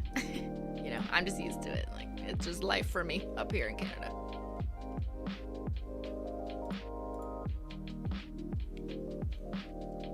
Okay, on that note, huge thank you to the mods. And if you noticed, there was a new mod, Casey, in the chat. Where are you, there you are, Casey saying sorry. It's not Casey's fault, it's Susan's fault. But yeah, welcome to new mod Casey, and big thank you to all the mods who've hung out with us for this whole time. The mods are amazing. They help keep the chat a wonderful place, and they help with timestamps so that VOD Squad, shout out to the VOD Squad, can go through and see the timestamps for some of the biggest topics we covered today. So that'll be extremely helpful. Yeah. So thank you guys so much again for just caring about the chat and making this a wonderful place for everyone to hang out in. And be sure to head over to the Simply Discord so you can hang out with everyone later and talk more about nail care or whatever. And if you would like to continue this conversation, you can do that in Simply React if you want. If it's related to HOLO Taco, you could go to HOLO Taco chat. Or if it's more general about nail care and advice, you can go to Nail Chat. Those are all channels in the official Simply Discord server, which will be linked if our bot is working. Stream elements. What is going on? Okay, well, just Google it. Simply Discord server. Oh, there it is. Thank you, Carol. Menchie Gang, I will see you tomorrow. Don't forget, it's on the membership page of this channel. The stream's already populated. We'll do some spooky stuff, you know, whatever. We'll just hang out. That's tomorrow, the Menchie Gang bonus stream. And I will be here on Wednesday. We'll actually be doing nails. So if you're not a gamer and you normally don't come on Wednesdays because you're not into gaming, we're going to be doing nails on Wednesday. So come back on Wednesday. And hope everyone has a wonderful weekend. Thanks so much for watching, and I'll see y'all later. Bye.